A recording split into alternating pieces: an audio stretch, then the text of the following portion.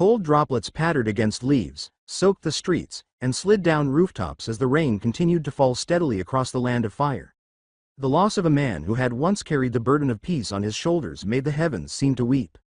A lone hooded figure stood silently in front of the black stone memorial in the Hidden Leaf Cemetery. The kanji for sage on the back of his cloak held him in the rain, but he remained motionless, staring at the names carved in icy permanence.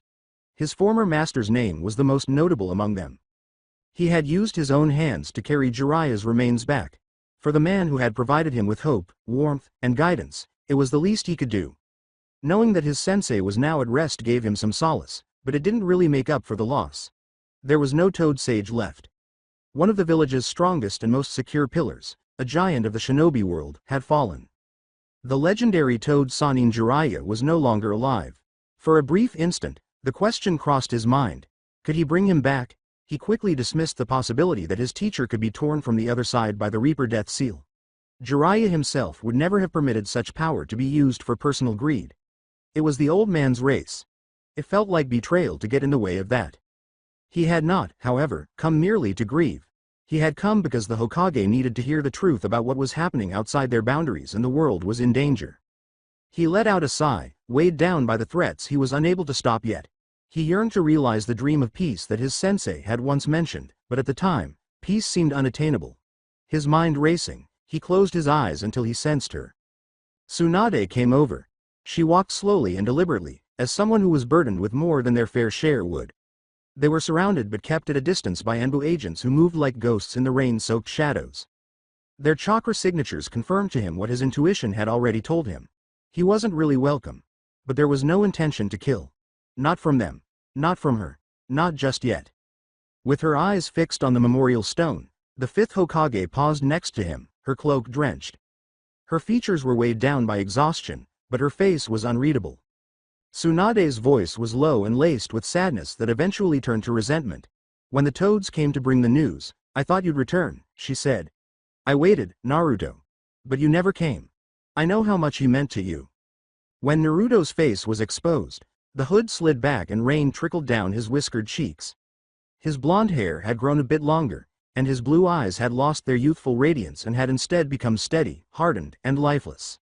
He sneered inwardly. If he had arrived then, would they have welcomed him back, or would they have betrayed him and accused him of being responsible for Jiraiya's demise? He was aware of the solution. He had never been fully accepted in this village. He had always been the only one to mourn. Loneliness had been his only constant companion since birth. Did you forget? I'm a wanted shinobi now, Naruto said in a stealthy yet steely voice. It wouldn't have been a good look for Konoha to have someone like me here during that time. Tsunade's eyes grew a little wider. She would never have imagined that the boisterous, brazen boy from 3 years ago could have such a powerful voice. He had once been all childish bravado and reckless hope. He now exuded the air of a man who had ventured too near the edge. Jiraiya had, after all, been charged with the nighttime assassination of the Raikage prior to his death. The village outcast turned into an S-class criminal overnight. And he disappeared when he learned of his master's downfall. He remained a ghost for years. Right up until now. Never taking her eyes off the stone, Tsunade said, "You've truly changed, Naruto." She spoke steadily, but every word was laced with sadness. This village, she paused, her throat constricted. Even so, Jiraiya's death should have made you realize that you don't have to fight alone. Owes you for carrying its burden. Where were you all this time? She never looked at him, but her hand trembled at her side. Her tears were obscured by the heavier rain. Evenly, Naruto said, I went to Mount Myoboku to complete my training, his face shadowed by his hood. And with the toad's help, I took over Jiraiya's spy network. At that, Tsunade's eyes narrowed dramatically. Naruto ignored her piercing gaze and continued, even though the words hit her harder than she wanted to acknowledge and left an underlying meaning. The pervy sage's death did make me realize something, but not in the way you think. It didn't convince me to return to the village. It convinced me to fulfill the dream he carried, the same dream the old man the third entrusted me with. And, his tone became less raspy. The same dreams my parents entrusted with me. So you know, she said, her eyes widening at the realization. He simply nodded, I do. Minato Namikaze and Kushina Uzumaki sacrificed everything for the protection of the village, and now it's time for me to take the mantle of Jiraiya's place as a sage and protect the village from the shadows. He was about to continue when Tsunade's hand suddenly reached out and grabbed him by the front of his cloak, pulling him forward with such force that the air shook. Fear and rage blazed in her amber eyes. "You're just a kid," she spit out, her voice shaking with a desperate and heartbroken mixture. "Stop pretending you can shoulder everything alone. You can't possibly take on something this big by yourself. Worry about yourself for once. Don't you see the situation you're in? You're a wanted shinobi, Naruto," she yelled. Naruto did not fight back. He didn't flinch at all. He spoke in a soothing, almost soft tone. He fixed his blue, unwavering eyes on hers and said, "Tsunade, I'm still a shinobi of this village at the end of the day. I will keep this village safe, and because I respect you, Granny, I'll ask this formally. Give me an S-rank mission to track down and eliminate the Akatsuki. Mark me a missing nin to bring the heat off the village and no more innocent blood will be shed." At his words, she felt a surge of anger due to his reckless and infuriating stubbornness. Even though he had matured, he was still talking like a child who believed that willpower alone could control the world. Tsunade snarled and pulled her fist back, sending a surge of chakra through her arm until it cracked against her skin. She would break every bone in his body to put an end to this madness. It would be simple to heal him afterwards. However, the air itself changed as her fist hit the ground. With a sharp whoosh, a wall of pressure exploded outward, scattering and bending the rain. Wham! Her punch never landed, which surprised me. Her fist was being stopped by an invisible wall. She attempted to intensify the attack, but it was unsuccessful. Tsunade's gaze expanded. She seemed to be constrained by an imperceptible chakra barrier. Fuinjutsu. No, this is manipulation of the wind. Not possible. Naruto had the worst chakra control of his generation 3 years ago. But now he felt indisputable in his mastery. What was the nature of his training? She pondered. Naruto's face remained unchanged. This is the only way to keep Konoha safe from the Akatsuki, and from a potential war with Kumo. If the world believes I'm a missing nin, then the threat falls on me, not the village. Declare me a traitor. She felt the words strike her like a knife. Gradually, she relaxed her hold, lowering her head until damp hair stuck to her cheeks. She clenched her teeth and said in a low voice, "So by you saying that, I'm assuming Jiraiya didn't finish the Akatsuki off, huh?" Her anger was back. "If that's true, then let us help with hunting them down." Naruto gave a headshake. "No, if the leaf strikes, the other villages will answer with violence of their own. Our violence because of a grudge will justify them using violence to correct what they perceive a wrongdoing. That'll plunge the entire world into chaos. It's not just about Konoha anymore. We have to think bigger." Tsunade's lips curled in agony as she scoffed bitterly. Why should I care about the world when this world has taken everything from me?" "Because that's precisely the flaw of the shinobi system," Naruto replied in a steady, almost solemn voice. "Whenever there's a problem, you respond with the flames of destruction, never caring what else burns with it. That path only sows hatred. We have to be different. We have to think of the bigger picture." At her sides, her fists trembled. She shook her head, saying, "You sound just like him." Her eyes showed a hint of fear, but her voice cracked with scorn. "I thought it was just bravado, but you truly have taken Jiraiya's ideals as your own. Look where those ideals led him. He chased dreams that could never exist, and that's what killed him." Naruto firmly responded, "That's just grief speaking," his tone sharp but not cruel. "Idealistic, yes, but he made sense. And that's why I listened. That's why I still believe." With the rain masking her tears, Tsunade averted her gaze. Maybe. But his world could never be realized. Not in this one. Not with the shinobi system still standing. Naruto's tone remained steady as his eyes raised to the sky. "It's because you don't believe that you can't see it. You've already given up before trying. But when you truly want something, you make the effort. You fight to make it real. That's what he taught me." And the storm started to break as his words faded into the stillness. The rain began to lighten and then stopped completely. Shafts of golden light poured across the memorial stone as dark clouds peeled back, illuminating the world with brittle warmth. With his face turned to the sky, Naruto remained motionless. The world itself seemed to listen for the first time. "I will make it happen," Naruto stated resolutely, his voice steady despite the oppressive quiet. "I will find peace. I'll do it because I believe in it. I've already seen the world I desire, a world where the Kage act as one, not only for their villages, but for the sake of all the elemental nations. A world of peace." As though releasing a burden, he paused and let out a soft exhale. His words had the finality of a vow. "I didn't come here for arguments, Granny. Declare me a missing nin, and I'll do what's necessary to keep this village safe." Tsunade's tone faltered in exasperation as her eyes narrowed. Despite herself, the desperation in her voice betrayed her words. "So, after all this, if you achieve your impossible dream, then you'll come back?" Naruto merely nodded in agreement, without responding orally. "I'll send word. Any information I gather, anything that helps Konoha, I'll pass it on." Her eyes grew stony. Her lips tightened as she said, "You really sound prepared to do whatever you want. I only hope this talk of peace isn't just a justification for the choices you'll make." A gentle, sly smile curved Naruto's lips. He was aware of the irony. Shinobi had always used justification to cover up their transgressions. They had no remorse as long as they had a reason, no matter how perverse. For a long time, Tsunade was silent. Then she let her shoulders drop and sighed wearily. "I won't beg you to stop, Naruto. I don't have the strength for that anymore. But know this, if you do anything that threatens this village, we will fight you." "I expect nothing less," was Naruto's straightforward but firm response. It was never going to be easy to come to an agreement with the Godem. She was obstinate and uncompromising. However, Naruto was aware that his course would tremble every village and every cage. Their power dynamics were threatened just by his presence. Without saying another word, Naruto produced 2 scrolls from his cloak and gave them to her. "One last thing." Tsunade furrowed her brow in perplexity. "The first contains my full report. You'll find everything there, from the day I left the village with Jiraiya to today. The second is the Toad contract. It belonged to Jiraiya. I recommend Konohamaru for it when he's ready." She was taken aback by the gesture.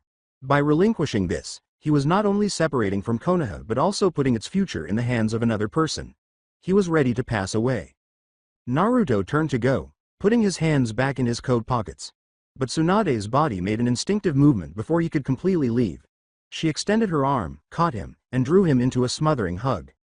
She realized for the first time in years how much he had changed. He was taller and wider than the boy she remembered, and he no longer fit into her arms. The child had been taken by time, leaving a man in its place. Tears poured down her cheeks, breaking her voice. "Naruto, this sacrifice you're making, don't think it goes unnoticed. Please, just be safe. I can't take another heartbreak." Naruto gave a gentle smile, his face warm but unflinching. Wiping the tears from her cheeks with unexpected gentleness, he returned the hug. "I'll miss you, Granny." He nodded when a tiny toad emerged from beneath his cloak and said, "Lord Naruto, the tag is set." At last, they parted ways.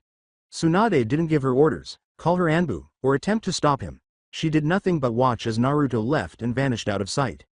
She released him for the second time. She held up her hand to tell her guards to move away. She disappeared back to her office alone, too. She poured herself a drink, put her fingers to her temples, and sank into her chair once she was inside. "That brat is going to be the death of me," she muttered, half in grief and half in frustration.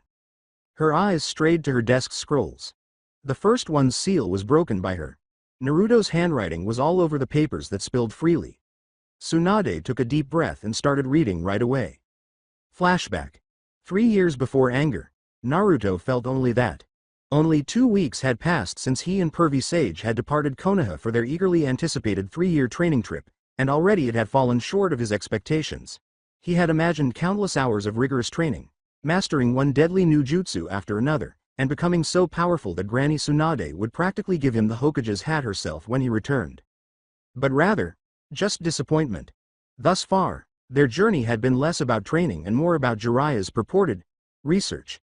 Naruto soon discovered that this was simply a fancy word for drinking and spying. Indeed, Jiraiya forced him to perform control exercises and gave him a few lectures on chakra theory, but what else? Nothing. No flamboyant scrolls, no mythical methods. It was just dull drills while his sensei sat around like a slacker. 2 whole weeks of that was already too much for Naruto to handle. He glared at the white-haired man in front of him as he stomped down the dirt road. Humming as though he didn't give a damn, Jiraiya strolled with excruciating slowness, hands tucked into his sleeves. Naruto's teeth grind against each other. How can I build up the strength to bring Sasuke back in this manner? If all I do is follow him around while he goes off to spy on women, how am I supposed to be Hokage? He clenched his fists in thought. I think Sasuke is getting much stronger than me at the moment. Sakura-chan will believe I'm still the same loser when she sees him again. Naruto's patience finally gave out. He threw his arms in the air and yelled, "You know what? I can't take this anymore. Oi, pervy sage. What the hell's the big idea? Why aren't we training already? Jiraiya halted in the middle of her stride and gave him a half-lidded look in return. Naruto briefly considered laughing it off. Rather, the Sannin's voice was serene and almost informal. You're not ready. Then he walked on, turning around again. Naruto's mouth fell open. He practically pulled his hair out as he screamed, Hua! What the hell do you mean I'm not ready, you damn perv? If I wasn't ready, then why'd you even bring me with you in the first place? To be honest, even Kakashi-sensei could have been a better instructor at this point. When he wasn't being lazy, anyway. Why did all his teachers act in this manner? However, Jiraiya halted once more. He took a while to move this time. He turned, his eyes narrowing in a manner Naruto rarely saw, his face uncharacteristically serious. The weight of that stare caused the boy to freeze. There was no sign of the jovial, laid-back pervy sage. This person was different. They were heavier, sharper, and more dangerous. Silence dragged the minutes. Uneasy, Naruto shifted on his feet. At last, he cracked. What? Why are you looking at me like that? There was no place for debate in Jiraiya's commanding, low voice. Sit down, Naruto. Naruto blinked. Why? What do you? Sit down. For once, Naruto's protests were unable to be heard over the weight of the words. Curiosity eating away at his frustration, he swallowed and then slowly lowered himself to the ground. Across from Naruto, Jiraiya sat cross-legged with his hands folded in an unusually severe expression on his face. The pervy sage had shed his playful mask. All that remained were the Sannin who had witnessed too much, the war-hardened shinobi. After a long moment of studying his pupil, he let out a breath. Listen, Naruto. When I said you're not ready, I wasn't talking about your body. Physically, you're tough enough as nails, you've proven that. But mentally, his gaze widened. Mentally, you're not prepared for what true training demands. With a bewildered frown, Naruto cocked his head. What do you mean, not ready mentally, Ero Sennin? Jiraiya's voice was firm and low as he leaned forward a little. You're obsessed with this world you've built in your head. A world where everything is black and white. Where good always wins if you just shout loud enough. But the shinobi world isn't that simple. You ignore what's right in front of you, chasing fantasies, and I won't tolerate that from any apprentice of mine. Still not understanding it completely, Naruto blinked.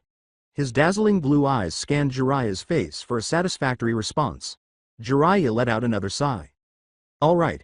Let's make it simple. Before we get into training we must shatter your worldview at the seam. Let's talk about your teammates, starting with your precious Sasuke. Immediately, the boy's jaw tightened and he became rigid. Jiraiya saw the expression and sensed the obstinate blaze that flared whenever that name was mentioned. Why do you want him back so badly? Naruto made a snap decision. Because, he's my friend and I promised Sakura-chan I'd bring him back. Don't you understand he's lost in hatred? He needs someone to pull him back to the good side, he said with a firm voice and clenched fists. Jiraiya's head cocked. Why is that solely your responsibility? And friendship, do you honestly think he ever felt the same toward you? Toward either of you? Of course he does, Naruto retorted, his eyes widened in conviction. Jiraiya's voice became sharper. Oh really? Didn't you once tell me you wanted to surpass him because he never let you forget you were the dead last? Always putting you down, always calling you weak? Naruto opened his mouth. He nodded grudgingly. Jiraiya's eyes remained hard. So let's think about this. Sasuke didn't like you when you were weak. Then, the moment you showed growth he challenged you. Not to test you, not to celebrate you. To crush you. To remind you of your place as the dead last. Naruto began to say, that's not exactly what happened, but Jiraiya interrupted. Then why did he leave? A knot formed in Naruto's throat. He thought he wasn't getting stronger in the leaf. Orochimaru offered him the power he wanted. With his eyes narrowing, Jiraiya rubbed his chin and said, not getting stronger, huh? Strange. Explain what the Chidori is. Unconsciously, Naruto placed his hand on his chest. His voice trailed off as he recalled the agonizing pain of lightning ripping into him, the scar it had left on his skin and in his dreams. It's an assassination jutsu. One of the strongest A-rank techniques there is. Exactly, and on top of that, Jiraiya said with a raspy voice, he had the Sharingan.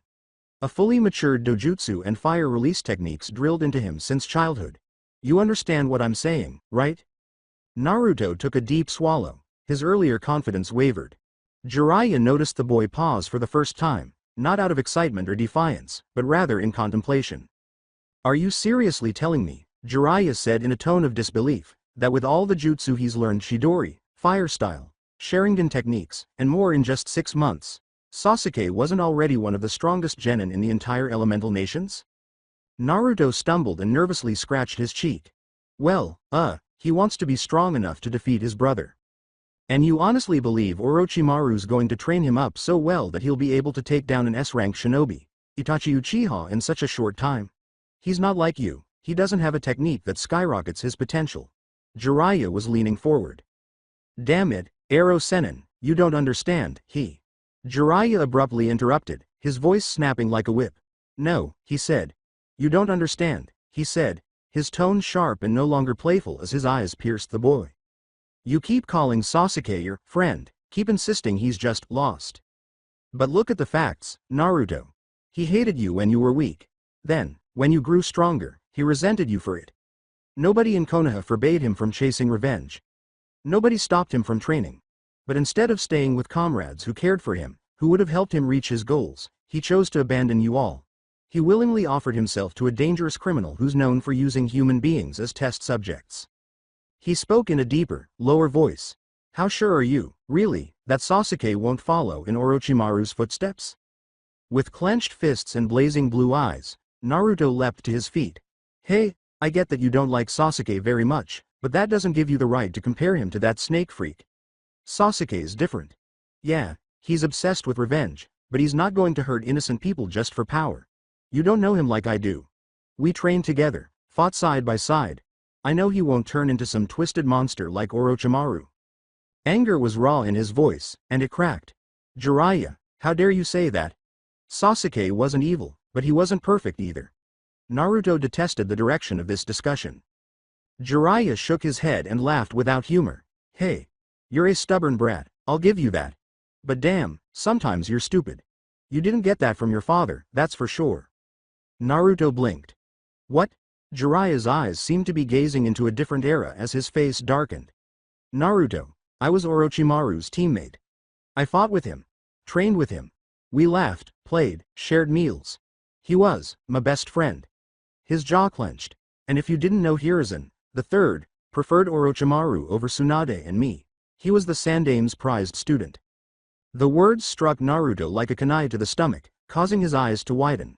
Did you prefer Orochimaru, Oji-san? His stomach churned. That's just like Kakashi and Sasuke. Jiraiya leaned closer and said, so you finally get it now, huh? In a steady but grim voice. I never thought Orochimaru would turn out the way he did. Not in a million years. But he did. He betrayed his comrades, his village, his teacher.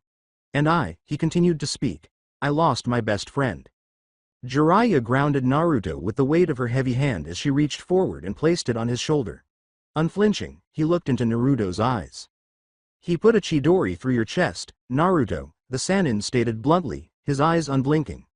That's why, even if you don't want to hear it, I'm going to tell you this. Because you need to hear it. And you and I both know, if it weren't for the 9 tails, you'd have died. Not once. Not twice. Multiple times. Like kunai, the words struck. Naruto winced. The Sannin leaned in, his eyes keen, and said, Jiraiya continued, his so-called best friend, was willing to kill. Just because you stood in the way of his revenge. So tell me, if he could do that to you, what do you think he'll do to a complete stranger? Someone he doesn't care about, just to get what he wants? Head lowering, Naruto's fists shook against his knees. He wanted to yell and argue, but he was unable to speak. The questions Jiraiya asked hung like poison in his chest. Was Sasuke truly going to become like Orochimaru? Was he really that deranged? Doubt was beginning to creep in, even though Naruto didn't want to believe it. Finally looking up at his master, Naruto's voice cracked, but how can I ever be Hokage if I can't even save my friend? There was a slight softening of Jiraiya's expression. Naruto, have you ever been to the shinobi cemetery? Yeah, said the boy, blinking. Do you know how most of those shinobi died? Naruto scowled. On missions. Kakashi-sensei told me they're listed as Kia, killed in action. Jiraiya gave a nod. And who do you think sent them on those missions? Naruto gasped in surprise. The Hokage. That's right, Jiraiya uttered, his voice laden with years of experience. sometimes knowing full well the chance of survival was close to zero. And those shinobi weren't just names on a roster. They were friends, relatives, neighbors of the Hokage. People they knew. People they cared about. But they sent them anyway. Leaning back a little, he allowed the truth to sink in. Being Hokage doesn't mean saving everyone, Naruto. It doesn't mean you can protect every single person, no matter how much you want to. If you believe that's what Hokage is, you'd better prepare yourself for disappointment, because it's impossible. The words stayed with me. Naruto kept his heart heavy and his eyes downcast. He felt his resolve falter for the first time.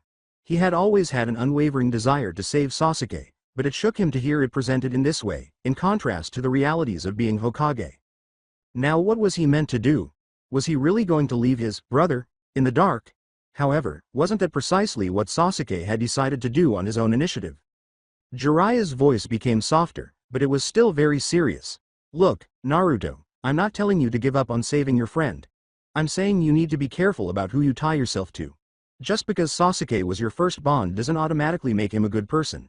Trust me, I know what it's like to be blinded by friendship. Naruto's blue eyes widened in uncertainty as his head snapped up. So then, what am I supposed to do, Ero Sennin? Naruto's conviction wavered into uncertainty for the first time. Jiraiya's tone stayed firm, but his eyes softened slightly. That's your choice, kid. I can't make it for you. But don't let yourself stay blind. Don't cling so hard to a fantasy that you ignore the truth staring you in the face. My advice? Think long and hard before you decide. Okay, Naruto muttered in a low, almost unsure voice. Jiraiya leaned back and gave a slight nod, saying, good. Then Jiraiya pushed himself to his feet with a sigh. His tone carried the weight of a command, finality. Look, kid. Take some time to think about everything we've talked about. When your mind's clear, we'll start your real training. He nodded toward the trees after extending his arms overhead. Without waiting for a response, he jumped into the branches with effortless grace and said, there's a small town nearby. Let's find a place to eat, then crash for the night. A few hours later, the student and master strolled alongside each other along a meandering dirt path. Cicadas buzzed languidly in the trees, and the summer air smelled of damp soil and pine. The faint outline of a small village appeared in the distance, smoke curling from chimneys, and sandals crunched against gravel. They took their time. Jiraiya turned to look at the boy next to him. After their conversation, Naruto Uzumaki, who was once a never-ending tornado of noise, tricks, and boundless energy, had not said a word. There was an odd silence. Jiraiya had practically pleaded with Naruto to stop talking every 5 minutes during their most recent expedition to retrieve Tsunade. The silence was almost eerie now. The silence wasn't emptiness to Naruto. It was wait. How could I have been so stupid? With bitterness, he thought. If I had been serious from the beginning, how would my life have turned out? Yes, he was stronger now. But as he stood there in that silence, he kept thinking about how far behind he still felt. Perhaps he wouldn't have wasted so much time if he hadn't been such a loudmouth brat and prankster. He might have received better missions instead of constant D ranks. He might have even defeated Sasuke. His head hung low, his hands stuffed deep into his pockets. He wasn't blind to his own advancement. Despite his reputation for being dim-witted, he learned 3 advanced jutsu in a single year. The Rasengan, Toad Summoning, and Shadow Clones. That was no easy task. Still, only 3. Others his age, however, were already developing complete arsenals. His chest twisted in a bitter knot. I made a mistake. My progress, my training. I'm such a fool. He made himself take a breath while clenching his fists, knuckles white inside his pockets. When Naruto eventually looked up, he saw the village in front of him as the path grew wider. The market stalls were humming with activity, and the tiled rooftops shone in the sunlight. His stomach rumbled as the breeze carried the chatter of merchants and the savory smell of grilled fish. Jiraiya smiled knowingly beside him. The Sannin wasn't going to press, but the boy's expression was full of brooding. Not just yet. The Toad Sage's exclamation, "All right, kid," broke the silence. We're here. Let's grab ourselves a bite to eat. My treat, well, maybe. Imagining the sake gourd he would be ordering, he laughed heartily. Naruto remained silent. His eyes were far away and his lips were pressed tight. He followed Jiraiya, lost in thought, toward the village's lights and laughter. Asterism Village in silence fell later that evening in Naruto's rented room. He sat on the edge of the bed, holding a faded picture of Team 7 in his hands as the faint lamplight flickered across the walls. He couldn't stop hearing what his sensei had to say. Sasuke attempted to kill you by inserting a Chidori into your chest. What sort of a friend would do that? Naruto felt his chest tighten as he gazed at the happy faces of Sakura, Sasuke, Kakashi, and himself in the picture. Was the bond he had vowed to uphold and the bond he had battled forever truly there? Yes, there was still sympathy, but friendship? Jiraiya was correct. A friend would never attempt to take his life in order to gain power. The door opened with a creak. With a broad smile on his face, Jiraiya entered carrying food bags in both hands. Kid, you wouldn't believe the women in this town, he remarked, laughing. It's a gold mine out there. My research notebook's practically writing itself. He burst out laughing until he saw Naruto's face. I mean it.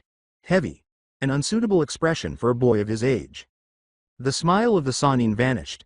Naruto, sensei, the blonde said softly. He gripped the picture more tightly. I'm sorry. You were right. You can't bring back someone who doesn't want to return. Sasuke left because he thought it would be better for him than staying in the village. Any mission to rescue him, it'll fail. He doesn't want to come back. Naruto felt a hollow ache in his chest after hearing the words. It had never felt so heavy to fail. There was a subtle urgency in his calm voice as he said, Tell me something, Jiraiya-sensei, and be honest. In your point of view, how do I stand in terms of shinobi ability? Startled, Jiraiya blinked. He initially questioned why Naruto was asking, but the boy's unwavering gaze made it clear that he was interested in the truth. The Sannin gave it careful thought. By conventional measures, Naruto didn't hold much promise. Although he possessed enormous reserves of chakra, his control was far less than that of even the average genin. His taijutsu was more akin to street fighting than official combat, and his speed was only mediocre. However, Jiraiya was also aware that Naruto always managed to accomplish his goals once he set his mind to them. Jiraiya met Naruto's eager eyes and told him straight, if you want the honest answer, you've got a long road ahead if improvement's what you seek. Your chakra control isn't where it needs to be. Your fighting style, close to a street fight. At minimum, a genin should have solid academy-level taijutsu and be able to water walk with ease. Your ninjutsu? It's decent, but still has room to grow. He half expected Naruto to blow up and demand that he retract everything as he watched. However, the boy didn't. After a moment of staring, Naruto startled him by giving a tiny, grateful nod. I appreciate the honesty, pervy sage. Since you're here, I was wondering if you could help me with something. Jiraiya's eyebrow went up. Oh, what's on your mind? Naruto scratched the back of his head and said, well, would you mind giving me some books that could help me understand the basics better? Maybe scrolls on after academy taijutsu and chakra control. And if there's a book on ninjutsu, something beyond the two I already know, that'd be great, too. Jiraiya simply stared at him for a moment, as if Naruto had grown a new head. Naruto requesting books. It was the first time. However, he also experienced a surge of subdued pride. Jiraiya finally nodded and said, yeah, I'll see what I can find. Naruto's face lit up with a small but sincere smile, thanks. There was silence in the room. Both remained silent for a long time. Naruto finally spoke once more. I remember during our fight, Sasuke told me he wanted to sever his bond with me. That I could never understand his feelings. You said you and Orochimaru were friends once, right? Why did he abandon the village? Why'd he want to destroy it? Jiraiya exhaled and closed his eyes. The boy deserved the truth, but the question pricked at old wounds. Orochimaru changed fundamentally after his parents died, Jiraiya noted in a low voice. That's when he became obsessed with forbidden jutsu. Maybe he wanted to resurrect them. Maybe he wanted revenge on the village he thought was responsible. I never knew for sure. My parents weren't killed, so like you, I was told I couldn't possibly understand him. Weariness tugged at his features as he ran a hand through his long white hair. Maybe he was right. Maybe I never understood a thing about him after all. His eyes were shadowed as he looked down. There's just too much hate in this shinobi world of ours. Naruto's eyes grew piercing. Too much hate. Slowly nodding, Jiraiya's facial lines became more pronounced in the lamplight. After Orochimaru left, I swore I'd do something, anything about it. I don't know how yet, but I believe the day will come when people finally understand each other and live in harmony. Naruto parted his lips and blinked. That sounds kinda complicated, he said in a low, nearly tiny voice. Jiraiya gave a quiet laugh, but it was devoid of humor. Complicated, yeah, but worth chasing. The words, as heavy as stone and as brittle as hope, hung in the room like the smell of rain. Then a broad, toothy smile spread across Jiraiya's face. He handed over a container of steaming food and said, "Well, maybe I'll entrust that mission to you instead, Naruto?" If he couldn't figure out how to end all this hatred. As he accepted the food, Naruto's blue eyes grew wide before warming into a smile of his own. "Yes, sir. I can't turn down a request from my master, can I, pervy sage?" A silent squeeze came from Jiraiya's heart. "Your smile is my salvation, Naruto." Naruto blinked. "Huh? Did you say something?" Jiraiya said, "I'm just very glad I made you my student," in a calm yet confident tone. Naruto became more cheerful. "Yeah? You really are? But don't think I'm giving up on peace myself," Jiraiya continued, his eyes gleaming mischievously once more. "I still plan to change the world, with my books." Naruto shot him a sardonic glance. "With those porn books you don't even sell?" "Fool." Jiraiya snarled, his chest swollen. "They'll be bestsellers before you know it, and when the day finally comes, you'll beg me for an autograph." Naruto started giggling. "Yeah, right. I don't want your stupid autograph anyway." The last traces of uncertainty vanished as their warm, effortless laughter filled the tiny space. For the time being, the teacher and the student just shared food and quiet assurance as two travelers with a tenuous but unwavering hope for a better world. As if her heart had broken, Tsunade's voice broke and the words shattered. "Naruto, this sacrifice you're making, don't think it goes unnoticed. Please, just be safe. I can't take another heartbreak." Her cheeks were streaked with tears, which blended with the gentle drizzle that persisted in the morning air of Konoha. Even the rain seemed to be steadied by Naruto's soft smile. He said, "I'll miss you, Granny," wiping away the tears with a thumb as thin as a leaf falling. However, his own eyes did not waver. Behind them, resolve was a fire that would not go out. A tiny toad hopped from under his cloak, signaled by a faint plop. The message read, "Lord Naruto, the tag is set." He nodded just once. "Good work." A heartbeat more was spent in the embrace before it ended. Enbu was not called by Tsunade.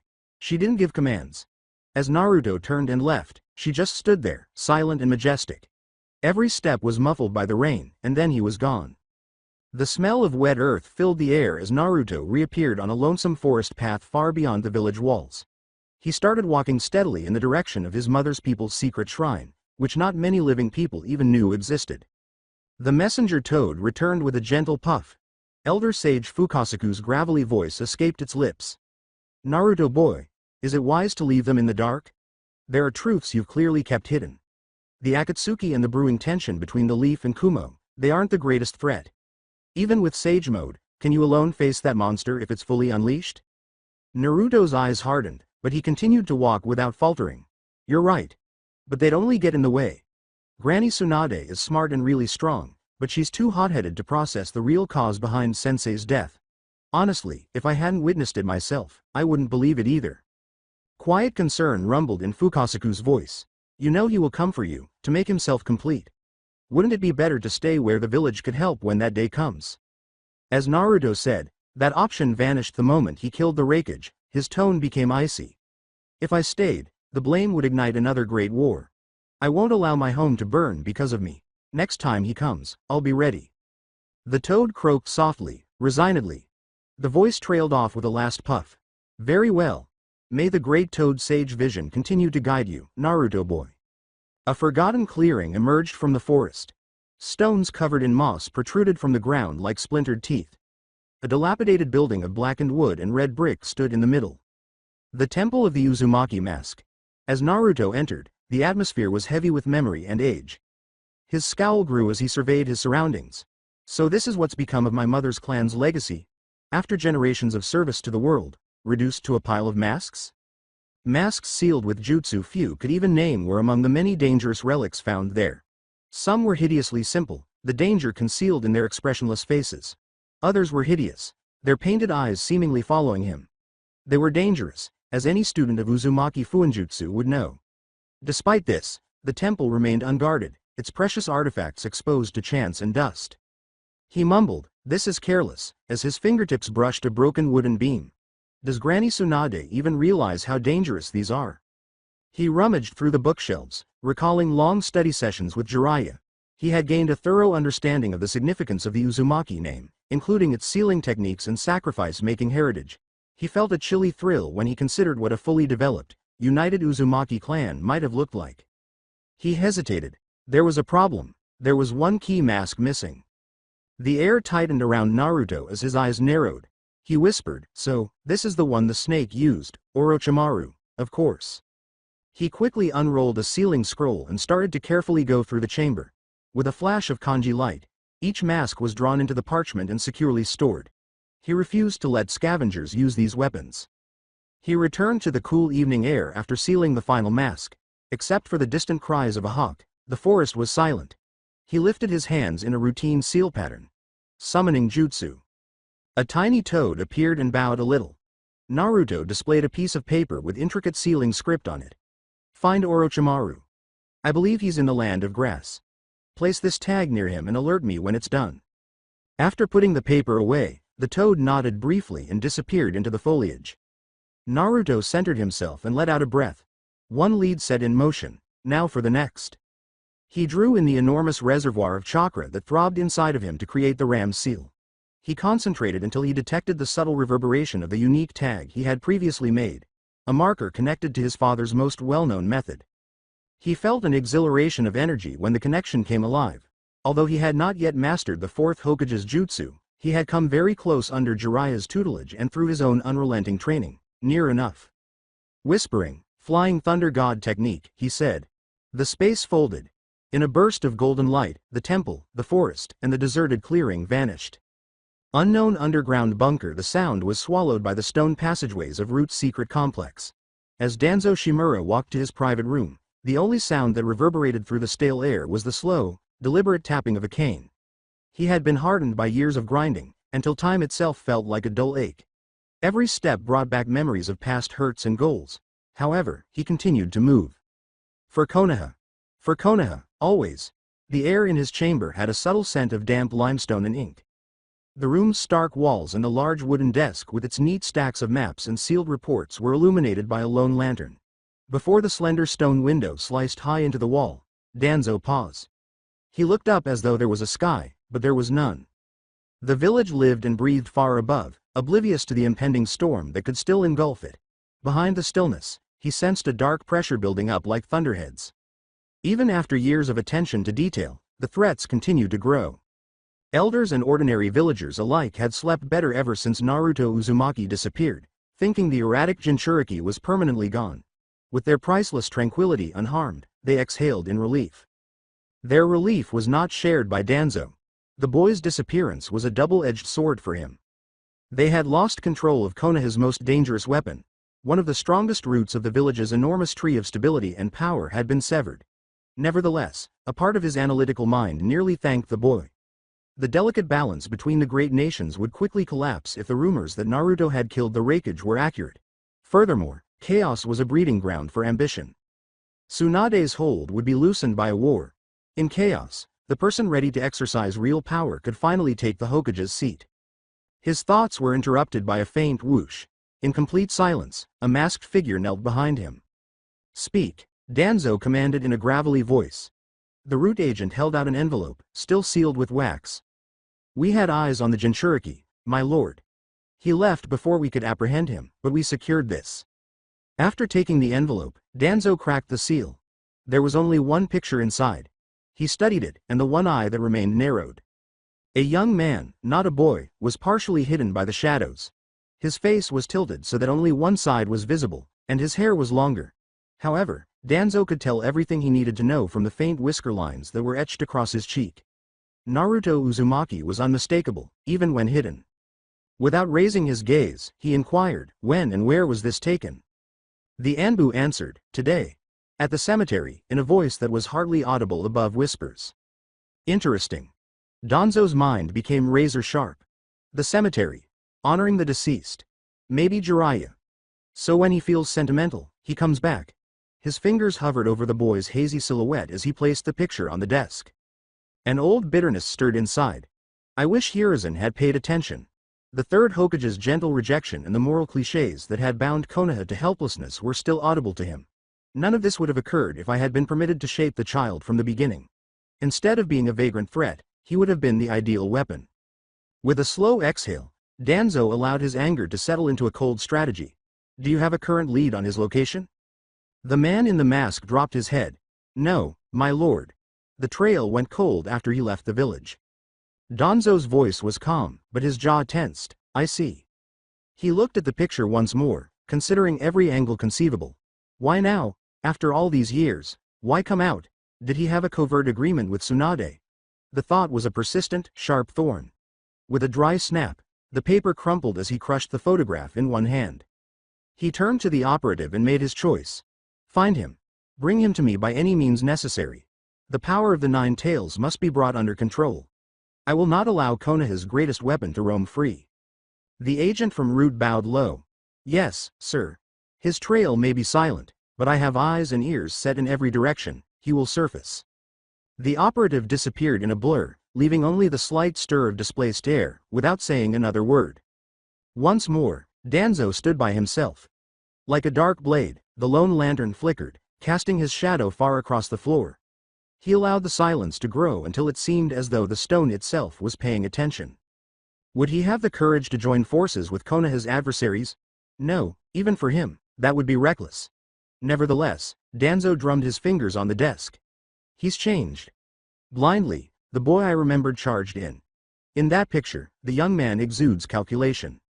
He walked over to the little iron-bound chest under his desk and used a precise chakra twist to open it. Inside were sealed scrolls bearing the sigils of Root's most covert operations projects, such as sleeper agents planted like seeds in foreign soil, plans for future wars, and projects to destabilize rival villages. His hand lingered over them, but he didn't pick one. Not just yet. Rather, he made his way back to the stone window. Only the subtle scent of moist earth permeated this depth. No moonlight did. But he could practically see the ominous clouds he felt looming over the world in his mind. The Nine Tails are carried by the boy. He is a pivot around which nations will sway, whether he is aware of it or not. If I can control him, Konoha will stand unchallenged for generations. If I cannot, his gaze widened. Then he must be eliminated before he brings ruin. Danzo stood up straight and pulled his cloak tighter around him. He whispered, Naruto Uzumaki. The name reverberating in the subterranean room like a curse. You will come back to Konoha. One way or another. He put out the lantern. He turned and vanished into the deeper Root tunnels, leaving only the faint echo of his cane as darkness engulfed the room. The Hot Springs Land Leisure was the foundation of the nation known as the Land of Hot Springs. Over tiled rooftops, evening steam carried the mixed aromas of grilled river fish and mineral water like silk. As travelers laughed and chattered in a carefree harmony, lantern light shimmered on puddled streets as women carried towels around their shoulders, men carried bath buckets, and children chased one another through the mist. The sudden blur that went by overhead went unnoticed by either of them. Before an eye could blink, a flash of gold appeared against the deepening twilight and vanished. With his cloak snapping in the warm night air, Naruto landed lightly on a tall rooftop and ran forward. Despite the quiet surroundings, his senses remained keen. He was not here to see the sights or take a bath. In this village, he was met by an old friend, who had gotten in touch with him days prior with information that was too delicate to overlook.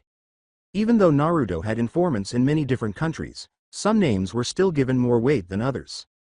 He jumped quickly until he came to a quiet residential street and paused in front of a small white two-story house.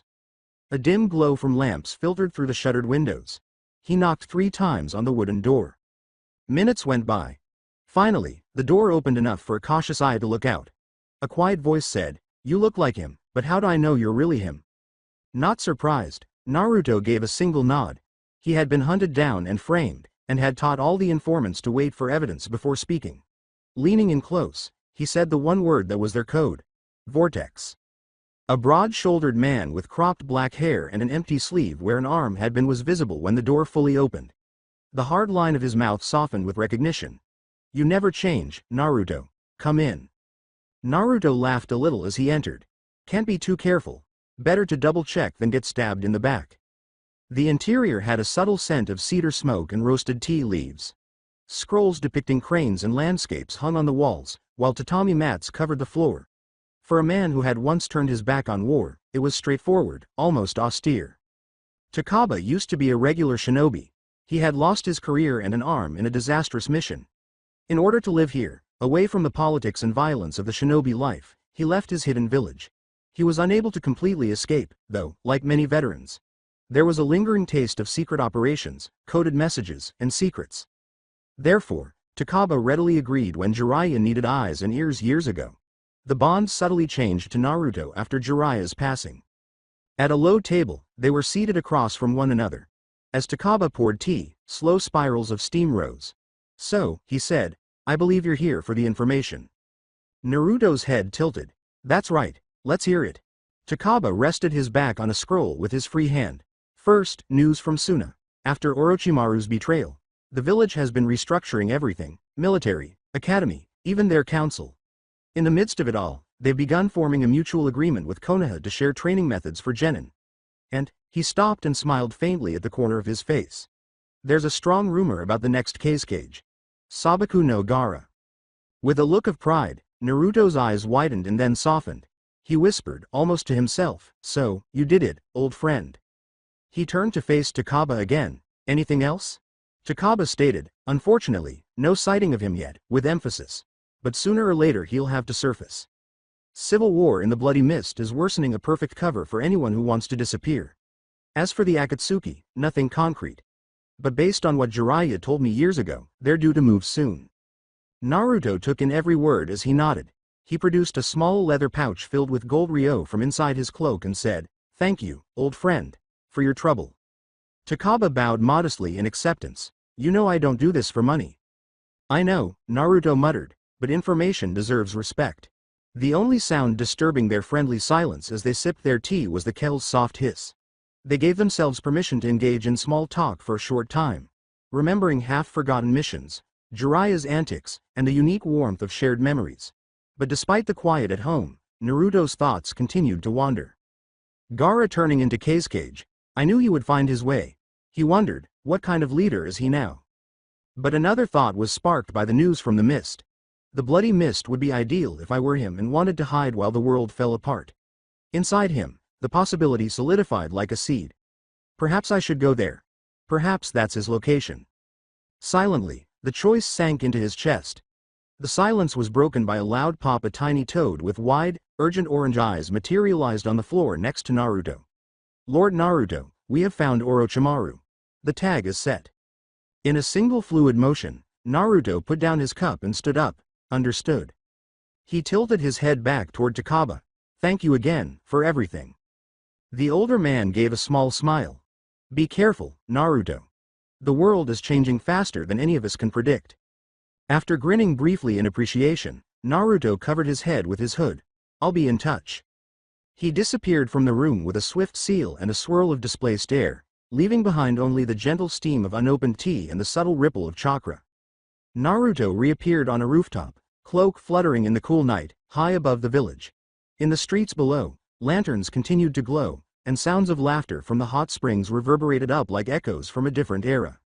But there was no vacation, no pause for him, just the next step in a lengthy and risky game. Focusing on the faint signature of the marked tag, he made a seal with one hand. A dark presence pulsed at the edge of his senses, Orochimaru's lair, far to the west. "It's time to stop chasing." He vanished in a silent burst of golden light. Asterism. The grassland. Orochimaru had renamed the underground tunnel system the Land of Grass or Sound, and footsteps reverberated through the dark passageways. Naruto continued to move at a steady pace, only stopping when a white man with round glasses and silver hair slipped up next to him. The man bowed in a sarcastic manner. Kabuto said, "Lord Orochimaru asked me to lead you to him, fellow traitor," in a smooth voice. Naruto remained silent. He continued walking. Kabuto moved silently and sinuously next to him like a snake. As they made their way farther into the hiding place, they saw rows of cages with dozens of twisted iron bars supporting deformed shapes.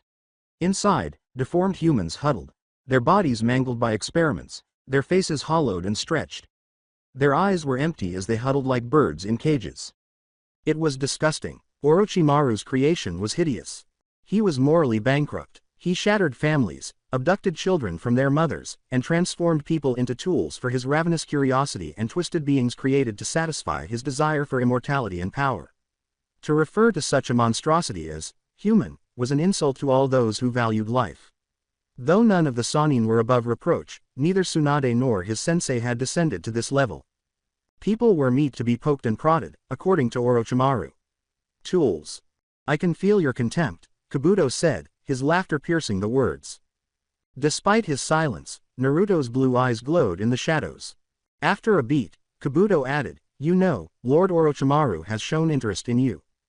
Naruto clenched his jaw. He didn't answer. Kabuto continued in a casual tone. "He wanted to speak with you himself, though he didn't inform me of all his intentions."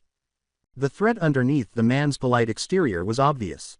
Despite his skin crawling, Naruto remained silent. "Since we're fellow wanted criminals," Kabuto said with an oily grin, "perhaps I could arrange something, Hashirama cells, for instance. It would be fascinating to observe how the cells interact with Uzumaki physiology." That idea chilled Naruto to the bone. Allow Orochimaru to bind him to a device and inject him with poison. Before he permitted that, hell would freeze. He wouldn't even respond. "So," said Naruto in a low voice, "has Danzo been in good health?" "Very," said Kabuto. "Too healthy, perhaps. He's been busy." Naruto's mouth became thinner. Snakes that hunt in the dark will always be busy in times like these. Among the great nations, there was instability. Men like Danzo flourished where chaos reigned, the scales had already tipped, and war was whispering on the wind. This was heaven for a control-hungry relic, the ideal environment for gaining power and influencing others. "I'd not be surprised if he's fanning the flames himself," Naruto stated straightforwardly. With a deceptively light voice, Kabuto questioned, still intent on killing him. Naruto looked at the smirking medic and said, without question. He then added, "Maybe after this I'll come back and burn this place to the ground. I'm sure the Sound Lord will be delighted to hand over the ruins as a reward." Kabuto made a thin, sardonic laugh. "Orochimaru has a good relationship with the Sound Lord." "A pity," murmured Naruto. "He must be twisted indeed." The response from Kabuto was, "It's not about being twisted, it's about getting what you want." Orochimaru gets what he wants. All too frequently, Naruto had been taught that alliances were merely instruments and that ambition could overcome morality. Devils were frequently kept handy by those who pretended to be saints. They arrived at a hefty door adorned with coiling dragons and snakes. Old blood and coldness were the flavors of the metal. Kabuto grinned broadly. "Well, here we are." Naruto remarked, "Stop stalling. Get on with it." As he reached for the latch, Kabuto's smile remained unwavering. When Kabuto pushed the door open, the iron hinges moaned like living things. The hallway was filled with bright, artificial light that chased away the icy darkness. Without hesitating, Naruto entered. It was a large, unsettlingly elaborate chamber. The air was heavy with the smell of damp scales, and the stone walls were dripping wet. A throne with fangs that gleamed in the lamplight, resembling the coiled head of a gigantic serpent, rose at its center. Orochimaru himself lounged on that hideous seat. The Sannin's golden, slit-pupiled eyes narrowed in delight as they stared at Naruto, and his pale skin appeared almost glowing under the lamps. It was the ideal sight for him.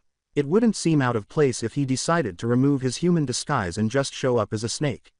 This was a man who had turned his life into a mockery of mortality itself, rejecting the one thing that was certain in life, death.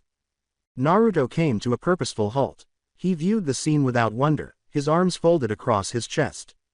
To Orochimaru's right, a woman stood, poised like a drawn blade, her eyes sharp. Gurren, the crystal release kunoichi. Her eyes were fierce and possessive, clinging to Naruto like a hawk's. The devotion of a soldier is wasted on someone like her master. Calm but sharp as a kunai, Naruto's voice pierced the room. "Normally I respect my elders and those in power. But you Orochimaru, you deserve none of it. You're scum. You belong at the bottom of the sea." Orochimaru gave a low, melodic hiss as he laughed. "You wouldn't be the first to wish me gone, Naruto-kun." "Not surprising," said Naruto calmly.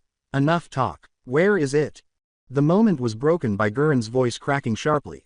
"Watch your mouth. You dare speak to Orochimaru-sama like that." Naruto raised one eyebrow as he slightly shifted his head to meet her glare. "You must be number 3, the crystal user. I've heard about your strength.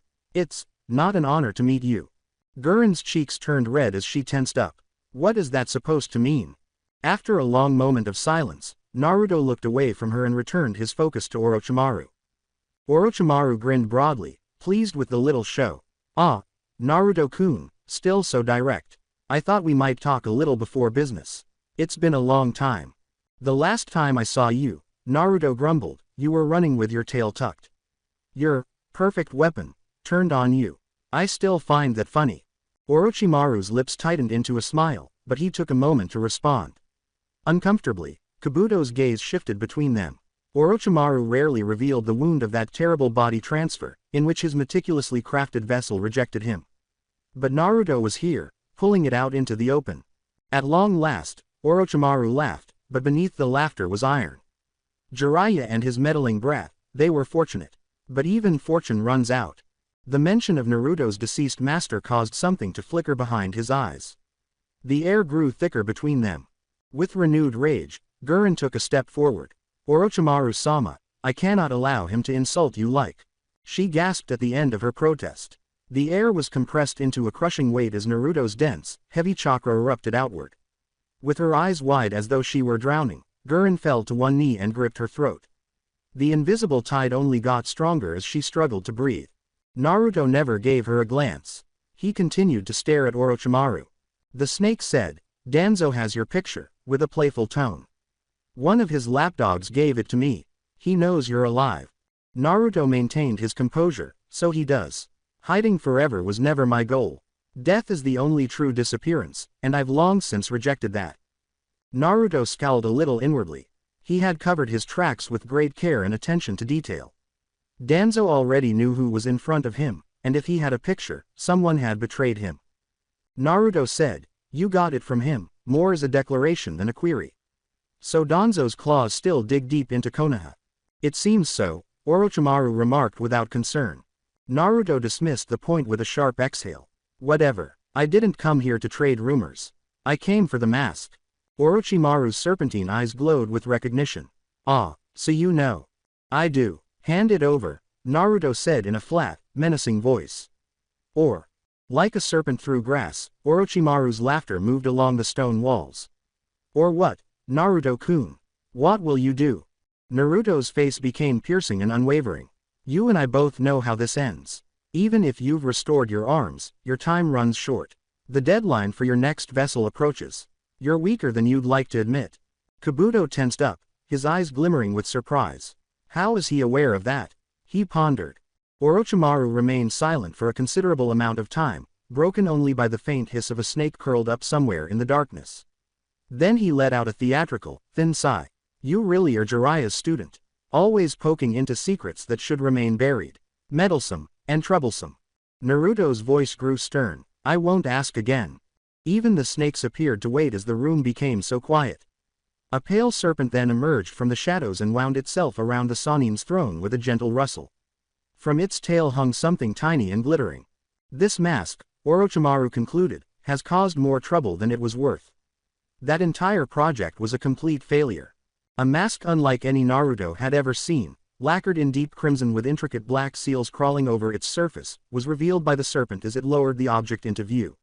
Faintly, the air around it pulsed, as though it had its own heartbeat. Orochimaru's piercing, cunning eyes lingered on Naruto. Take it, if you dare. But understand these masks are never just tools. They are doors, and doors open both ways. Both life and death. Naruto remained silent. The memory of Jiraiya's last mission arose like a far-off storm, a memory he would soon have to confront, and his cold, unblinking eyes were fixed on the mask. Asterism. Rewind. Jiraiya entered Naruto's room with a little stack of books and scrolls. The blonde was eager to get started and wasted no time in grabbing the taijutsu volume first. He half-jokingly hoped that there was a way to expedite his training by allowing him to read all the books at once while he studied. The irony of that thought escaped his notice. He had long forgotten academy lessons, but the taijutsu text brought them back to him. Defensive positions, offensive changes, counterstrikes. Grimly, he realized, I didn't use a single one of these against Sasuke. As he committed each kata described in the illustrated manual to memory, hours passed. Sleep was the last thing he thought about when night fell again. He had put it off for too long to warrant taking a nap now. Rather, he opened the chakra control book. He discovered there that tree climbing and water walking were merely fundamental skills. The next step was much more subtle, exhaling a thin, precise layer of chakra to suspend a kunai above the palm. If you do this too much, the weapon will fly off. If you do it too little, it won't even lift. He was captivated by the intricacy. He continued reading into the night, taking in each note and diagram until the first rays of sunlight came through his window. With his head pounding but his mind ablaze with fresh insight, he finally closed the book. He looked at the one volume that was left. Tomorrow, he said. He needed a few hours of sleep, too.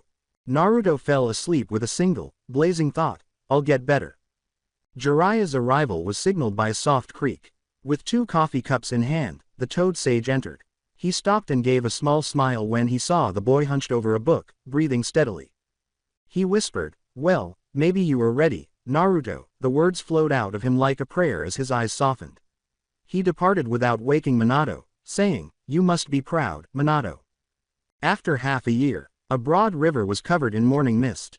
Breathing heavily, Naruto stood shirtless on the water with his eyes unwavering and sharp, his feet balanced in a low taijutsu stance. Over the ripples of the water came Jiraiya's voice. "Come on, Naruto, don't tell me you're tired." "Bring it," said Naruto, quietly and steadily. A white blur against the blue, the Sannin lunged. Testing, his palms sprang forward. With his arms crossed in a textbook block that he had practiced 100 times, Naruto turned around. Under his feet, water splashed but held. Jiraiya grinned and said, "That's more like it," before sweeping low. Naruto leapt, twisted in midair, and kicked down. Jiraiya grunted in approval as he caught it on his forearm. A quick flurry of feints, elbows, and palms passed between them. Although Naruto's movements were not particularly impressive, each block and counter flowed more smoothly than the one before it. Using a precise step that would have been unimaginable a month ago, he cut off Jiraiya's angle, adjusted mid-strike, and recalled the footwork from the book. However, Jiraiya had to remind him of the distance between them before he could become overconfident. Before he could react, the Sannin's right leg snapped out in a quick arc as a blur flashed in his direction. The kick struck Naruto's chest just as he was about to catch it, sending him tumbling across the river and landing on the muddy bank. He tried to stand while coughing, but his legs shook and he collapsed to one knee, gasping for air. Jiraiya's training was unrelenting. Each day was a struggle that left him too exhausted to move. However, he told himself, "I need this. I have to get stronger. For Konoha, for myself, for my aspiration to become Hokage," he thought. Jiraiya remarked, "You're improving rapidly," as she waded ashore with ease. Still catching his breath, Naruto grimaced. "Yet I can't even touch you. Even after learning the basics, why can't I land a hit?" "You've never had training like this," Jiraiya offered in a normal tone. "We're starting from the ground up. It takes time. Adjust, and you'll find your opening." Jiraiya thought about concentrating more on Kyuubi's chakra control, but given the boy's level of focus, he assumed that it would be better to make him stronger overall. A stronger spirit would not be subject to control by anything or anyone, and a stronger body was associated with a stronger spirit. He held out a rough hand. "Can you walk?" Wincing, Naruto snatched it and pulled himself to his feet. "I can try to," he replied with a sigh, "but you weren't exactly gentle.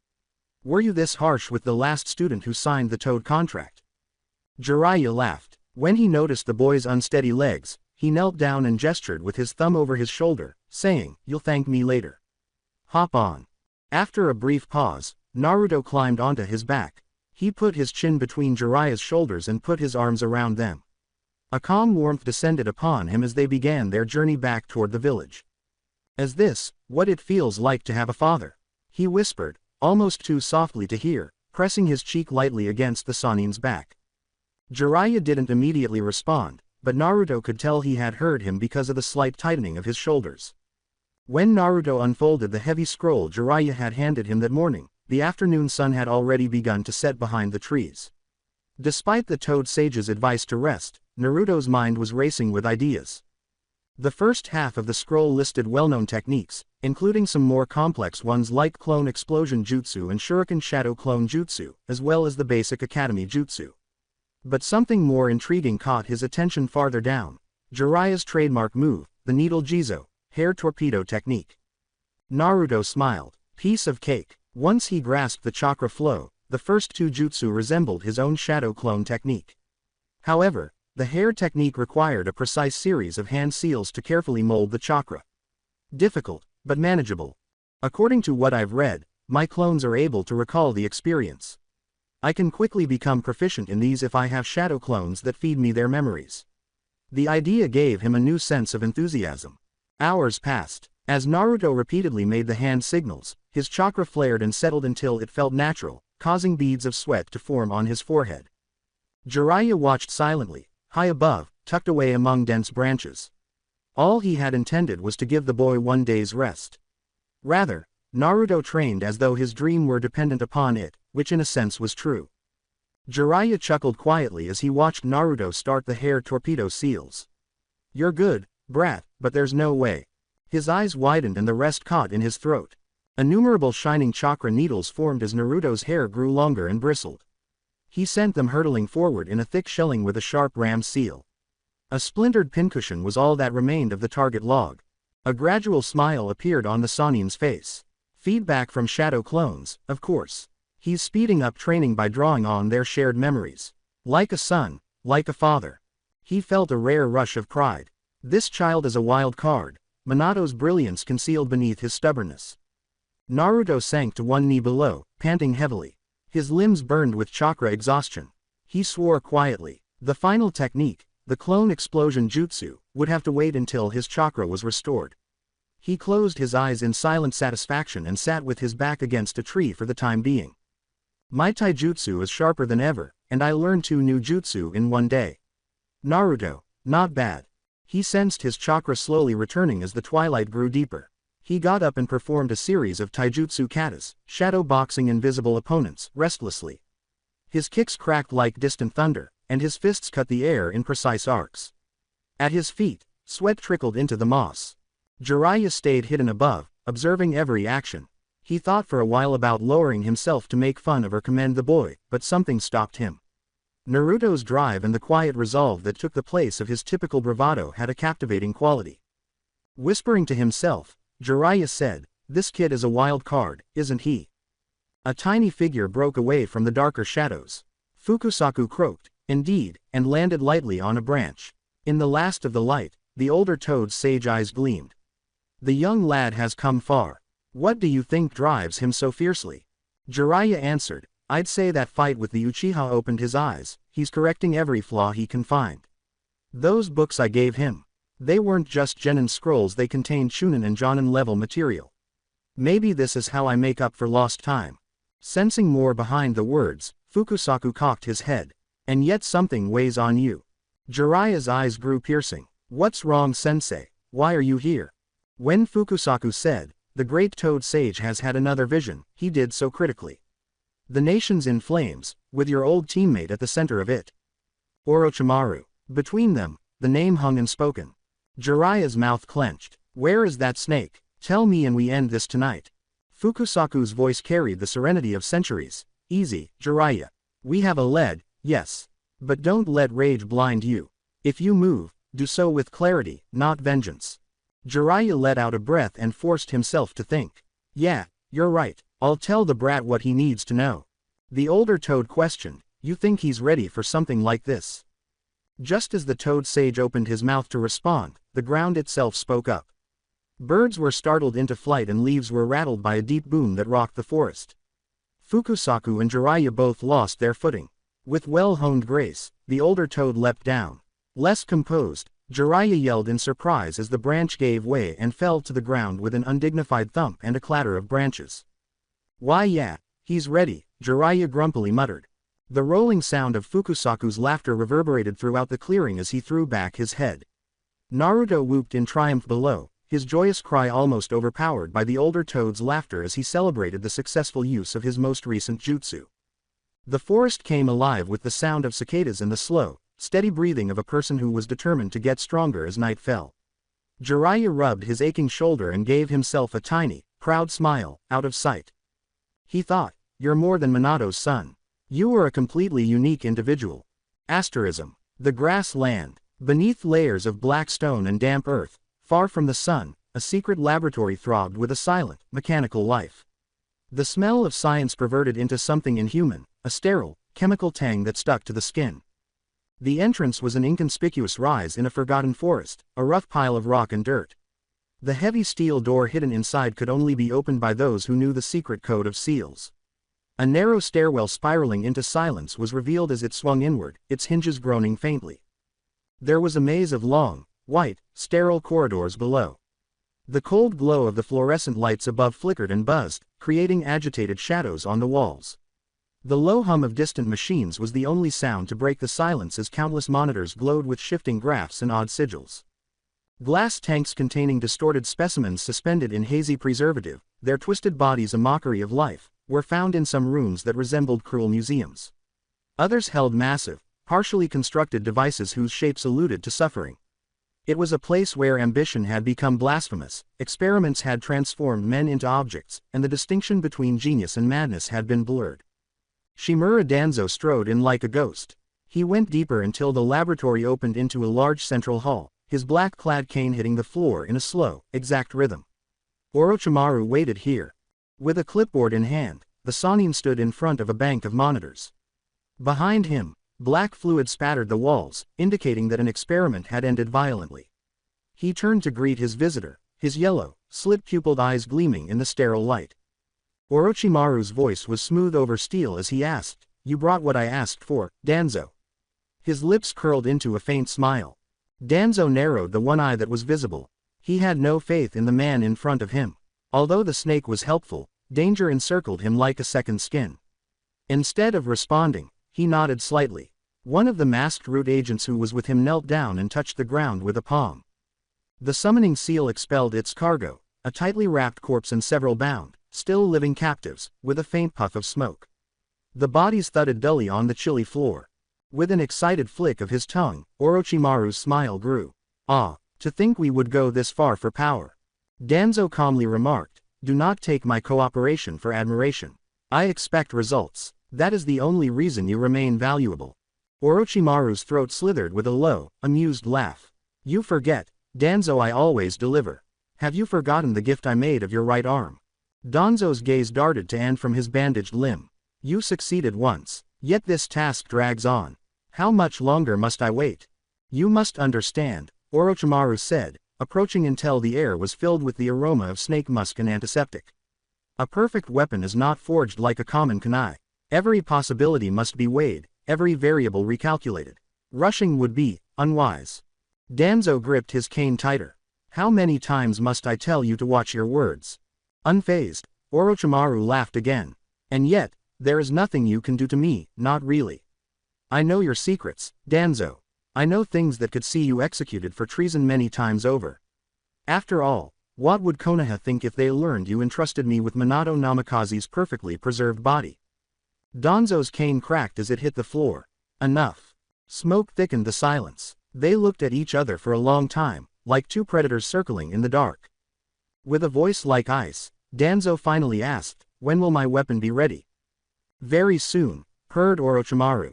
"In recent months I've collected the final data. All that remains is the ideal vessel, and I believe I've found one."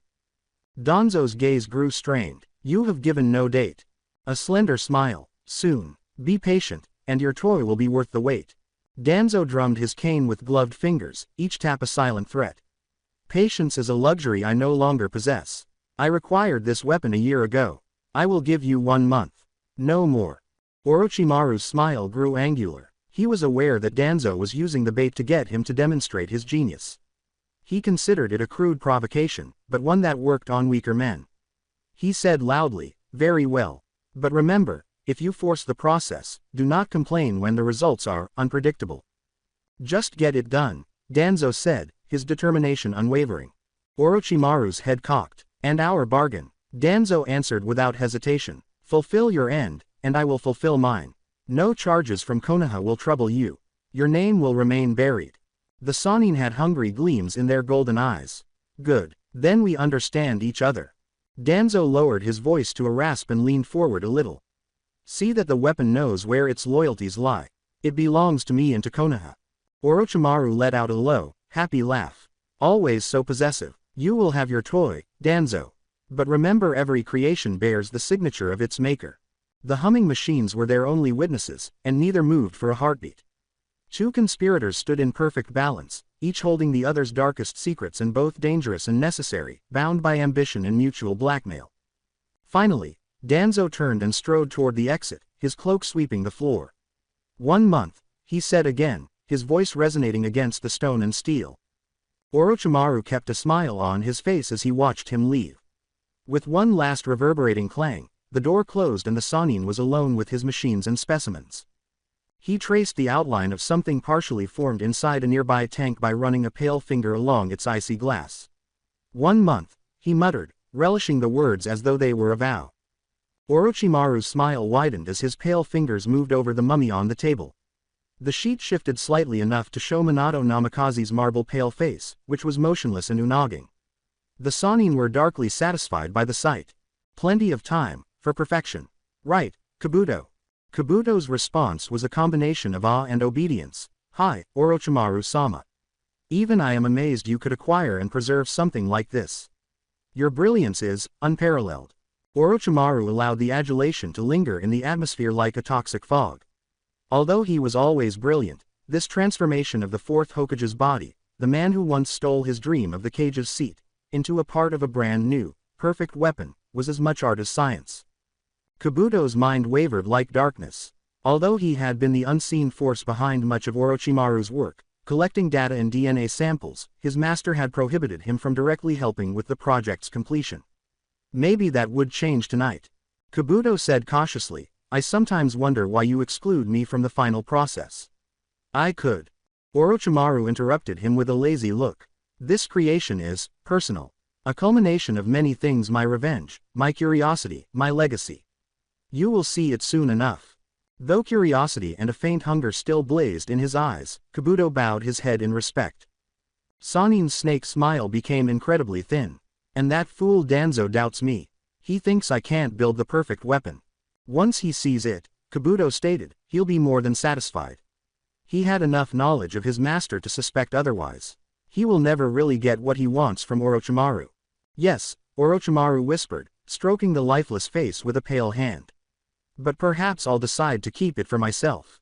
A faint, knowing smile flickered across Kabuto's lips. Exactly as I thought. Come, finally Orochimaru said. We have work to finish. Kabuto continued, pleased with the one word his master had selected, we, and said, Hi, Orochimaru-sama. It meant that he would finally see what had been kept so secret for so long. A few weeks later, as Naruto and Jiraiya raced through the treetops in silence, the forest was heavy with mist and the smell of damp moss. Their faces were streaked with silver as the moonlight filtered through the branches. Before Jiraiya held up a hand to indicate a stop, they moved like shadows.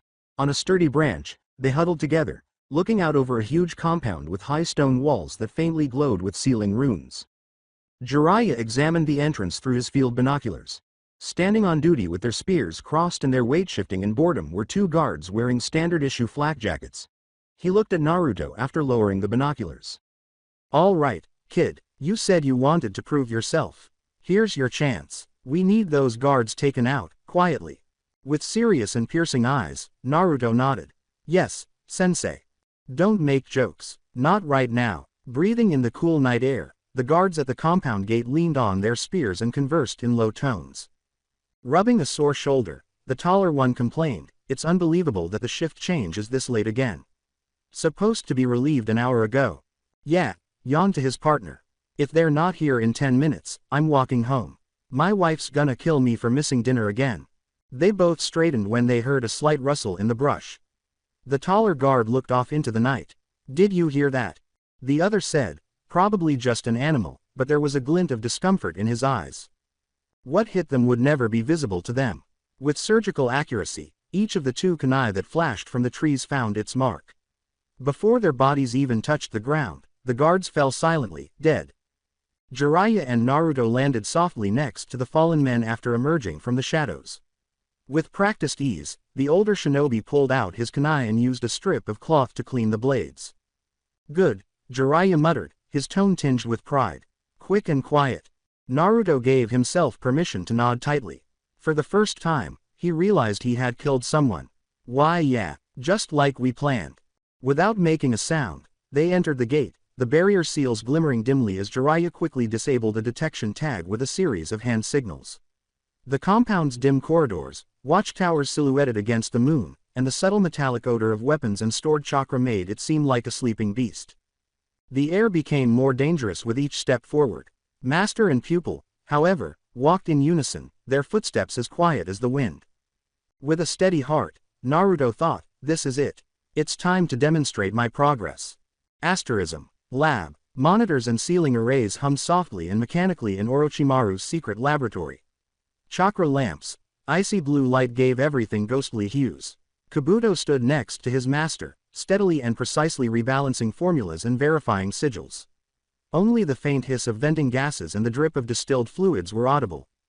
Orochimaru hesitated, feeling tremors outside the stone walls. Whispering, the pieces are moving, he said. Danzo grows impatient, and Jiraiya hunts shadows. Perhaps with the boy in tow. A family reunion, don't you think, Kabuto? Kabuto hid his curiosity by adjusting his glasses. Yes, Orochimaru-sama, it will be entertaining. Orochimaru gave a sharp, abrupt laugh in response. Ha ha, ha, a sharp noise that reverberated like a living curse down every hallway.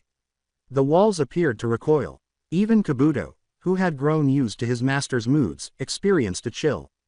This is how it would sound if terror itself could laugh. The Sannin finally fell silent, but the smile that spanned his pale face was worse than the laughter. Kabuto witnessed perfection.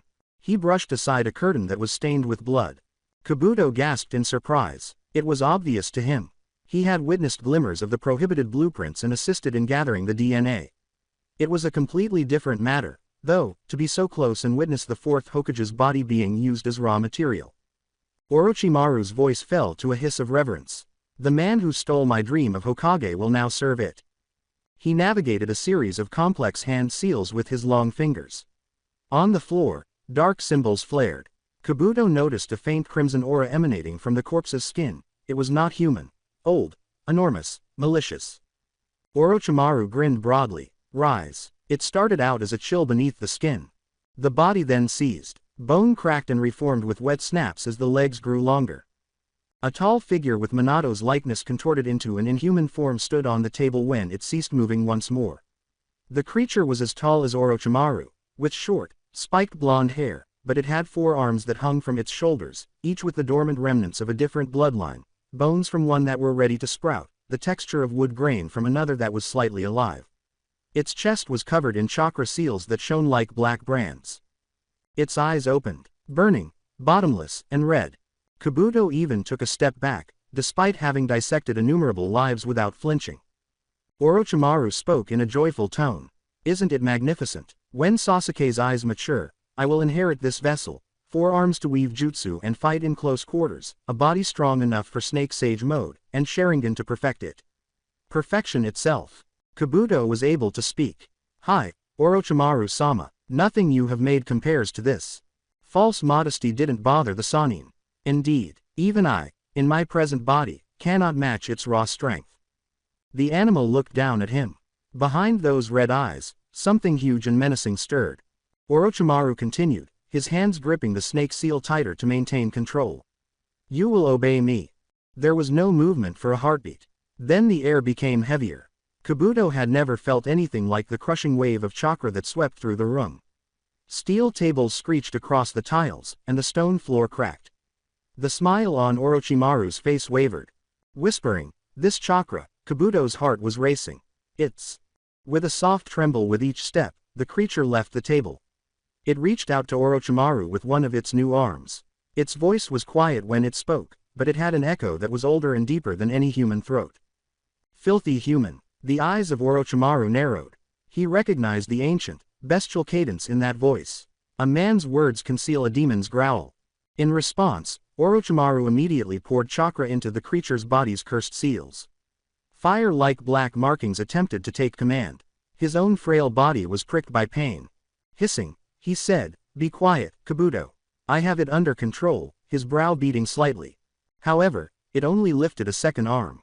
Its palm was a sphere of dark energy, black as the emptiness and pulsing like a second sun. Kabuto saw a huge monster silhouette flitting around the figure in the heartbeat prior to it firing. The man whispered, "Know your place, but..." "Shit," spit out Orochimaru. The blast burst forth, a crimson-edged, black beam of pure, destructive chakra. Before Orochimaru could dodge it, it struck. The impact broke half of the chamber and tore a circular hole through the reinforced wall. In one roaring instant, ancient scrolls, glass tanks, and instruments were vaporized.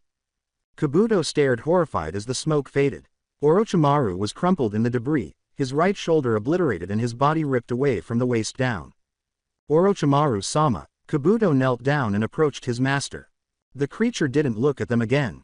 It just walked into the breach and disappeared, its footsteps leaving scorched prints that hissed with leftover chakra, all while encased in a swirling cloak of darkness and faint, spectral. Despite the destruction of his form, Orochimaru coughed and pulled his pale lips into a defiant smile.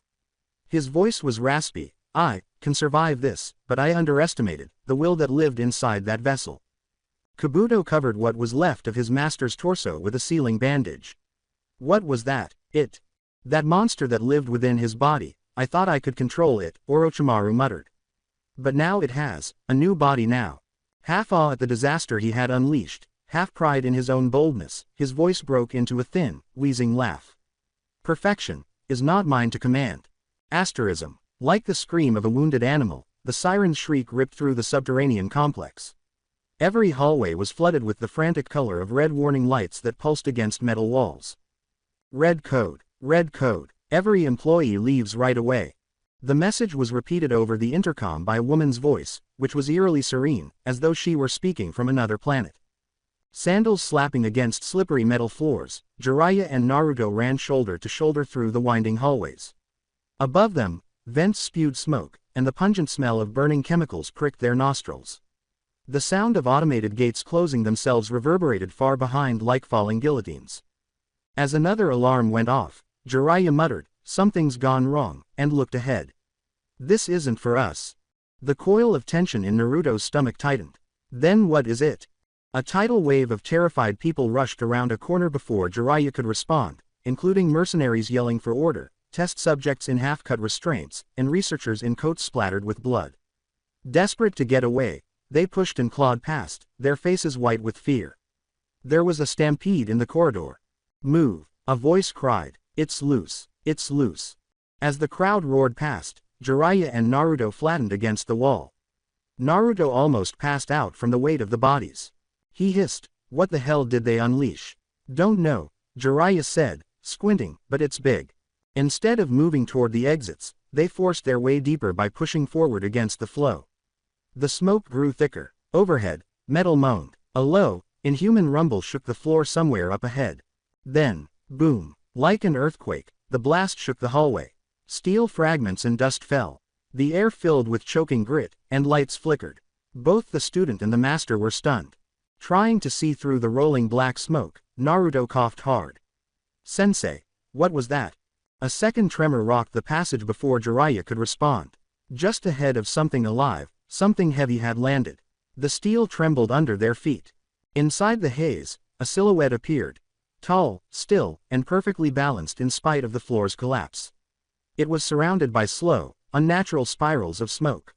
In the darkness, two red eyes blazed like molten coals.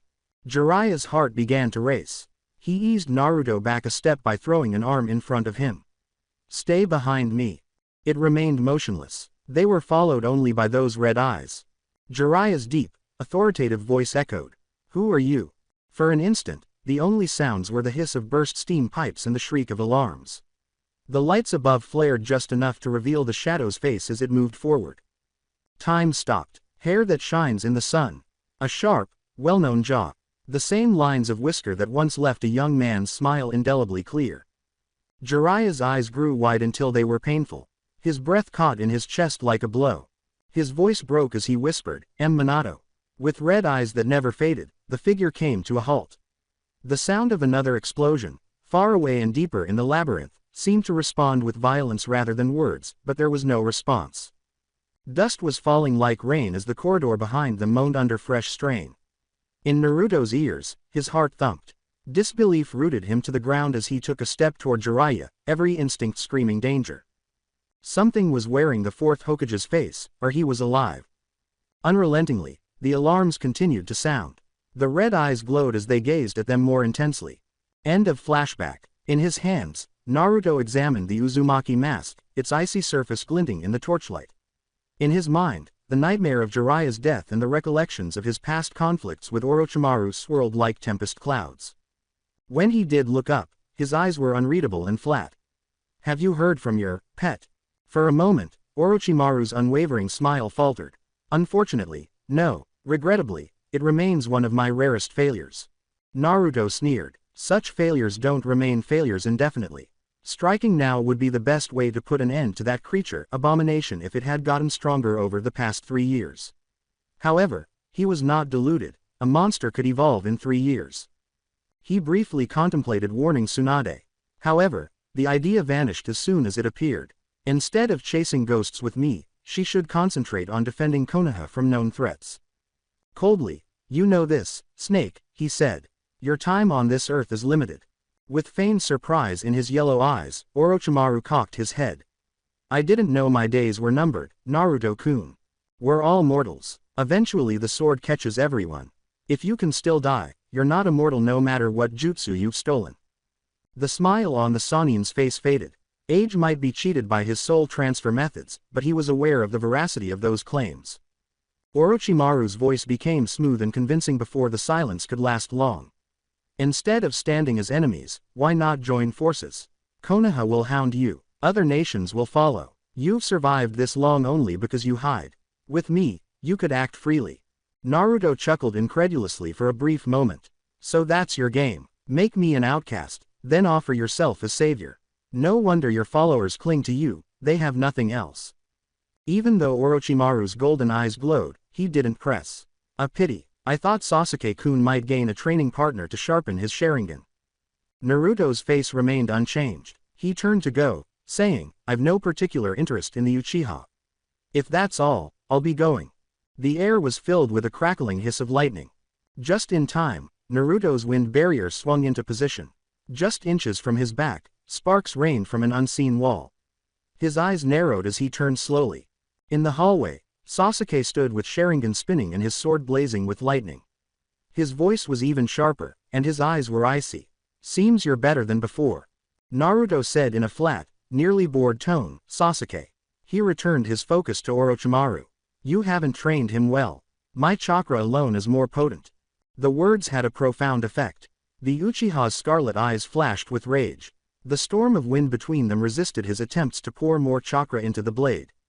Orochimaru gave a quiet laugh. Why not spar, then? Let's see whose growth is greater. A slight curl appeared on Naruto's lip.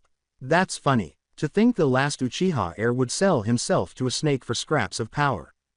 Sasuke snapped, lightning dancing along the sword, you dare judge me? You, a wanted criminal.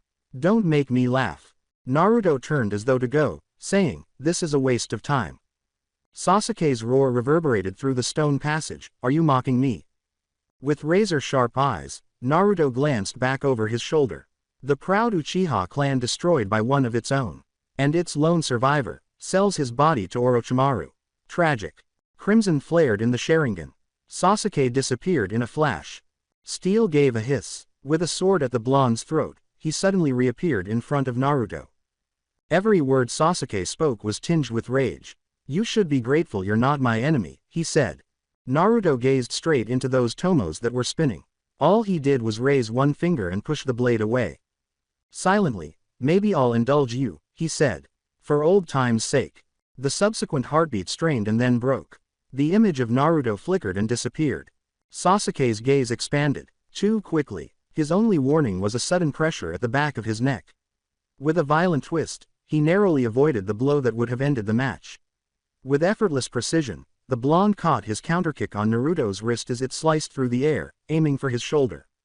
Weak, declared Naruto bluntly. I'm sure your brother could do better. With a growl, Sasuke flipped the blade in a backward thrust, causing lightning to flare into a deadly spear. Just as the blade extended in a loud, sharp crack, Naruto jumped back. He felt the heat on his skin as the tip went by so closely. Oh, a faint chuckle twisted Naruto's lips. That's some impressive lightning manipulation. You've improved. Sasuke clenched his jaw. Bold words from someone running away. Naruto gave a low laugh. We're not kids anymore, Sasuke. Just as he finished, Sasuke reappeared, his sword encircled by lightning. However, Naruto was prepared this time. It appeared that he caught the blade bare-handed when his left hand snapped up. In reality, his palm was strengthened by a slender coating of wind chakra, which allowed it to safely touch the flaming edge. Sasuke's teeth were exposed. Seems the idiot finally got serious. All it took your teacher's death to do it. Naruto's eyes became icy. He pulled suddenly, knocking Sasuke off balance as he yanked the sword. Naruto's right hand clamped over Sasuke's face in one smooth motion. Before the Uchiha could even open his eyes, Naruto lifted him up and slammed him to the ground, breaking the stone as he did so. Through the catacombs came the thunderous sound. Naruto's foot pressed against Sasuke's chest as he struggled, holding him in place like a nail-like shadow. Naruto's chakra was transformed into a sharpened wind blade, which pierced Sasuke's shoulder and immobilized him. "Arrg!" exclaimed Sasuke. With a voice as cold as steel, Naruto said, "Say what you want about me, but you won't disrespect my sensei. You're nothing more than a coward who would sacrifice allies for power." Sasuke attempted to respond, but his lungs were robbed of breath by pain. He was interrupted by another chakra pulse. "Sleep," ordered Naruto. Sasuke was flung 5 stories below when a sudden, concentrated blast of wind exploded downward. The walls trembled with the impact. The ceiling rained fragments and dust. The Uchiha lay unconscious in the ruins below as the echoes subsided. Naruto lowered his hand and turned back to Orochimaru. Gurren appeared almost pleased as he watched from the shadows. "I'm disappointed," announced Naruto calmly. "After all your boasting, this is the best you can do." Orochimaru let out a dry laugh as his tongue wavered. He, I didn't think Sasuke would be so outmatched." Naruto nodded, faintly and dismissively. "Prove your usefulness and stay out of my way." He began to head for the door, then halted. "Before I leave, how do I enter Danzo's hideout unseen from the village?" Orochimaru's eyes were bright with cunning laughter. "Danzo and I share history.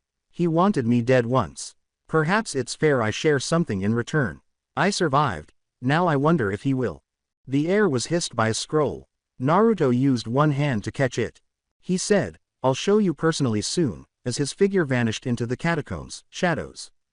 The boy's departure was the last sound Orochimaru heard, a faint echo that sounded like the whisper of an impending storm, full of promise and danger. Naruto nodded, faintly and dismissively. "Prove your usefulness and stay out of my way." He then turned and vanished into the catacombs, shadowy passageways, his cloak following him like a night-eaten shadow. Gurren remained motionless, his eyes narrowed toward the direction from which he had disappeared. Her pride ached like a new cut. Just moments before, she had been on her knees, helpless under his presence due to the sheer weight of his wind chakra. It bothered her. In order to get through that storm, she needed a counter. The sight of Sasuke still unconscious, slung limply over Kabuto's shoulder as he approached, was the only thing that could soothe her wounded ego. She said icily, "I could have taken him," more to comfort herself than to persuade anyone. Orochimaru let out a low, slithering hiss of laughter. "You think you couldn't even withstand his intent?" Gurren's gaze flickered. Her eyes slid scornfully toward Sasuke. "Now I know what to expect. In a fair fight, I can. Unlike the Uchiha. And when I do, I'll prove I'm the better candidate to host you, Orochimaru-sama." "Not that fragile boy." Orochimaru studied her with a hint of interest, but it was bold talk. He believed the edges were unbreakable, but her devotion to the boy Yukimaru had softened them. Although she was formidable and had a lovely body, crystal release was already out of date in his long game when compared to the Sharingan. The value of the Uchiha body was too great to ignore. Even better would have been the weapon he made out of Minato, but long ago, that creature had gotten loose from his leash. Orochimaru said, "Patience, Gurren," softly. His bloodied and unconscious eyes slid toward Sasuke, saying, "Your time will come. If you think you can handle Naruto, follow him. Once he's done with his business, ransack Danzo's base for anything that connects back to us. If he fails," his grin widened, sharp and reptilian, "well then just send my greetings to Danzo." Her boots reverberated down the hallway as she bowed and walked away without saying another word. "Yes, Orochimaru-sama." After observing her retreat, Kabuto tilted his head curiously and looked down at Sasuke. Was it necessary to send her? She's unpredictable lately. Orochimaru answered, "I want to see how she performs," in a tone that was tinged with sarcastic laughter. "Especially given her little emotional conflict over that boy. And when she returns, he will no longer be here. There's plenty of time to move Sasuke elsewhere. Then I'll see how loyal she truly is when I tell her he's dead, or sent elsewhere." Kabuto repositioned his spectacles. After years of serving the snake and witnessing cruelty in many forms, he found this small game to be especially callous. Despite her sadism, Gurren was human because of her feelings for Yukimaru. No one but Orochimaru could appreciate the use of that humanity as a test. He knelt next to Sasuke and turned back to him. As Kabuto treated the boy's wounds, a gentle green glow came from his hand. Sasuke shifted a few moments later. Crimson Sharingan spun instantly as his eyes snapped open. With a smooth, well-practiced movement, he pushed Kabuto's hand away and stood up. Orochimaru laughed, enjoying the lethal glare directed at him.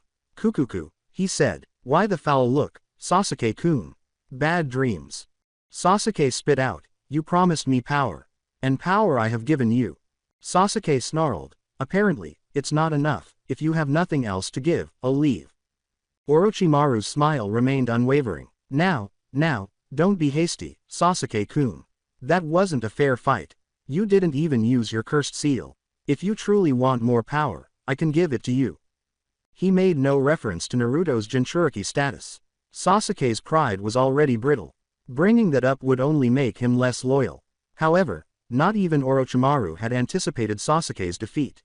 Naruto had long since overtaken the boy, but his Sharingan gave him an advantage over most shinobi. Sasuke was facing a mountain rather than a wall when he faced Naruto. The words, "You're still too soft," Orochimaru said. "If you truly want to surpass your brother, you need to hone yourself completely. Not just obsess over beating Itachi."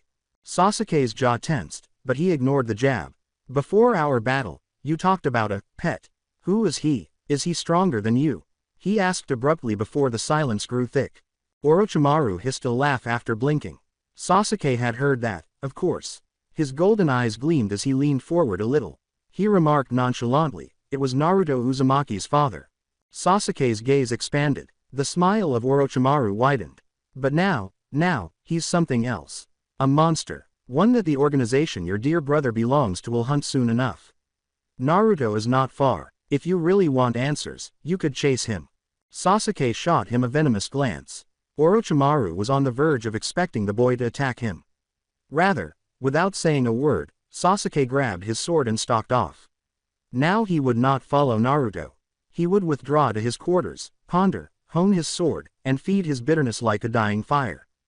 When Sasuke was gone, Kabuto let out a quiet sigh. His ego is fragile. Orochimaru whispered, the total opposite of Itachi, in a tone that was almost respectful. "We don't even need Naruto to see the difference. But Sasuke's malleability suits me.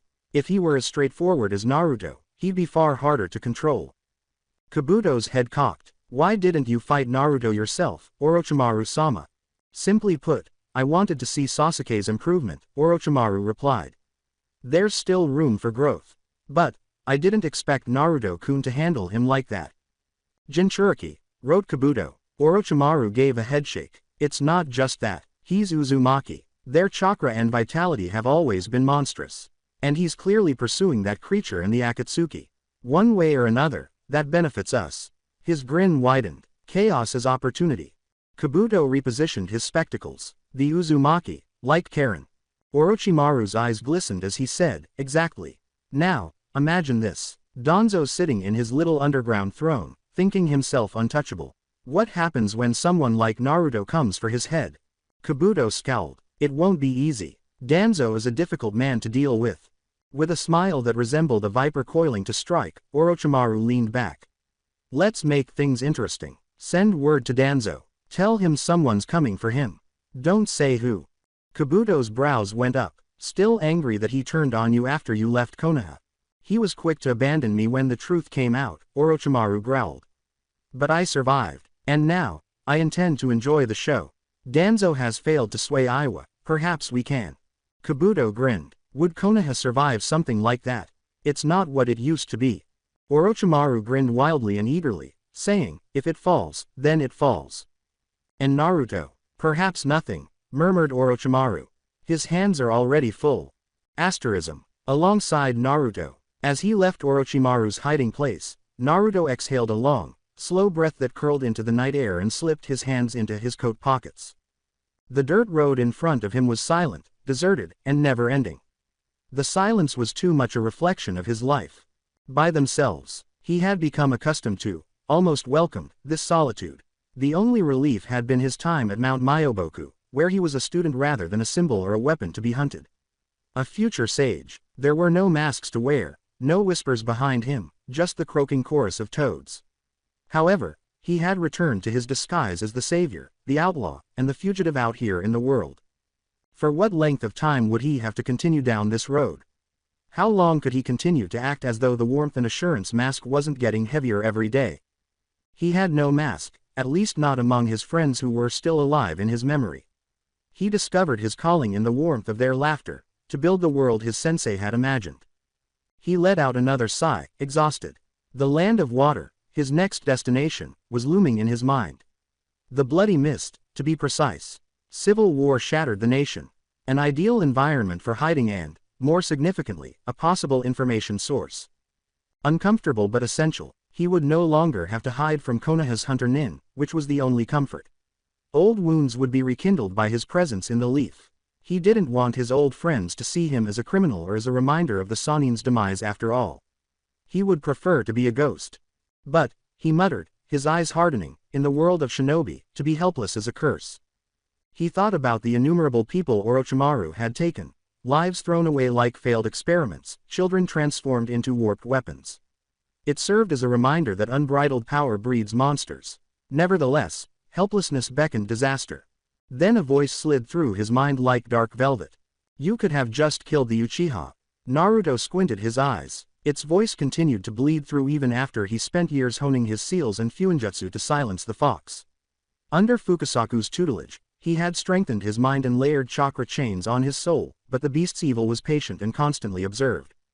I'm sure you'd have danced in joy, he whispered. Now leave me alone. The Kyuubi growled, its smile visible in its voice. Why so hostile? I'm just offering friendly advice. Even if you didn't kill him, you could have at least gouged his eyes out. One less Sharingan in the world. No future Uchiha. Naruto sneered. Because Madara had made the chains, the fox had a deep-seated animosity toward the Uchiha clan. More than anything, it detested those red eyes. Naruto muttered, your disdain for the Uchiha is something else. Then again before Orochimaru, you were Madara's pet. The fox's sharp, guttural voice fell. Don't mock me, human. Naruto's expression flattened as he stopped moving. Know this, fox, in my vision of world peace, you Biju don't exist. I'll find the body your other half possesses and destroy it. Then I'll deal with your siblings afterwards. The sound of the Kyuubi's snarl echoed in his head like mountains rubbing against one another. You misunderstand your position, boy. The day I break free and become complete again, I won't just cut you to pieces. I'll kill everyone close to you. It then darkly laughed. Every last one. Naruto gave a cold, low laugh. You've hated me since the moment you were sealed inside me. You killed my mother, my father, and now my sensei. Your threats don't scare me anymore. Not as I am now. Quiet. With a simmering but silent malice, the fox retreated into the shadowy recesses of his mind. With thoughts circling a canyon-like wind, Naruto started his journey again. Something rustled inside his cloak after a while. The head of a tiny messenger toad emerged. Lord Naruto, Lord Fukasaku wishes to speak with you. Do you accept the summons? Naruto's eyebrows went up. The old man wants to talk, huh? All right, do the reverse summoning. But while I'm there, place a tag on the border in Land of Waves. If I'm heading toward water country and I'll need a boat, I'm sure you toads can't exactly swim that far to tag something. He gave a fuinjutsu seal to the toad. As you wish, Lord Naruto, respectfully nodded the toad. Naruto let out a sigh. Hey, I keep telling you to cut the, Lord, crap. With determination, the toad shook its head. All sages deserve the utmost respect. Senjutsu isn't a power easily mastered. The thought of Fukasaku's cane made Naruto wince and rub the back of his head. You can say that again. Both Naruto and the toad vanished into thin air with a puff of smoke. A pair of piercing, crystalline blue eyes watched him disappear from the tree line. Gurren gritted her teeth and said, damn it, he left. She emerged from the shadows, her hair glistening in the moonlight. I can't fail Orochimaru-sama. What do I do? Remembering his commands, she clenched her fists. Follow him. If Danzo is successful, he will ransack his base. If he fails, murder him. She clenched her jaw. She muttered, Looks like I'm going to the land of waves, and then disappeared into the night as she continued on the path toward the grass border. Mount Myaboku. Every time Naruto arrived, Mount Myoboku felt fresh even though it had never changed. This place had a fresh, resin-sweet smell of moss and pine in the air. With layers of wind-bent cedar and emerald ferns, terraced cliffs rose like the backs of ancient turtles. Floated in ponds fed by a series of waterfalls, containing enormous lily pads that were large enough to lie down on. Centuries of toad craft were carved into a stone ridge across the valley, including weather-softened statues of great warriors, prayer ropes as thick as ship moorings, and squat halls with curved eaves. A bamboo fountain tipped and filled again, and somewhere it clicked. A dozen voices croaked in unison somewhere. The pavilion of the great toad sage sat like a teacup placed by God on the highest shelf of rock. The location exuded a straightforward reality that Naruto could sense in his bones. The world was greater than the suffering of a single boy or a village. A narrow cataract poured from the cliff down in a shaded hollow where mist laid a cool film over everything. The water wasn't just any water. It was the sage oil of Mount Myoboku, distilled from the same spring that trained generations of toad sages, and it ran thick and glistening, a sheen of opalescent gold catching the morning light. With his hands resting on his thighs and his back straight, Naruto knelt shirtless on a smooth stone beneath that oil fall. Natural energy hummed faintly as the oil slicked his skin and hair, beating as it went. He closed his eyes and breathed evenly and deeply. Faint, as though trying to recall themselves, pale light gathered in the lines on his cheeks. The final words of the fox continued to reverberate like a drumbeat inside his skull. When I'm finished, I'll murder everyone you care about. Naruto let the cool pulse of the oil wash through him, opening the gates of his senses slightly so that the rhythm of the mountain could settle in his lungs. He pictured the hatred of the Kyuubi as a loud, hot, and starving bonfire inside a black iron cage. This time he didn't smother it. He exhaled it, drew in midair, released the air.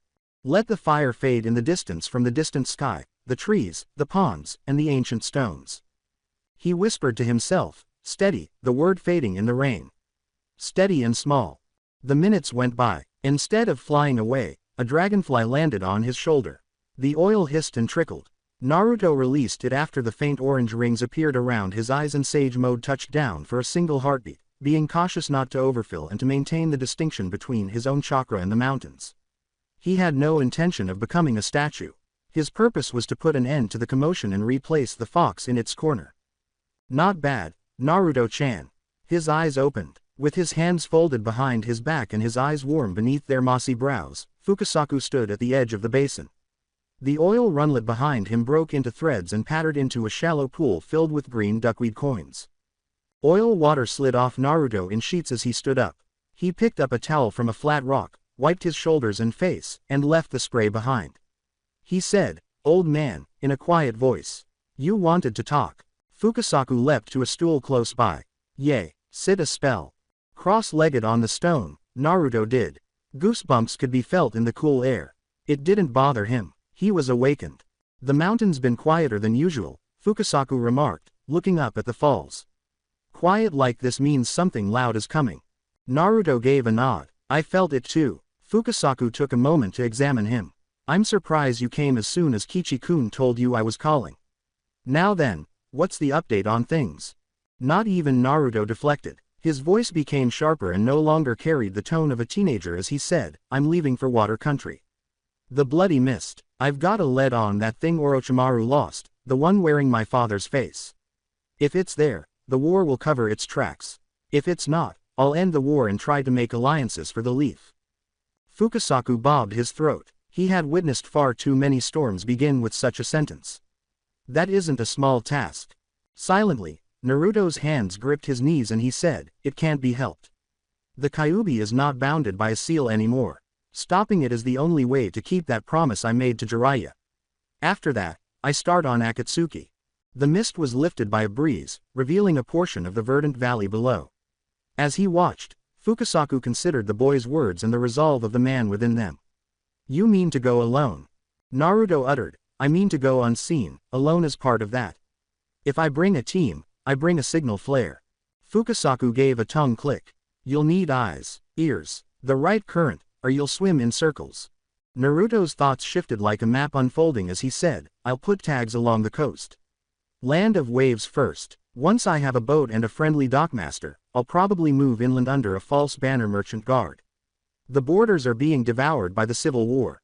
Soldiers are viewed negatively by the public. They hardly ever glance at those who are providing for them. With a slight nod of admiration, Fukasaku said, "You've been thinking on this." "I have too." After a long silence, the elderly toad said, "Naruto-chan, you're walking after a shadow bigger than any of us."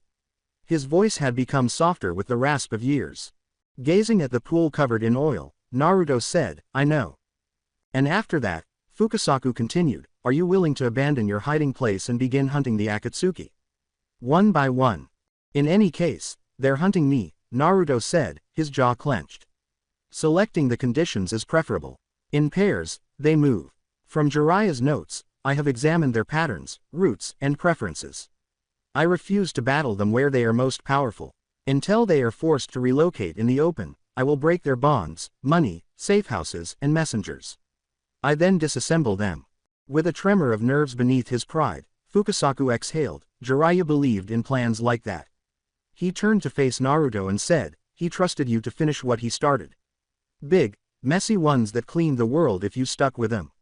Admittedly, I find it a little unsettling to place my trust where his was. But Naruto-chan, I'm old. I've witnessed many flames and many idiots. You're neither. I don't know if I deserve that trust," Naruto said, his eyes clouding. "Do you believe Jiraiya was deserving of it? He merited it. Day after day. That's how this works." Fukasaku leapt to his feet and placed a tiny, webbed hand on Naruto's shoulder with unexpected gentleness. "Listen carefully, Naruto-chan. In actuality, you're a pretty formidable shinobi. Jiraiya may have lost to him, but I have faith that you can overcome the challenges if you focus on the task at hand and remain alert. Have faith in your instructor." Naruto was taken aback by the heat behind his eyes, which he blinked away before allowing a tiny smile to tug at his lips. "You really think so?" Quote, "I'm not in the habit of lying to students," Fukasaku said with a straightforward and confident smile. Too much work slamming the truth in later. He raised the unnecessary cane and ceremoniously tapped Naruto's shoulder. Behind them, there was a thump. "Hey," quote. Naruto turned, then did a double take, and Gamakichi lumbered around the boulder, not the tadpole-sized loudmouth Naruto remembered, but as large as a wagon and still growing, wearing a tiny vest that wasn't really that small, and he smiled broadly. "Hi, Naruto. Wow, look at you. The boss said you were back." To make sure Naruto saw, Gamakichi puffed up and then puffed some more. "Look at it, enjoying the growth spurt. I'm almost attractive now," Naruto retorted, and still loud, rising to confront him. "Are you certain you didn't simply swallow a megaphone?" Quote. With mock offense, Gamakichi's eyes widened. "This is natural charisma." A deeper voice growled behind him, and Gamatatsu's round head appeared with something jammed into his cheeks. Naruto, do you want something to eat? I have some snacks." He displayed a skewered object that had an overpowering swamp insect odor. Pinching the bridge of his nose, Fukasaku said, "Put that away, Gamatatsu." Gamatatsu muttered, "Just offering," while maintaining a smile. With a laugh that reverberated off the rocks, Naruto said, "Man, you got big." "I did, of course. You need someone to stay up with you. You can't take advantage of all the cool entrances." With a lingering smile, Naruto said, "Right," exhaling and turning back to face Fukasaku, the smile fading but the light behind it remaining bright. "I'll go to waves first," he said. "Put a tag on the docks. Slip into the water. Track down the trail. I send word if I'm correct. I send word more quickly if I'm mistaken." Fukasaku nodded and said, "All right, just keep your boundaries in mind. You are not God." "He's a sage," Gamakichi said, jabbing Naruto with his thumb. "Gods are for those crazy, church-crazy people." That made Naruto snort. "And you're for background noise," Gamakichi said, rude, but he was smiling. The mountain breathed around them, the waterfall hissed, and somewhere far below, a bell clinked in the wind.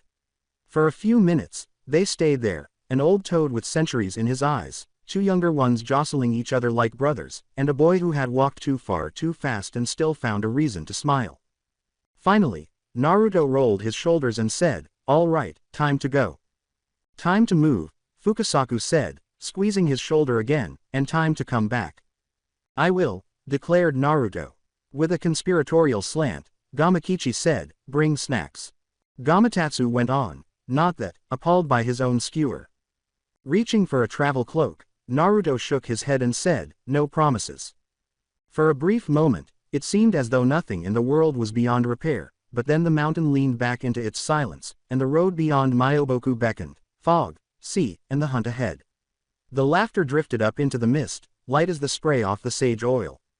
The land of waves. Gurren crouched low among the thick branches of a coastal pine, eyes narrowed, chakra tightly compressed until it was almost imperceptible, the smell of the sea alive and briny in wave country's air. For hours, she had been silently following Naruto as he moved in unpredictable ways across rivers and forests. It was exhausting to follow him, but she had lost him like a windstorm. But now she saw him at last. A glimmer of light brought him to the edge of a clearing on the dirt road just past the trees, and in front of him was a sight he had seen before, the great Naruto Bridge, looming proudly over the sea in the gentle orange light of the late afternoon. He stood there, shoulders relaxed, a faint smile tugging at his lips as he gazed at the landmark, and Gurren shifted her perspective, her eyes following him closely. Naruto muttered, "This does bring back some memories," as he looked at the bridge that was named after him. He had arrived at last at the land of waves, where his legend had first started to take shape when he was a noisy, uncoordinated genin with too much heart and not enough skill. Gurren saw the softening of his eyes. There was focus, but also nostalgia, and he wasn't staying long. Naruto's face hardened a little as his eyes turned to the town. He had to find Tazuna. Ships didn't just go to the Mist Village at random. They had schedules, tides, and captains who considered the dangers of war before they set sail. Even Wave's newfound wealth couldn't stop the Bloody Mist civil war from slowing down commerce, so he would have to reserve passage and wait until the next ship dared to make the trip. There were some benefits, though. He wasn't a stranger here, and he was now a figure of strength and mystery, unlike the scared boy who had once crossed this bridge. If anyone remembered the name, Naruto Uzumaki, they would think of the hero who had given their struggling country hope. Gurren silently leapt to another branch, keeping a safe distance as Naruto left the dirt path and started toward the town marketplace. Her crystalline chakra pulsed faintly beneath her skin, ready in case he sensed her presence, but he didn't turn around because he was focused on something else. The land of waves was no longer the same. Bright lanterns swayed above doorways, the wooden houses had been repaired and polished, and where there had once been hollow-eyed villagers and half-collapsed shacks, now there were shops with freshly painted signs, stalls full of fruit and fish, and streets crowded with people, the market a hive of activity, vendors calling out their wares, children chasing each other between carts, families haggling over baskets of clams. Naruto walked slowly, taking it all in. Wave country was thriving, the thugs in Geitu's employ were no longer roaming the streets, and the stifling fear that had once hovered over this place like fog had vanished. He stood his ground against a true shinobi, rescued Tazuna and Inari, and defended those who had no one else. That bridge was more than just stone and steel, it was a testament to what a helpless boy with a stubborn heart could accomplish. For a brief moment, he allowed himself to feel proud. When he smelled something, ramen, carried by the sea breeze, his reverie was interrupted. Naruto's eyes widened and his stomach growled loudly enough to turn heads as he froze in mid-step. "No way," he purred.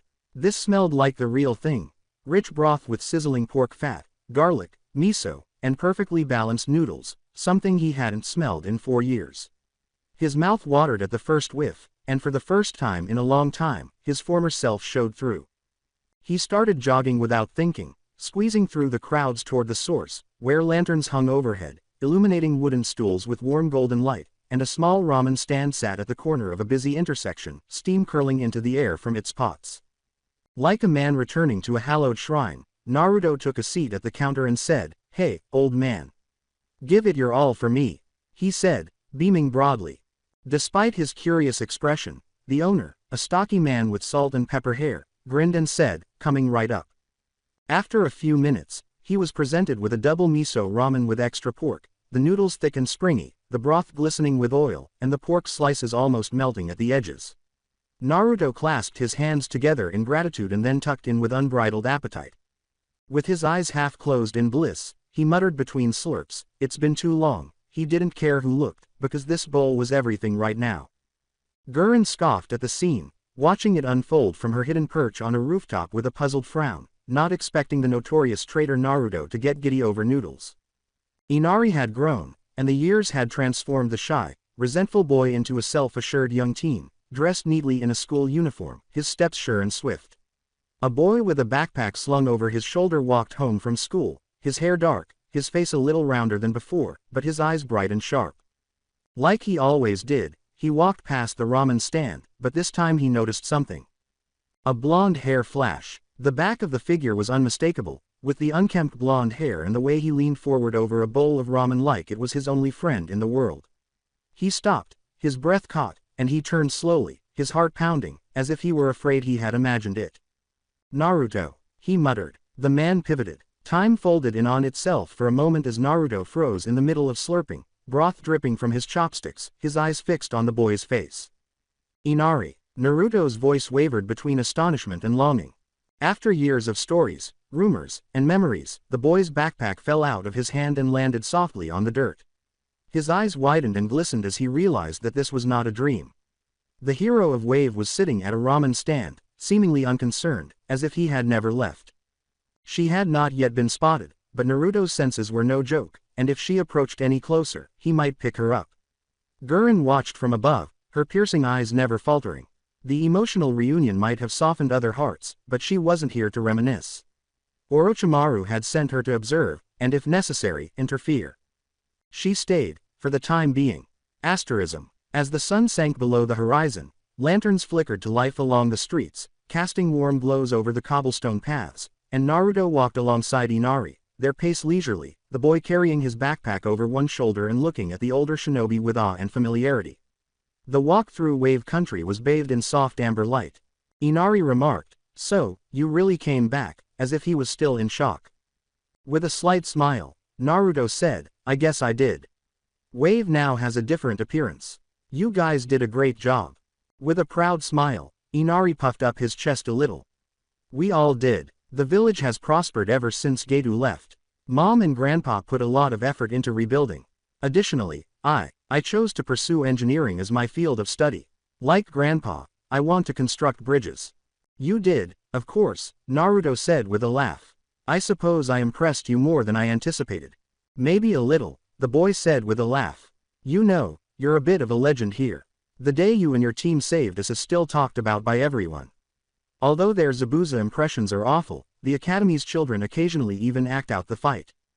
"I didn't do it alone," Naruto said, sheepishly scratching the back of his head. "However, it's good to hear that people are content." A familiar wooden house nestled by the tree line was reached by turning down a quiet dirt road, lantern light spilled from its windows and smoke curled gently from the chimney. Naruto's heart pounded quietly at the sight of memories from years ago resurfacing, a time when he was still a child seeking recognition. Inari rushed through the door and exclaimed, "Mom! Grandfather! Take a look at this person!" he exclaimed with contagious enthusiasm. "Inari, who's at the door?" a woman's voice responded from inside. Quote. When Naruto heard that warm, familiar tone, his smile grew. "Look here, Mom," Inari called. Footsteps padded on wooden floors, and Tsunami came out of the hallway, wiping her hands on her apron, her blue hair tied back, a few strands spilling out to frame her gentle face, her face lighting up like lanterns outside when she saw the tall, blonde shinobi standing at her door. "Naruto-kun, what a surprise, you've definitely grown," she said, smiling with delight as she took a step closer. With a slight bow of his head, Naruto said, "Hello, ma'am. It has been a while. Is the elderly man present?" Quote. "Yes, he's out back gathering wood for the fireplace," Tsunami said with a warm laugh. "Come on in." Quote. With a modest gesture, Naruto raised his hands and said, "I don't want to cause any trouble." She ushered him in as if he were family and insisted, "Nonsense," saying, "You're always welcome here." Freshly baked bread cooling on a counter, grilled fish, and stew simmering filled the house with the aroma of home-cooked food. Naruto kicked off his sandals at the door and entered, feeling the warmth of the house immediately wash over him. Tazuna soon came in from the back, wiping perspiration from his forehead and muttering about uncooperative firewood, and he froze when he looked up and saw Naruto seated at the table. Tazuna laughed raspily and said, "Well, I'll be damned, the brat grew up." Smirking, Naruto said, "Old man, are you still consuming too much sake?" Quote. With a loud chuckle, Tazuna gave him a shoulder pat and said, "Some things never change." Inari told Naruto about the town's development, how trade flourished once Getu's shadow was lifted, how new schools were constructed, and how neighboring towns now recognized Wave as a thriving port again. At first, the conversation flowed naturally as they gathered around the dinner table, bowls and plates spread generously. Tsunami insisted he eat his fill, and Naruto didn't argue. The old bridge builder didn't say anything yet, just kept refilling his cup of sake and quietly observing, but every time the conversation veered toward Konoha, Naruto's answers became evasive, shifting the subject back to Inari's studies, the new bridge expansions, or how good the food was. Tsunami and Inari were too excited to notice, but Tezuna's keen eyes caught every subtle deflection.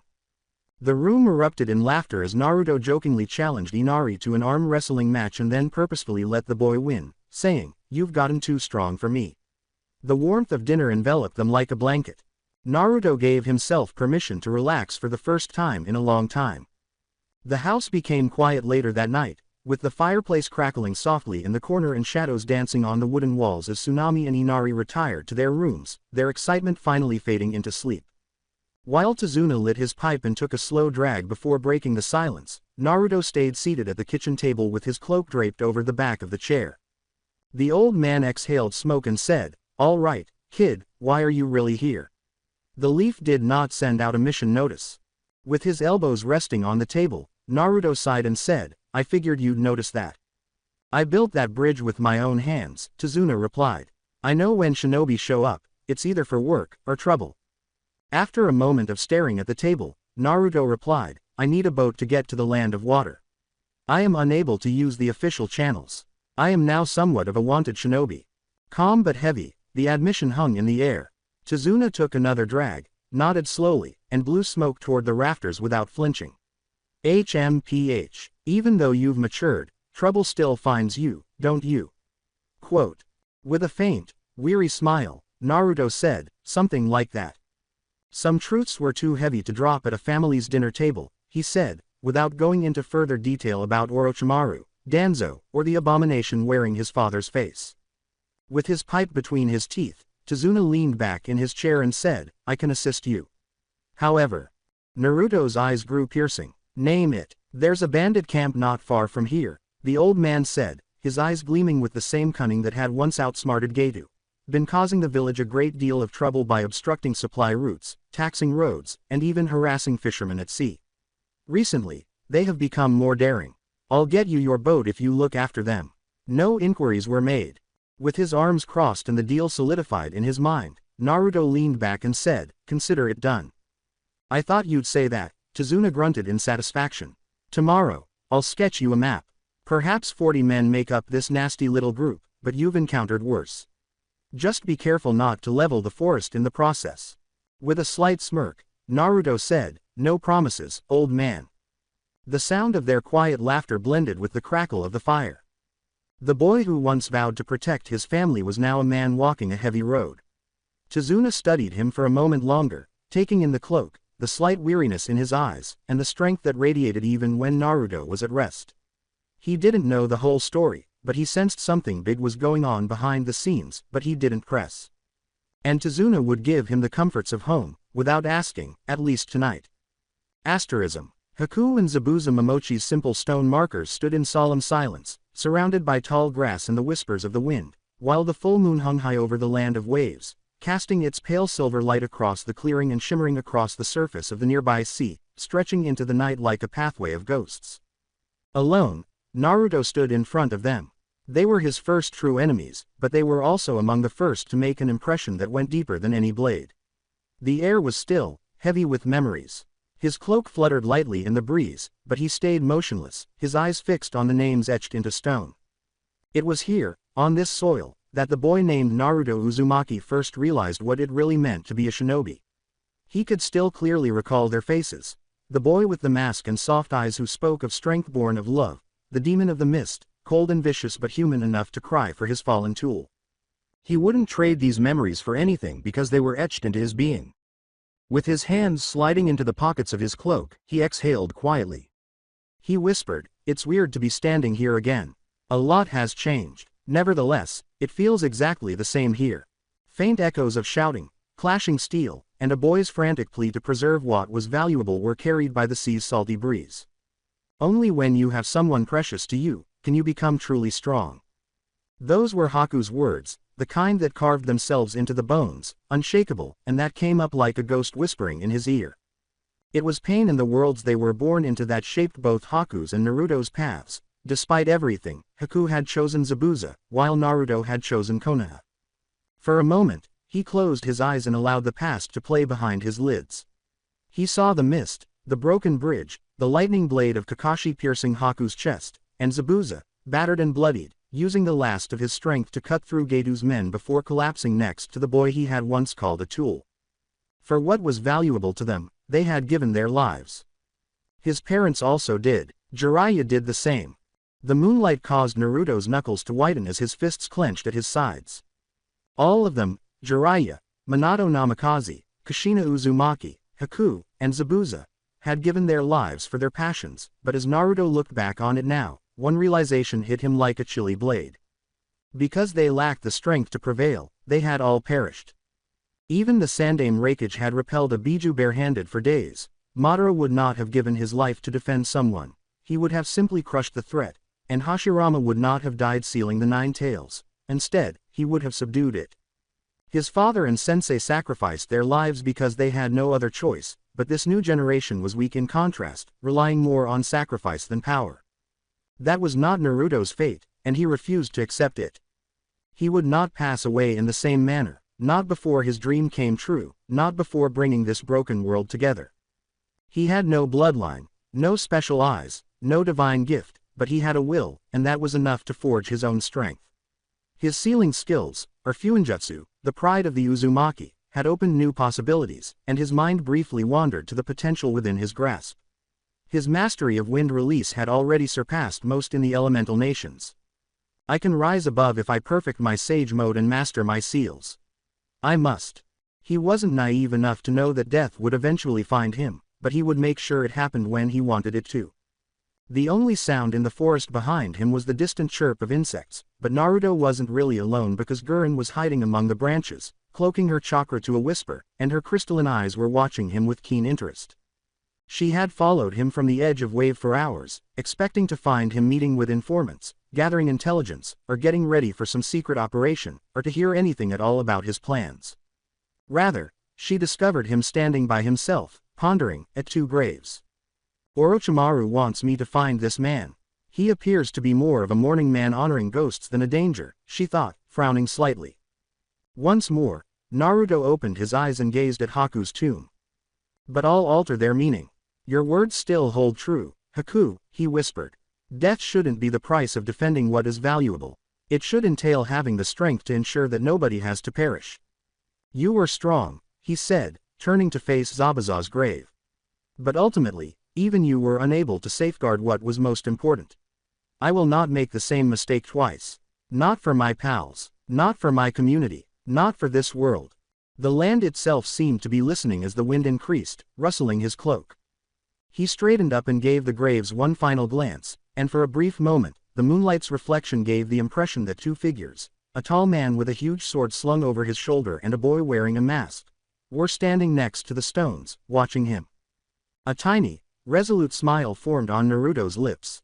He muttered, I'll take it from here. Rest easy. Gurren, who had tailed many shinobi in her day, narrowed her eyes as she stood up in the trees, the moonlight catching on the sharp angles of her crystalline hair, but Naruto Uzumaki was different. She had followed him through miles of wilderness, through quiet towns and open fields, but he had never once turned back. He was not reckless like some overconfident brat, nor was he always on guard like a paranoid fugitive. Instead, he walked with the stillness of someone who expected danger but didn't fear it. Her expectations of Orochimaru's reports were not met by this peaceful moment of him standing by the graves in the clearing, lost in contemplation. Loud, brash, and foolish. This Naruto was different from the Naruto they had described, a man burdened by the ghosts of his past. The voice behind her interrupted her thoughts. I have 9 tails already. There's no need for a 10th. Gurren's blood ran cold for a moment before her body responded instinctively as the words slid into her ear like a kunai.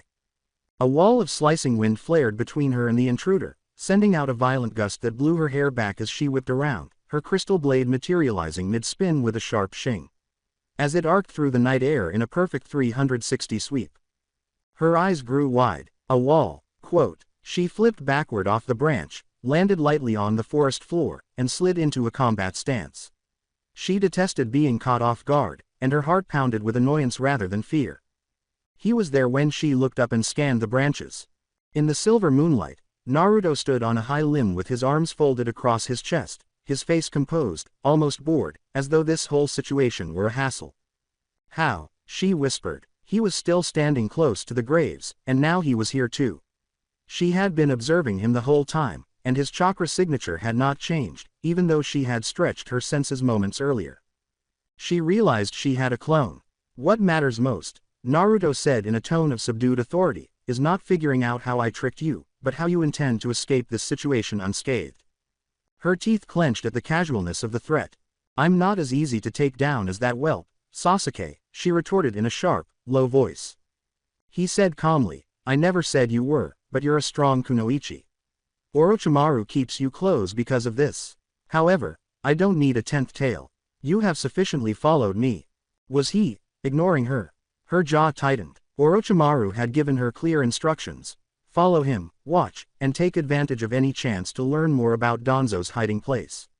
If she didn't come back with anything, she would be punished. Naruto went on, his tone abruptly sharp, at least don't get caught if you're going to tail someone. It irritates me. You're taking me lightly, she growled. If you keep doing this, you'll come to regret it. Naruto arched an eyebrow, not in alarm, but rather as though he was making fun of a child who had just lost his temper.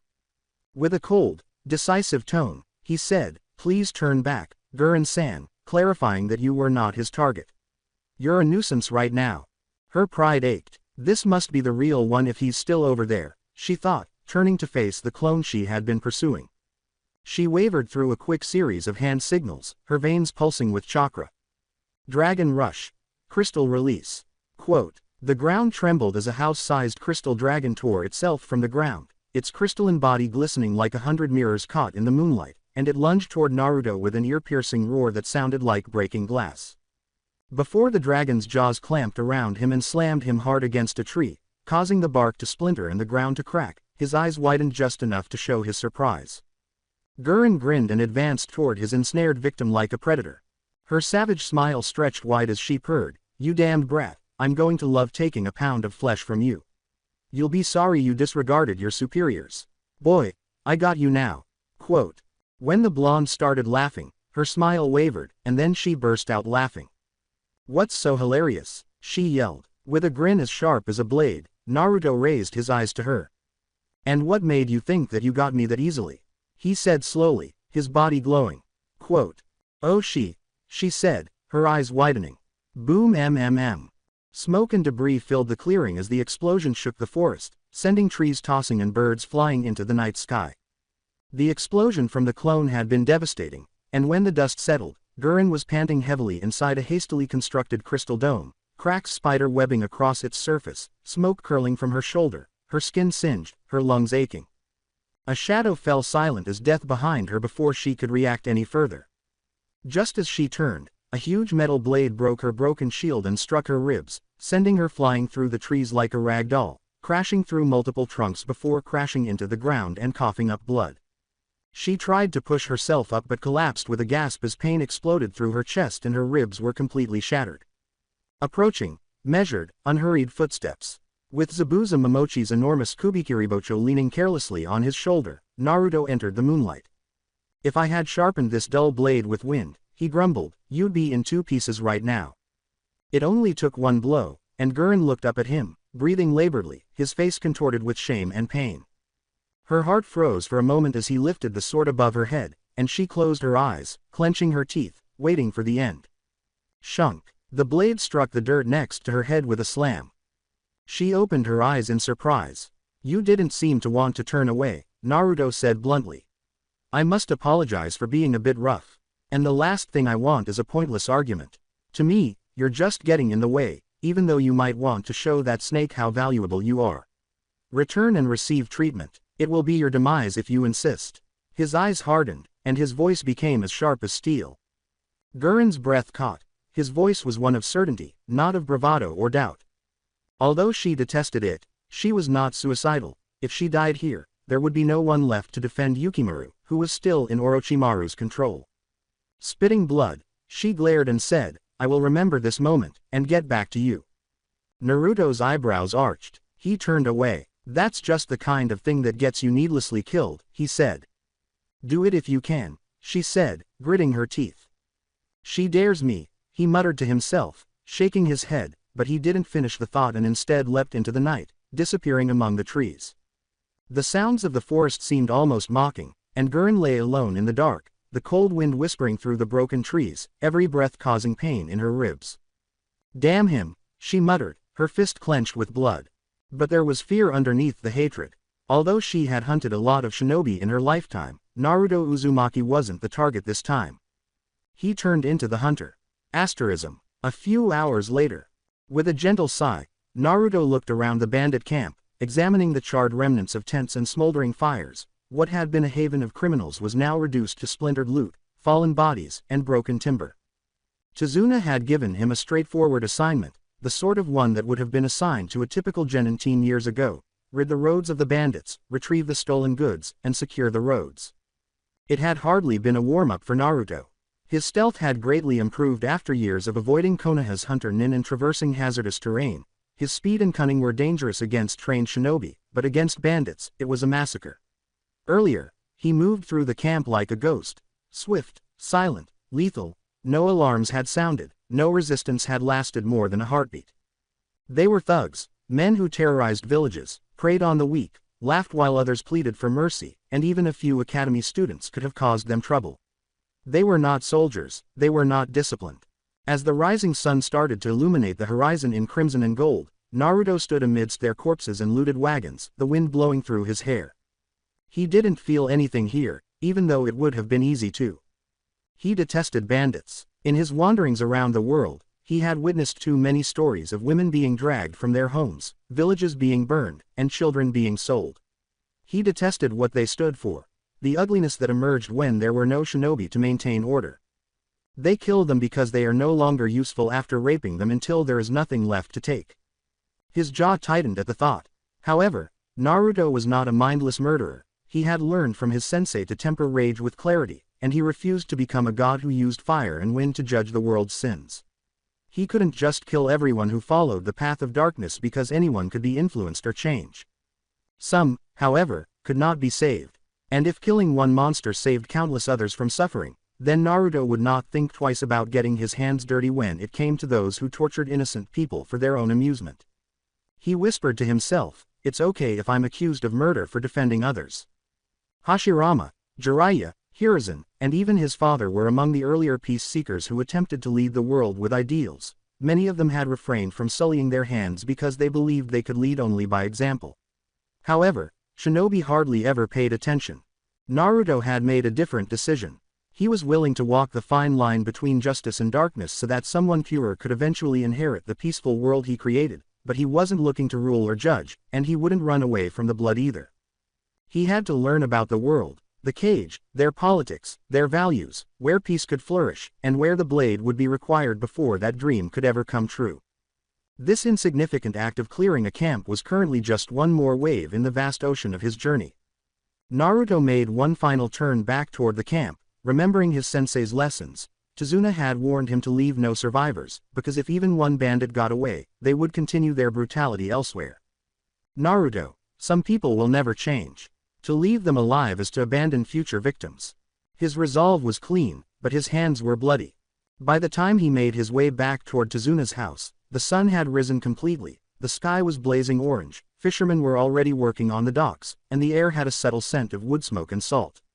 Standing outside smoking a pipe, Tazuna resembled the obstinate elderly man Naruto had remembered, albeit with a more gray beard. Tazuna remarked, "You finished that rather quickly," as Naruto drew closer. Naruto threw a bulky bag of gold coins at him while maintaining a neutral expression. "I need to be at Mist by the end of today." For a moment, Tazuna's old eyes shifted to the enormous Kubikiribocho strapped to Naruto's back, and he grunted as he caught the bag, the coins clinking.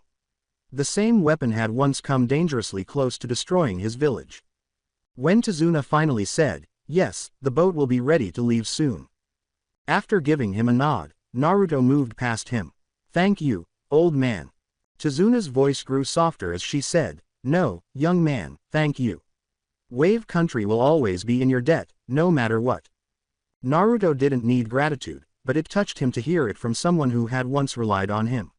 He paused for a moment, the words enveloping him with a soft warmth, and continued to walk.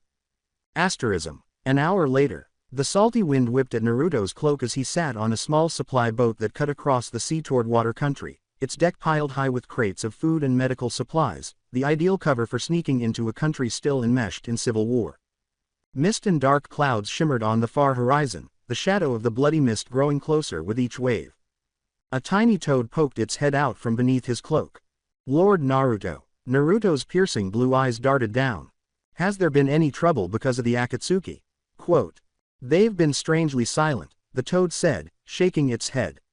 "However, I don't believe they'll stay that way for very long." Naruto's eyes grew stony. "I doubt it. They have a plan." The toad cocked its head in contemplation. Yes, how strong was the man who could manage 9S rank criminals by himself, one wonders. Quote. "It does," muttered Naruto. Like a storm cloud, the words lingered in the atmosphere. Naruto leaned against the railing, the salty spray cooling his face as he gazed into the mist, and the toad disappeared in a puff of smoke, leaving him alone with his thoughts and the sound of the waves. The march starts in the direction of the hidden mist. His plan was straightforward. Find out who was responsible for Orochimaru's pet, evaluate the state of the civil war, and then start hunting the Akatsuki in a methodical manner. The world was changing, and Naruto Uzumaki was standing at the intersection with his eyes fixed on the horizon while his cloak fluttered in the sea breeze. No matter how brutal the path to peace became, he would see this through. Not sure. It was buried deep under the ground, out of the reach of wind and moonlight, the air thick and humid and eerily still like a tomb sealed centuries before, the shadows clinging to the walls like living things, writhing faintly with each flicker of the lone torch burning on a pillar. A figure sat on a throne of jagged stone at the far end of the cavern, his body shrouded in darkness, but the faint outline of long hair and broad shoulders could be made out through the darkness, and his posture was relaxed, almost regal, but there was something profoundly unnatural about it. Nothing moved for a long time. Then his eyes exploded open, piercing the darkness with the evil of a beast that had spent too much time in chains. From the shadows, a young-looking man strode toward the throne, his footsteps resonating against the cavern floor. His face was composed, but his movements conveyed a cautious reverence. His face was briefly illuminated by the torchlight, revealing pink hair, a young but familiar face. He used to be Yagura Karataki, the fourth Mizukage, at the very least. His body was alive, but the man himself was gone, displaced. He had broken the illusion when the shadowy figure had discovered him under a genjutsu, letting the Sanbi take full control of the vessel, creating a temporary container that was powerful but unstable, neither fully human nor fully Biju. With his red eyes gleaming in time with the one on the throne, Yagura's body radiated the Sanbi's presence like crushing waves. With a voice that was layered and distorted, a combination of the boy's tone and the guttural echo of the beast inside, the Sanbi growled, "Brother," through Yagura's mouth. "You feel it, don't you? The other half approaches. Should I stop him?" Quote. The torch hissed, creating odd shapes on the cavern walls, but the figure on the throne said nothing. Then, slowly, deliberately, the figure lifted his right hand and, with casual grace, sliced his palm open, causing dark blood to well up and drip to the floor. He then pressed his hands together into a single seal, and the blood condensed next to him after twisting upward like a serpent. The air around it was warped by the emergence of a tall, muscular clone, its eyes burning with the same sinister red slits. "Go," said the figure at last, "find the boy. You will benefit from this clone. It's powerful enough to deal with him, but don't kill him." The Sanbi's eyes narrowed. "Why? He poses a threat. The best course of action would be to crush him before he gets stronger." A chilly, low laugh reverberated throughout the room. "I will personally kill him, but he poses no threat to me." "There's something he has that I need," the figure said, leaning forward just enough for the light to catch a flash of pale blonde hair that was glinting faintly beneath the shadows. With a cautious tilt of his head, the Sanbi asked, "What is it?" Quote. The figure hissed, "The masks of the Uzumaki, which enable soul manipulation. I can get back what was lost with them, to regain one's completeness." The Sanbi's borrowed eyes flashed with understanding. The masks are ancient relics of the Uzumaki clan, the same type used in the Reaper Death Seal and once used in forbidden sealing rituals. If he had such power, You'll cut the Shinigami's tether with the mask, the Sanbi whispered. Then, like a blade being unsheathed, his tone became sharper. Exactly. Only then will this body stop resisting me. My power won't fully recover until then. In tense silence, the two forces gazed at one another, a ship possessed by Biju and a creature that had once destroyed entire nations. At last the figure said, "Intercept him, I want those masks. Bring them whole to me. Don't undervalue him." With his red eyes pulsing, the Sanbi bowed his head and said, "I won't. This young man is not your typical shinobi. I sense it." A ripple of chakra caused the torch to flicker violently as the clone stepped forward, its presence radiating silent menace, and the two figures vanished into darkness. A new voice, smooth and mocking, slithered through the air as the cavern fell silent once more. "Kyubi, the powerful fox, has acquired a ship, turning into what you detested the most." How absurd. Zetsu, who was half black and half white, appeared out of the shadows with a sly smile. Not responding to the provocation, the blonde-haired man on the throne turned his cold, calculating gaze toward Zetsu and asked, "How much longer should I wait? I feel like this body is rejecting me, and it's not compatible," he asked evenly. Zetsu grinned broadly and said, "Be patient. The body is in perfect condition. But when you were sealed by the fourth Hokage, the price you paid was your soul. You are constantly being pulled by the Shinigami itself. You'll be able to make the most of this body once you have the mask." "I've been patient for over 100 years, the blonde man said softly, leaning back on his throne and narrowing his eyes. "A few more days is nothing." Only the dim red gleam of his eyes remained as the torch flickered once more, then twice before disappearing once more, leaving the chamber in complete darkness. There was movement in the storm. Like an earthquake, the blast ripped through the subterranean passageway. Steel let out a scream. Dust and metal fragments sprayed down as the ceiling gave way. The hall was plunged into a throb of strobing light and shadow as the fluorescent lights above flickered wildly before half of them died. Coughing into his sleeve as the dusty air filled his lungs, Naruto staggered back. His heart pounded like a drum against his ribs. "Sensei, what was that?" A second tremor rolled through the passage before Jiraiya could respond, this time with a heavier, deeper impact, as if something enormous had just landed. Beneath them, the steel floor trembled like a ringing bell. A silhouette appeared through the billowing smoke in front of them. Tall, still, balanced as though gravity were bending around it on the broken ground. Unnaturally, smoke coiled around the figure in slow, mesmerizing spirals, as if it were being pulled by invisible hands. Then, in the shadows, two eyes blazed. Red. Cut, burning in a black forge like molten coals. Jiraiya felt her pulse quicken. His instincts, sharpened by decades of bloodshed and conflict, cried out for help. Naruto was forced to take a step behind him as he threw out an arm. His tone lowered, steady but piercing.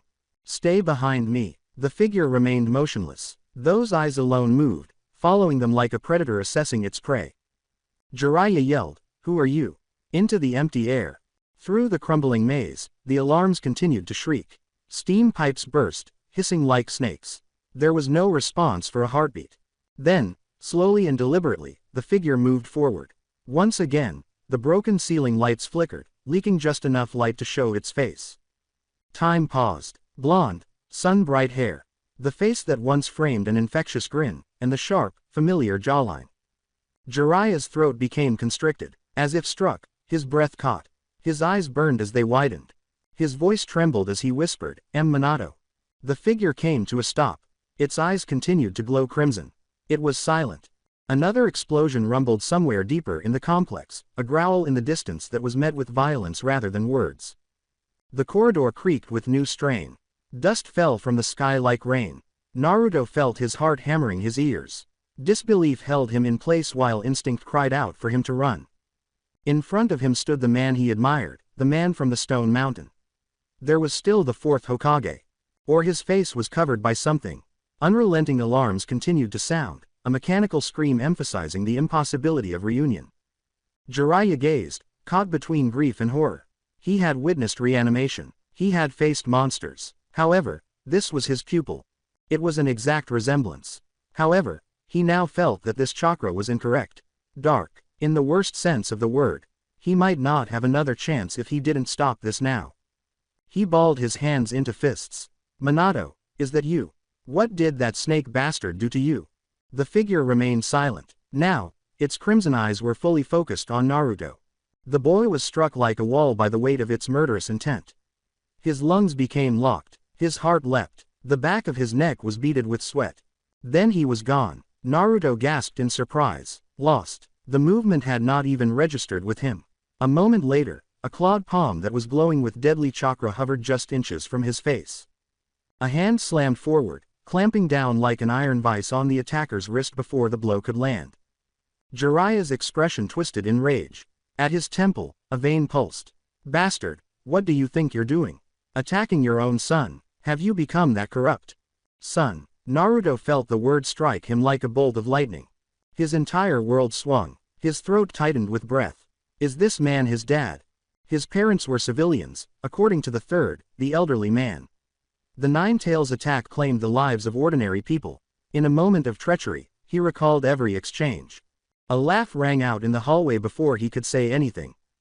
Low, damp, cruel. Even the war-hardened Sannin felt a chill ripple of unease as the chuckle turned into a twisted, manic cackle. Minato's face was split by a twisted, vile smile. His eyes glowed brighter, nearly bursting with hatred. The voice rasped, "You're right, how can I be so cruel? He is my son." Red chakra corroded the steel floor beneath his feet as it bubbled out of his skin like boiling tar. With a curse, Jiraiya let go of his wrist and jumped back before the chakra could consume his arm. The figure laughed hysterically and flung its arms wide. "So, son," the creature bellowed, its voice resonating like a demon's declaration through the shattered hallway. "Why don't you give your dear old dad a hug?" In a storm, the red chakra rushed outward. Feeling its oppressive heat against his skin, Naruto staggered backward. Jiraiya's jaw tightened and her eyes narrowed. He was too familiar with that chakra. He had sensed the same hostile presence the day Kushina was on the battlefield during World War III. He quickly surrounded Naruto with a Fuinjutsu barrier. He snarled, "I see. I now know what you are, you're no longer my student. You're a curse he buried 14 years ago, now wearing his face. Isn't that right, Nine Tails?" The creature's smile only got bigger. And as Naruto gazed at the creature clad in his father's skin in that stuffy hallway, surrounded by smoke and sirens, he felt his entire world crumble. Jiraiya made a snap decision. Muscle memory led him more quickly than he had anticipated as his fingers jumbled through a quick series of hand signals. He was well aware that without the right ritual, Sage Mode would rapidly deplete his chakra reserves. However, now was not the moment to save. There was more to this thing before him than just danger. It was disastrous. Summoning Jutsu. The smoke blasted out with a loud boom. Shima and Fukasaku showed up sitting on Jiraiya's shoulders, their amphibian, sage faces already tense. In addition to his own fire and earth styles, Jiraiya was prepared to use the combined power of wind, water, and senjutsu in this form. He became one of the most adaptable fighters in existence as a result. He wasn't deceiving himself, though. He wasn't invincible because of his versatility. He didn't know what this monster with Minato's skin actually had planned. "Kid," Shima said, abruptly tapping his head to interrupt his thought. Her amber eyes looked around. Which one of these youngsters is the enemy? With a grim gesture toward the red-eyed blonde, Jiraiya let out a sigh through his nose. "That one, Ma." Fukasaku leaned forward, squinting, and his old eyes widened the moment they focused. "Kami, he looks exactly like Minato-chan." Jiraiya's tone became serious and no longer lighthearted. "That's because he is Minato. Or at least, he was. There's a lot to explain, but right now, we need to take him down." Despite their stiffness, both elders nodded.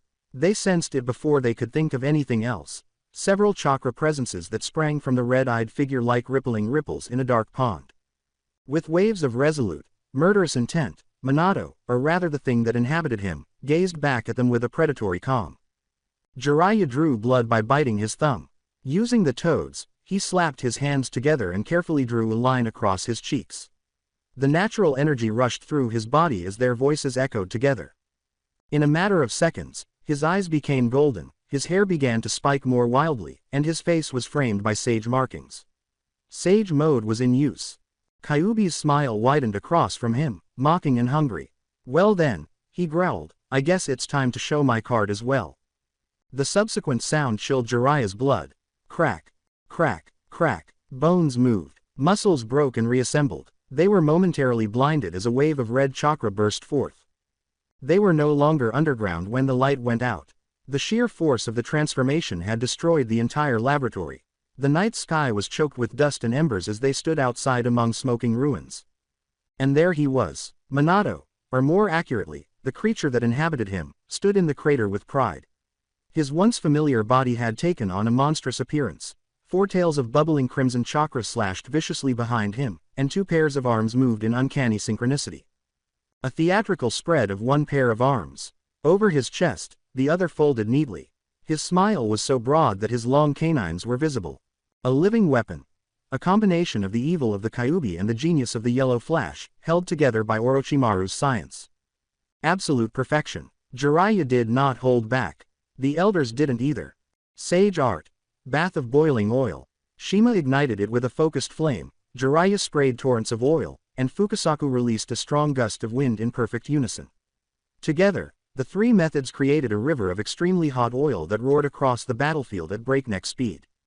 At the same moment that Kyuubi casually raised a hand, the attack slammed towards him. A tree sprang up from the ground below him, its trunk twisted strangely. Steam erupted as the fire turned into nothing and the wood absorbed the oil.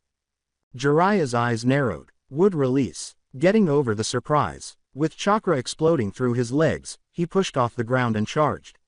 In his hand, a Rasengan swung to life, whirling like a condensed storm. Kyuubi put 2 hands together in a clap. A huge wooden golem that resembled a snarling, one-horned fox lunged forward, causing the ground to erupt. Jiraiya remained unflinching. The Rasengan grew larger in his palm as he leapt high into the air, its sound deafening. Sage art. Ultimate Rasengan. He struck the fox golem's back with the enormous sphere. It was a loud explosion. The body of the creature splintered into a storm of pieces, shattering like brittle bark. However, Jiraiya froze when he landed, and even though Kyuubi was directly in front of him, he met the attack head-on because of his sage mode. They slammed fists together. A violent shockwave erupted outward from the impact, causing the air to tremble and creating a trench in the debris surrounding them. After being flung backward, the 2 men skidded across broken ground before coming to a stop almost 15 yards apart. Neither was at all worn out. Jiraiya quickly read hand signals. Fire release. Burning scattershot.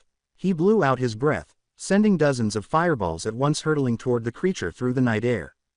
Kyuubi's smile became menacing. Instinctively, he used his ninja expertise to simultaneously form 2 distinct hand signs, 1 set for each arm. Wind release. Wind typhoon. Fire style. Fireball jutsu. A huge ball of fire shot out of his mouth, growing hotter and brighter with each impact as it surged forward, riding the wind like a living missile and consuming the smaller fireballs one by one. Jiraiya's chakra flared upon seeing that. Now, pa. Fukasaku made a snap decision. He spit out his tongue like a whip. Sage art. Fighting tongue slash. The enormous fireball was split in 2 like molten fruit by the razor-sharp tongue. But with inhuman reflexes, he grabbed the tongue in mid-flight and held it tightly before it could hit Kyuubi. He swung viciously and pulled them down. Crack. Dust rose as the ground shattered beneath them. The force echoed through Jiraiya's body, causing the Toad Elders to hiss in pain. Glaring at the monster that had once been Minato Namikaze, Jiraiya dug his heels into the ground while his sage chakra surged. With embers swirling like dying fireflies, the night wind howled across the demolished battlefield. The creature with Minato's face stood tall amid the falling dust and shattered stone, his chest slowly rising and falling before he was satisfied. He spoke in a soothing tone. Too quiet. It feels good to be alive. Did you know when you die by the Shinigami there's no afterlife? The toads, and Jiraiya's eyes grew wide. Slowly, like a man shaking off sand from a beach, he brushed debris off his shoulders. The moonlight made his crimson eyes shine even more brilliantly. I was in a bottomless pit. No light, no warmth, just an eternal void pressing against me, folding my existence into darkness. He looked down at his pale, clawed hands. And from that darkness, from the sediments of the abyss, I obtained this form. A faint, bitter laugh reverberated across the clearing as he raised his head once more. You humans, playing God, tampering with life and death. And then you're shocked when the dead come to collect. Arrogance. Kyuubi disappeared before Jiraiya could respond. The creature materialized right in front of him, moving so quickly that it was more felt than seen, and the air cracked. Instinct screamed. Jiraiya raised his arm just in time to block a brutal right hook, the impact jarring through his bones. Kyuubi leapt clean over his sweeping kick, twisting in midair and cracking his heel against Jiraiya's jaw as he swung for it. The beast persisted even after the toad sage staggered back.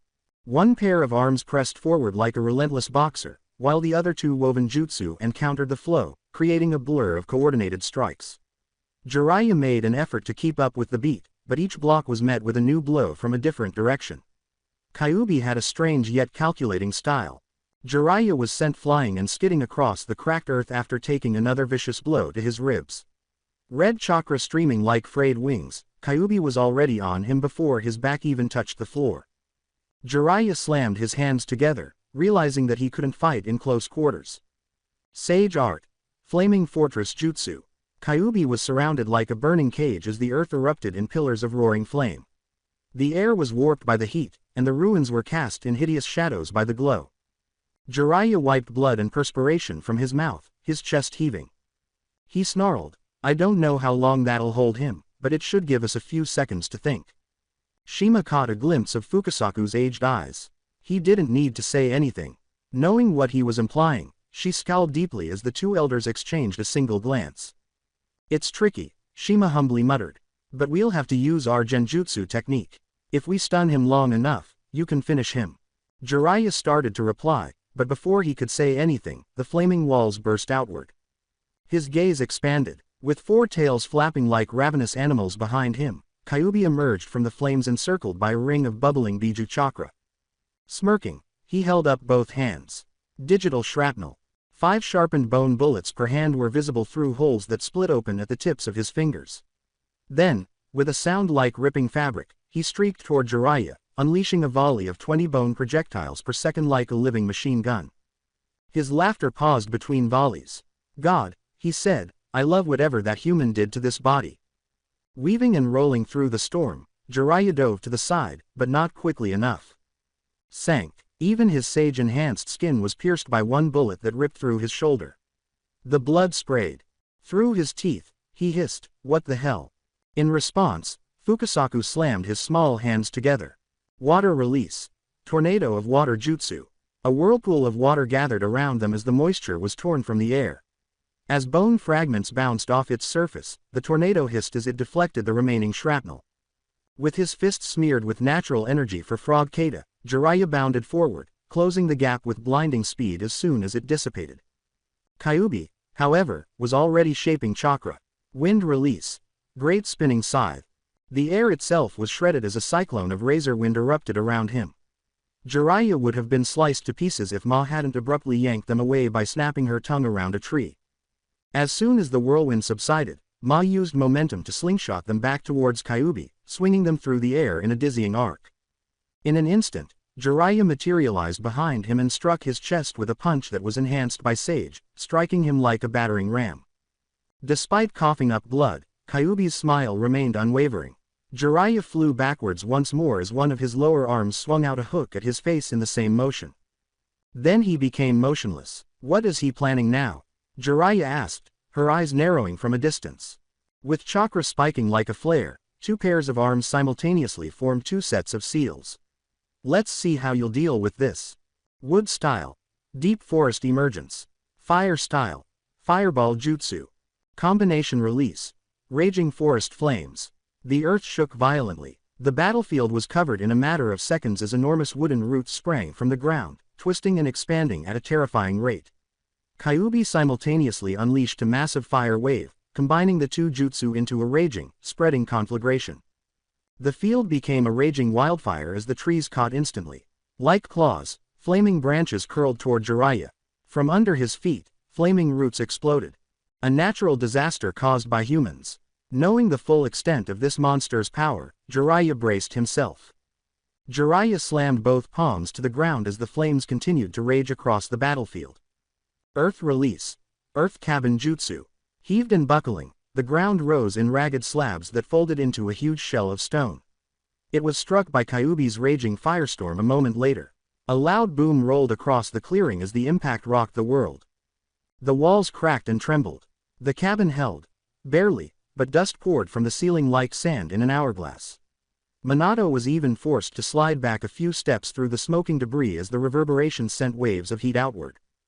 Jiraiya breathed heavily inside, perspiration trickling down his cheeks. His chakra was rapidly burning. Too quickly.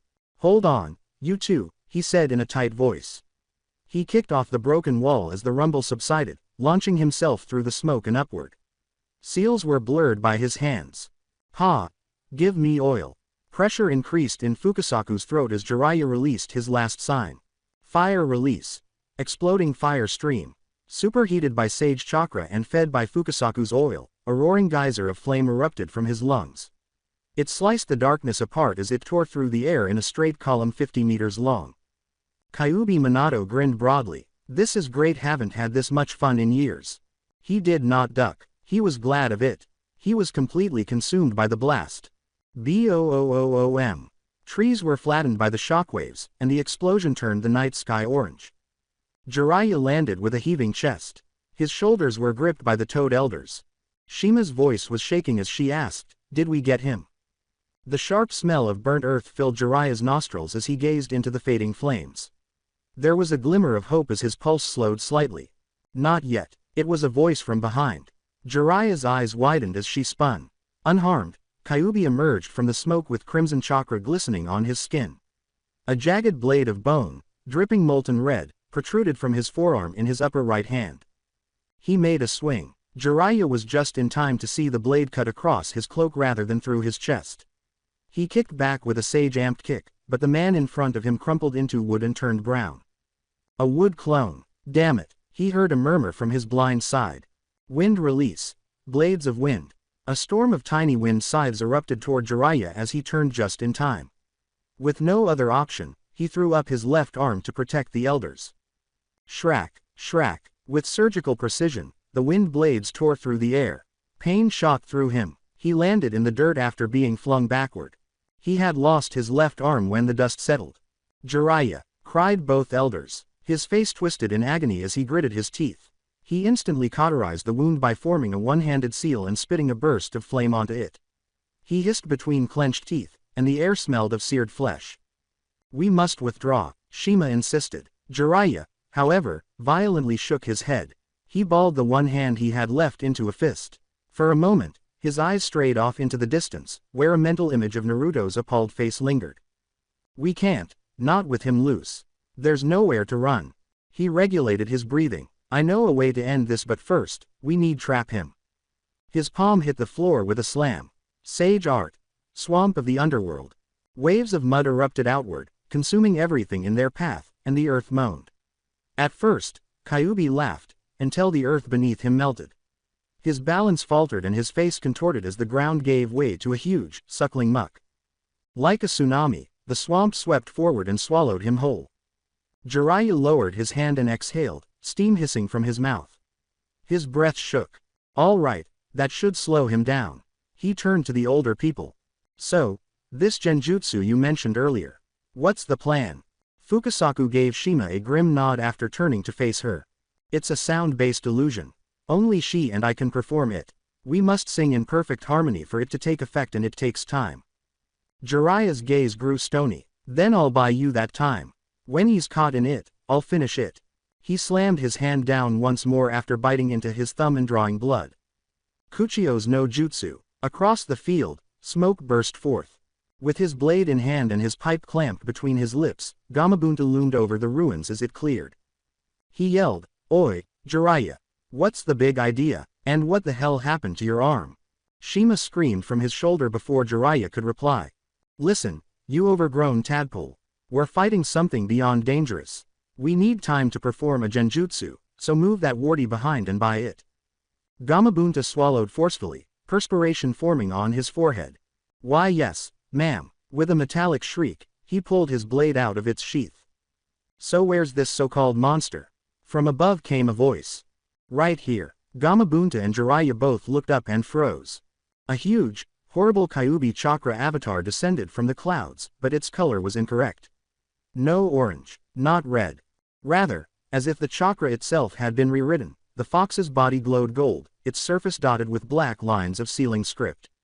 Minato was standing on top of the fox's head, his arms folded, grinning, his body glowing the same dazzling gold. The blood in Jiraiya ran cold. He's controlling all that chakra, that proficiently. The golden fox struck with a slam. Gamabunta jumped away just before the impact. Boom. The coastline was torn apart as the shockwave shook the ocean. Water turned to vapor. A mountain would have been leveled by the force alone. Jiraiya gazed up at the impossibility of his student's body fused with a demon's power, gilded like a god, laughing in the face of death itself, as steam and dust engulfed the battlefield. As steam and dust poured over the broken coast, Gamabunta covered his eyes. Oi, pervert, I thought Minato was dead. Why are we fightin' the runt? A sweeping claw scythed through the haze, leaving a glowing trail behind him, barely ducked. With chakra anchoring him to the great toad's skull, Jiraiya planted his feet. He yelled, "It's a long story," over the din. Orochimaru toyed with life and death and now the world's paying for it. The elders are weaving a genjutsu, but they need time. Gamabunta dared to look. The two older toads were sitting on Jiraiya's shoulders, their throats protruding as they hummed in uncanny unison. He gripped his tanto and grunted, "Time, huh? Close-range attacks are suicide. That thing's pure chakra. Then we fight smart," Jiraiya said, making seals with his fingers. Gamabunta. Water. Right. The flaming beach was soaked by the seawater that the chief toad spit out after inhaling. Another sequence flashed through Jiraiya's remaining hand. Lightning release. Thunder current. Lightning leapt from his palm and raced down the stream of water until the whole wave erupted in a blinding surge that struck the golden fox avatar. The sea itself trembled with the impact. A white curtain of steam roared upward. Panting, Jiraiya yelled, "Stay sharp." That wasn't enough too. The vapor burst into a sphere of condensed chakra that streaked in their direction. Gamabunta yelled, "What the hell?" and jumped away as it exploded. The explosion sent geysers hundreds of feet high and carved a crater in the ocean. The blonde and the Kyuubi avatar stood unharmed, their tails flapping like storm flags as the spray subsided. Gamabunta fired pressurized water bullets in retaliation. With detonations resounding like cannon fire, the fox met each one with fireballs and chakra orbs. The toad's flank was just missed as one tail swung out and sliced through rock. Leaping from Gamabunta's head, Jiraiya commanded, "Keep him busy. I've got a plan." Chakra flaring beneath his feet, he dashed along the shore, swerving between broken roots and smoking rubble. As he had hoped, the fox's attention remained on Gamabunta. Jiraiya's one good hand flashed into a blur as he stopped. Earth release. Earth sandwich jutsu. The earth shuddered. Two enormous stone walls erupted from opposite sides of the battlefield, encircling the Kyuubi avatar like jaws. Kyuubi grinned. "You think mere rock and dirt can hold me?" In a burst of chakra, the fox lifted its paws and tails, catching both walls. Fissured and cracked, stone held him just long enough. Now, beside Jiraiya, two more clouds of smoke exploded. Gameiken and Gamahiro leapt out, their weapons shining. "We hit from all sides, above and below," yelled Gamabunta. Gamahiro crossed his twin blades and roared, "Right, up." Gameiken declared, "I shall lend my might, clumsy as I am." With their blades ready, three toads bounded into the air. That icy half-smile curled Kyuubi's lips. They clapped both upper hands together. He spun opposite seals with his lower pair. The air curved around him. Their gazes met. Predator and prey now have the same rhythm as the teacher and student. Chakra shrank and condensed in his palm, spiraling until it shone like a star. "Rasengan," he muttered to himself. He threw it. Like a bullet, the tiny Rasengan screamed through the air, leaving a sonic boom in its wake. Gamabunta. He threw the Rasengan. Jiraiya turned away. Damn it. The orb exploded behind them, missing him. Boom. The twin earth walls were vaporized by the explosion, which also threw the three toads back. As smoke engulfed them, their cries subsided, and each of them vanished in a chakra explosion before returning to Mount Myoboku. Jiraiya felt a crack in the ground beneath her feet. He barely anchored himself as he poured chakra into his souls. The elders' song, however, had peaked above him. It was eerie, discordant, and brimming with ancient strength. Sage art. Demonic illusion. Toad confrontation chant. Like an unseen tide, the sound spread outward. Kyuubi stopped on his tracks. A cage of water appeared around him, reflecting infinity. Blades drawn, four ghostly samurai toads sprang from the walls. The golden avatar vanished, its chakra evaporating like sunlight dappled mist. According to the blonde, genjutsu, huh? Never thought you had it in you, old man. Be proud, you're truly a shinobi. He was immobilized. He only moved his mouth. One-armed and covered in blood, Jiraiya stood before him, determined. You know, he whispered, I regret a lot of things, but the worst. Breaking my promise to you and watching over your son, helping him grow into a man. In a single, well-known seal, he raised his hand. Chakra violently whirled around him. All I can do now is this. Kyuubi gave a gloomy laugh. You're talking to a corpse, fool. Your student is already dead. Jiraiya's face grew softer. Then I'll apologize to you in the next life. He clapped his hands together, a gesture that everyone in the vicinity was familiar with. He murmured, so this is what Sensei felt, farewell. Fukasaku's gaze expanded. Jiraiya-chan, no. The elders' connection broke before they could stop him. The air was filled with an unearthly chill that blew them from his shoulders. Behind Jiraiya, a ghost of the Shinigami appeared, towering, pale, its face split in a gloomy smile. The genjutsu broke apart. The arm of the death god stabbed through both of them, and Minato roared. Slash. Their stomachs opened at the same time. Raindrops of blood fell. Jiraiya's vision was swimming as she coughed violently. Through him, the Shinigami's ghostly hand grasped and tore at the Kyuubi's soul inside Minato's body. You ingrate, screamed the demon. You think I'll crawl back into oblivion? Even as life left him, Jiraiya gave a small smile. If I can't defeat you, then I'll cripple you. With each word a blade of will, his voice steadied. You can't destroy what I really am. Even when this body dies, someone stronger will carry the will of fire. This is it for you. The Shinigami jerked his arm. The Kyuubi's soul was sealed inside Jiraiya's chest, but a piece of it ripped free and writhed. He roared, Reaper Death Seal complete. He fell. Cracks of red chakra webbed across Kyuubi's skin, causing him to drop to one knee, gasp, and clutch his abdomen. The words, you, fool, he spat. You destroyed the balance between my soul and this vessel. It's rejecting me. You've doomed this world. I'm going to crush everything you hold dear. Despite the blood, Jiraiya gave a slight smile. Gee, give it. Why, your best ass shot bastard. Fukasaku threw a smoke bomb before the creature could respond, filling the field with a dense mist. His voice broke as he jumped to Jiraiya's side. Ma, grab the kid. With a nod, Shima ran over to where Naruto was unconscious, lying close to the debris.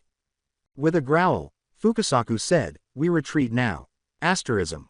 The rain fell like blades, cutting through the ruins and smoke. The site of Orochimaru's secret laboratory had been reduced to a stone and steel cemetery. Gaps in the walls resembled broken ribs. Half submerged in black water, the floor had collapsed, reflecting the flicker of dying flames. Everything was clinging to the odor of ozone, wet ash, and burned flesh.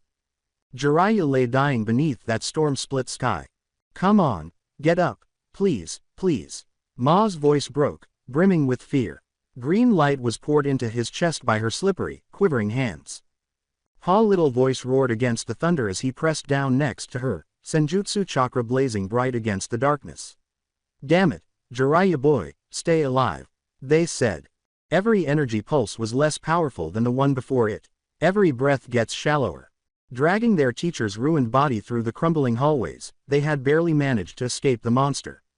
However, the cost. The way his blood mingled with the rain was a testament to the price.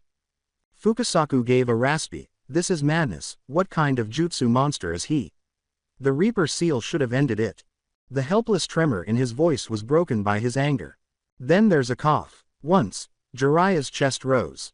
Twice. He spat crimson into the mud, and the toads froze, then leaned in. Naruto sat still beside them. His eyes were hollow and wide, and his wet hair stuck to his face.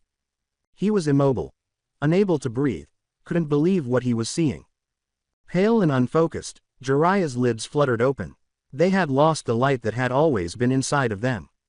Pervy sage, murmured Naruto. Jiraiya gave a slight smile, the same worn-out smile that had once cheered up a lonely child.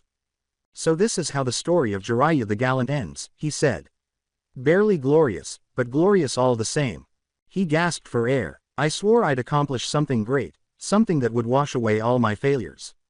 A pause. But now, it's time to put down my pen. My story's over. On Naruto's hand, his quivering fingers touched. Fukasaku strained through the rain to ask, what's he saying? Every word was heard by Naruto. Jiraiya let go of his hand. Heavy. Still. A ghost on the wind was his last whisper. Start your new chapter. Finish the story, live that last page for me, Naruto. Silence followed the rattling of a final breath. No collapse, not a glimmer of light. Nothing but silence. There was nothing but emptiness inside Naruto's chest as the storm continued to rage, with lightning tearing at the sky. The world was silent. A fresh voice broke through the rain. The heavens are on my side this time, can't you feel the tides shifting? Sharp as shards of glass, it was a rasp. Fukasaku's blood froze as he turned. A blond man with crimson eyes emerged from the smoke, grinning that awful, victorious smile. Shima, reverse summon us now. In a burst of chakra, she disappeared. But Naruto remained motionless. Rain trickled down his cheeks like unshed tears as he knelt next to Jiraiya's body. Something broke inside of him. His face was hidden by the shadows until two red light slits appeared. Naruto, murmured Fukasaku. The boy remained silent. His voice was hoarse and trembling with something monstrous when he spoke. You killed him. You killed him. The sky was torn by the scream. The animal chuckled. You don't need to yell, boy, I'm right here. Everything in its path was flattened by the shockwave as a red explosion erupted outward. The very air appeared to catch fire. Fukasaku lost his breath as he was flung into the mud. The boy was gone when he looked up, and something else was crouching where he had been. Naruto was glowing red. Behind him, two tails swung fiercely, digging trenches in the ground. The mud was split like claws by his nails. His teeth grew into fangs as his face contorted. Everywhere the rain touched him, it hissed into steam. The monstrosity chuckled. That's it, boy, show me the monster inside. Naruto's skin started to smoke as a third tail erupted. His voice cracked between growls and sobs as he gripped his head. I can't accept this. Overhead, lightning flashed. A fourth tail burst into being. Sheets of light tore away his skin, and molten chakra took its place. His cry turned into a thunderclap that rocked the sky. No. As he charged ahead, the ground shook beneath his feet. Trees broke apart. The entire world appeared to flinch. Stomp, stomp, stomp. Naruto jolted awake abruptly. His chest heaved as he gasped, soaked in sweat rather than rain. He could still smell the earth and fire, vanishing like smoke. His ribs were pounded by his heart. There was only the echo of Jiraiya's last words, and for a moment he had no idea where he was. Start your new chapter. He felt the pulse still pounding beneath his skin as his shaking hand found his chest. The faintest gold was spilling across the turbulent sea as dawn broke outside. He was brought back to the present moment by the steady creak of the ship's hull. He rubbed his eyes and slowly sat up. He whispered, just a dream, but the pain in his chest told him it was more. The old man's voice continued to reverberate softly, decisively, and unflinchingly. He got out of his cot and grabbed his sword and black cloak. Shouts, frantic footfalls, and the hiss of tightening ropes filled the deck above. The sea struck him squarely in the face as he ascended the slender stairs and stepped out into the chilly morning air. The boat was buffeted by huge waves and pitched violently. One crewman slipped and cursed as a gust almost threw him overboard as the others rushed to hold the rigging. But Naruto remained unfazed. His hair fluttered in the breeze, but his eyes never left the ground. Above the ship, like a living wall, loomed another wave. Men let out a scream. Naruto let out a sigh. Tch. A ripple of wind chakra erupted from the hull in all directions as he brought two fingers together and made a sharp motion. The ocean leveled out. The storm just halted. The men's shouts faded into silence as they gazed at him with wide eyes. Without saying anything, Naruto turned and leaned against the rail to observe the horizon. Now we can move, he muttered to himself. Under a pale sky, the battered ship slowly made its way into port hours later. Sheets of gray mist covered the shore. The slight metallic tang of salt and blood, indices of a land still at war, was present in the heavy air. When the ropes were tied, Naruto disembarked while repositioning the sword on his back. With silent finality, his boots landed on the dock. He moved forward into the fog without turning around. Before he vanished, a blonde and black blur slicing through the trees, a whisper of chakra flared.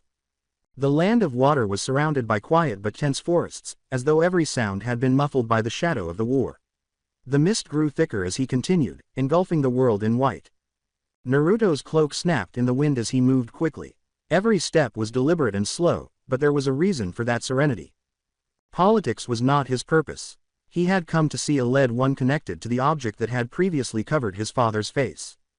He came to a halt at a river's edge, where a tiny red toad leapt from his cloak onto a damp rock. "Lord Naruto," murmured it, "we've found the rebels' current hideout. It's not far ahead." Naruto narrowed his eyes and nodded. "Good. Lead the way." His thoughts drifted as they pushed on through the fog. Kurigakure, the mist of blood. A village steeped in its own past of violence and terror. It used to be a dominant force, with more bloodline users than any other country. It was cursed now, torn apart from the inside by those same gifts.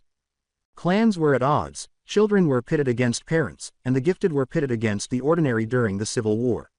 Villages were set on fire. The weak were eaten by the strong. The so-called Mizukage ruled from a throne of paranoia during this entire period. Naruto's eyes grew stony. Order is the result of the strong taking advantage of the weak.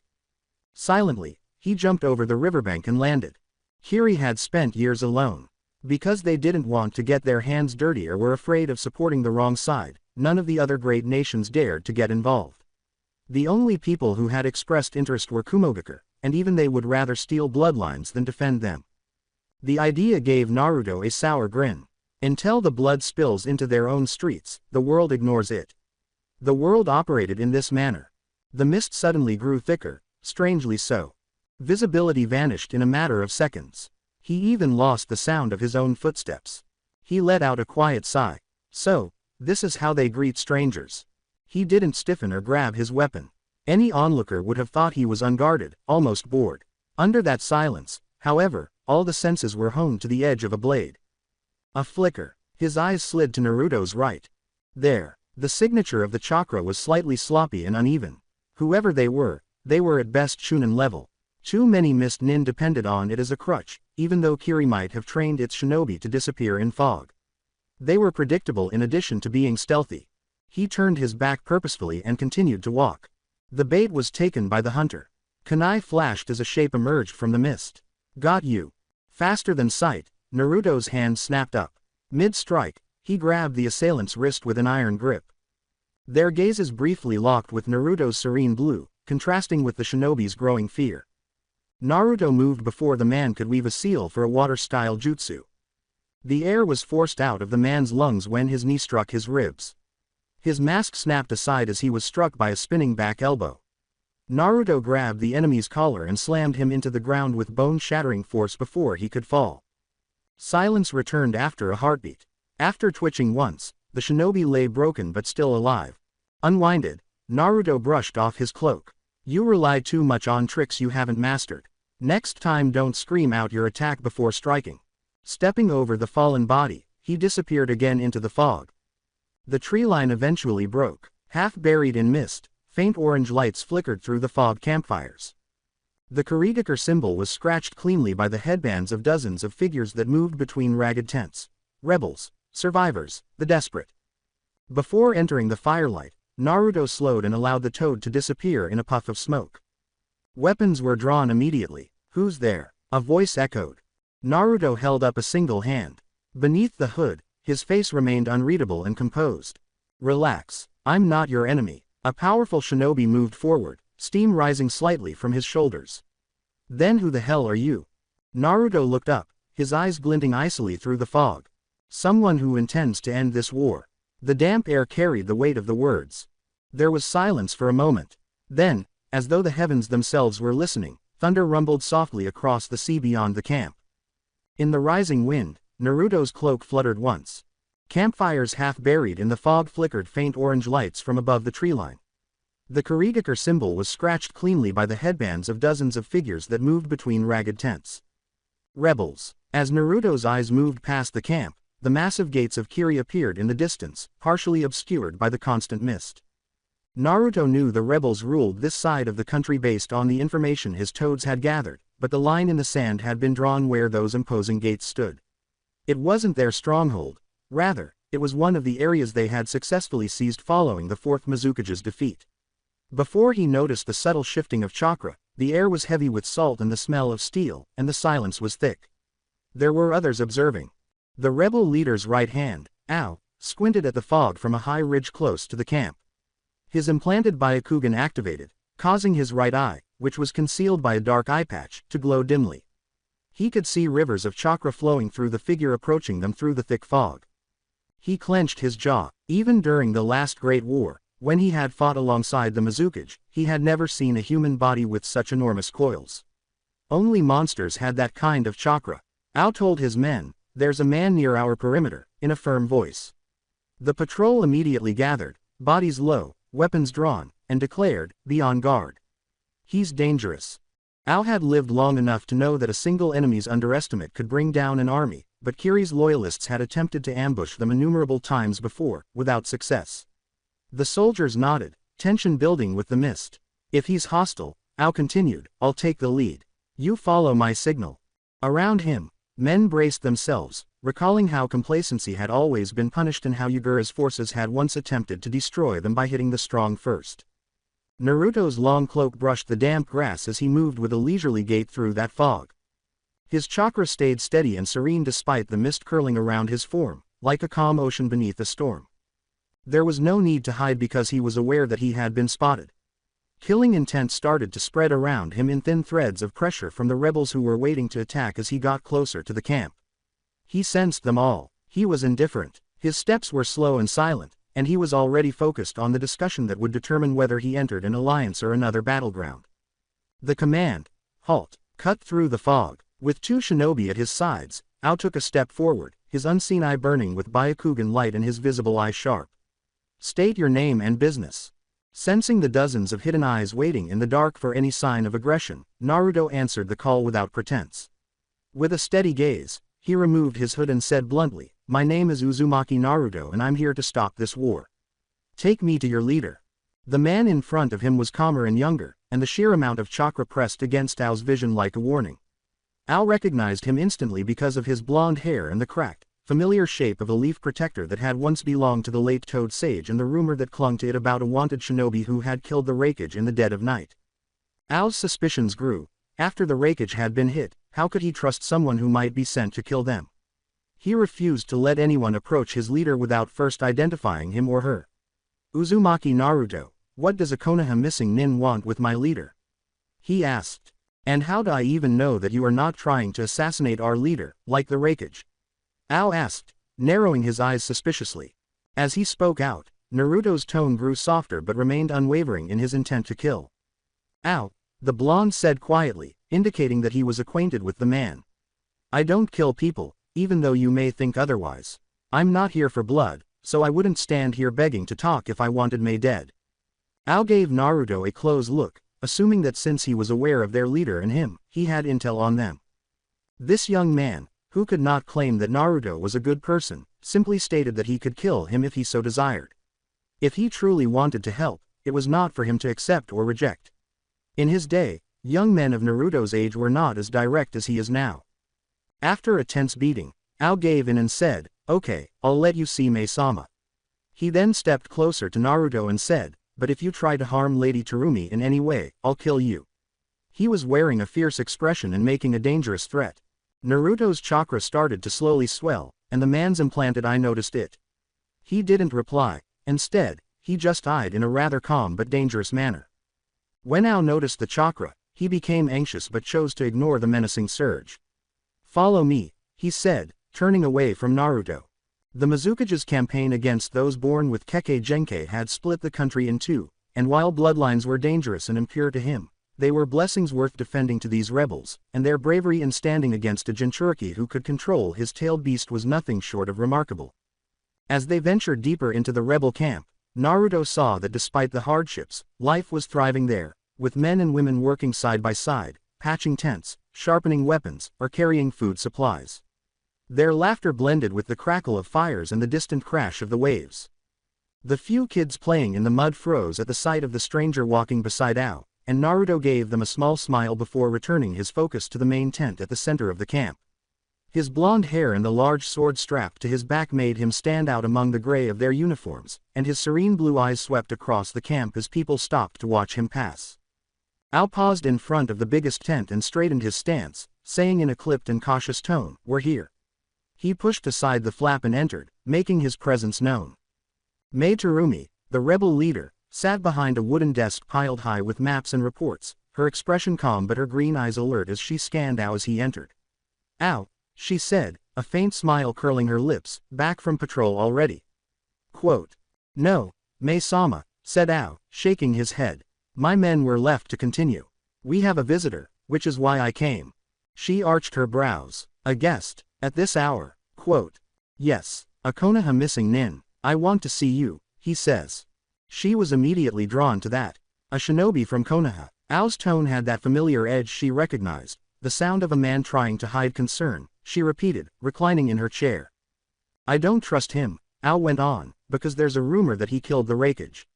I'll be here if he tries anything. Mei's mouth twitched with laughter. Ao, do you mean I'm incapable of caring for myself? With sweetness, she inquired. And no, Mei-sama, that's not what I meant. Ao tensed. Her eyes gleamed mischievously, but her voice softened as she said, good. Now bring him in. With a quick bow and a look of relief on his face, Ao left the tent and returned a few moments later, Naruto following. He was tall, lean, and composed, with a quiet intensity that filled the room. Mei couldn't help but smile faintly as she stepped forward to greet the visitor, her eyes widening slightly as the blonde entered the lantern light. He was also handsome, she thought, but she forced her expression to be more professional. Mei Terumi was a striking woman with long auburn hair that shimmered like polished copper in the firelight. Her fitted blue dress hugged her figure, the mesh underneath hinting at strength hidden beneath elegance. Naruto studied her with the same calmness he'd shown throughout the walk through camp. He could sense the depth of her chakra even without trying. She was strong enough to command respect from every shinobi in this camp. Mei Terumi, Naruto said, bowing his head courteously, leader of the rebellion, dual bloodline holder. A warm, playful smile curved Mei's lips. You know of me, I know of you too, Uzumaki Naruto, she inquired. Your reputation in the bingo book is pretty impressive. You have a pretty amazing bounty on your head. With a slight shrug, Naruto said, is that a cause for concern? I'm sure rumors don't keep someone like you up at night. Oh my, such a sharp tongue for someone so young, she said, her smile growing. Is it arrogance or confidence? Although she spoke in a light-hearted manner, her eyes were closely observing him. Instead of taking the bait, Naruto waited calmly and patiently. In greeting, Mei held out her hand and said, let's not stand on ceremony. Although most men, especially soldiers, could not look at her without their eyes wandering, this one's focus was unwavering, his attention solely on her words, and that alone piqued her curiosity. He accepted the handshake firmly, and she was quietly surprised that his gaze never wandered. Please, sit, Mei gestured to the chair across from her.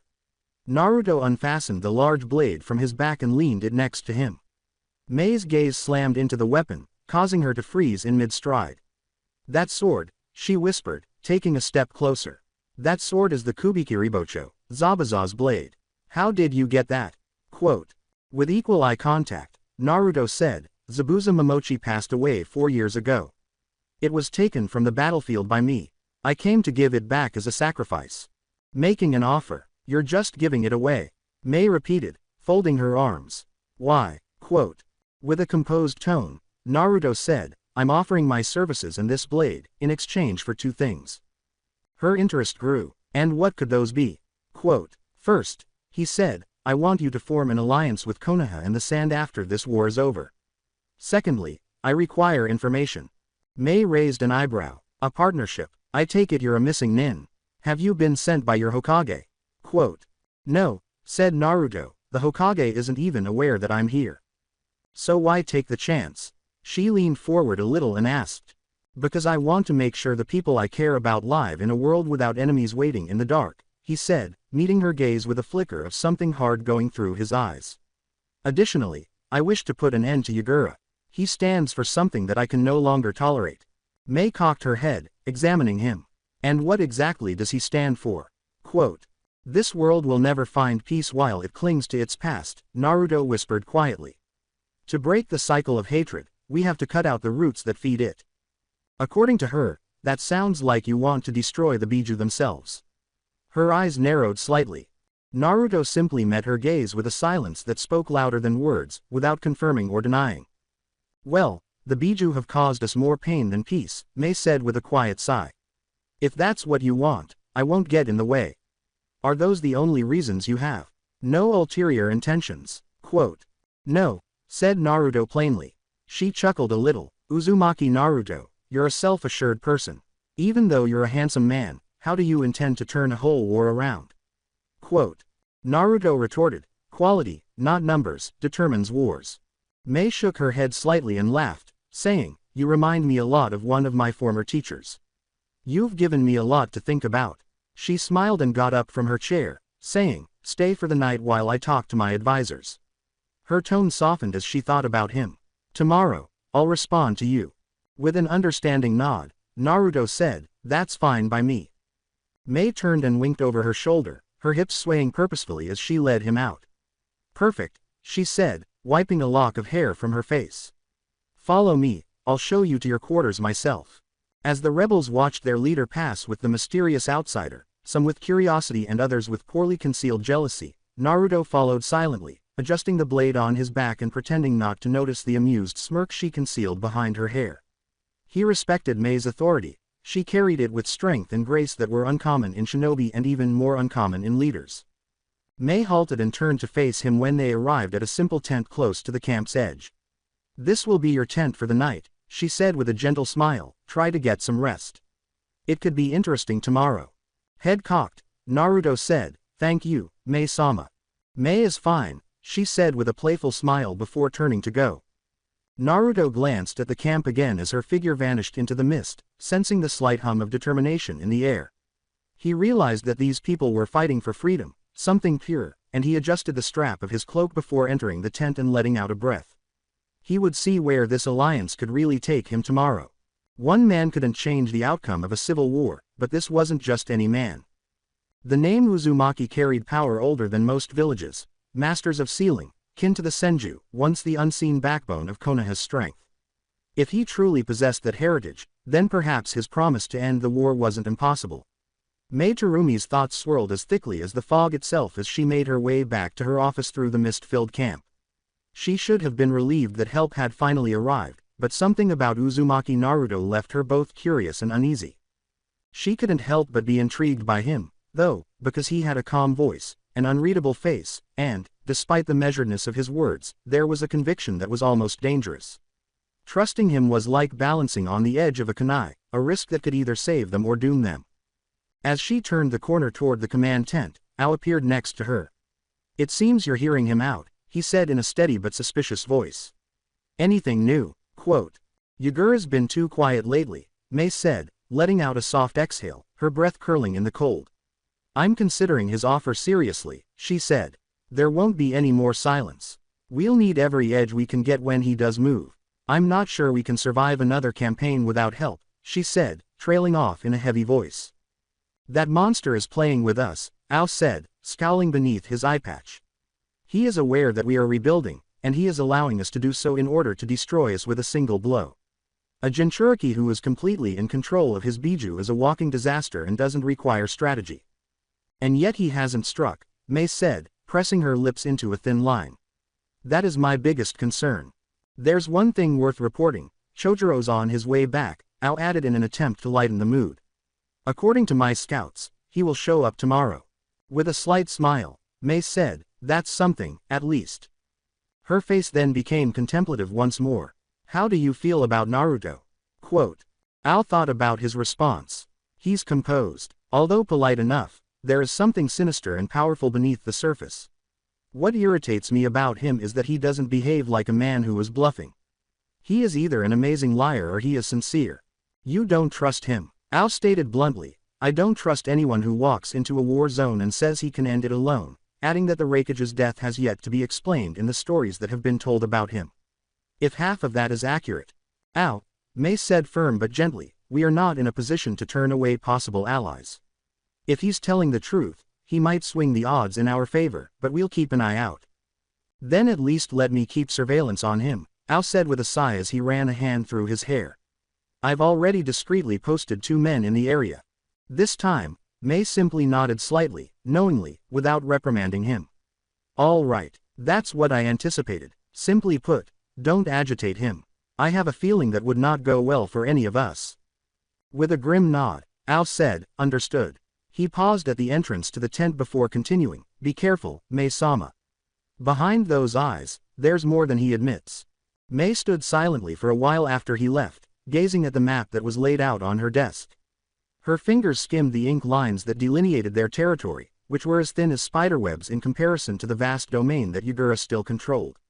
Uzumaki Naruto, she whispered, are you really our salvation or just another impending storm?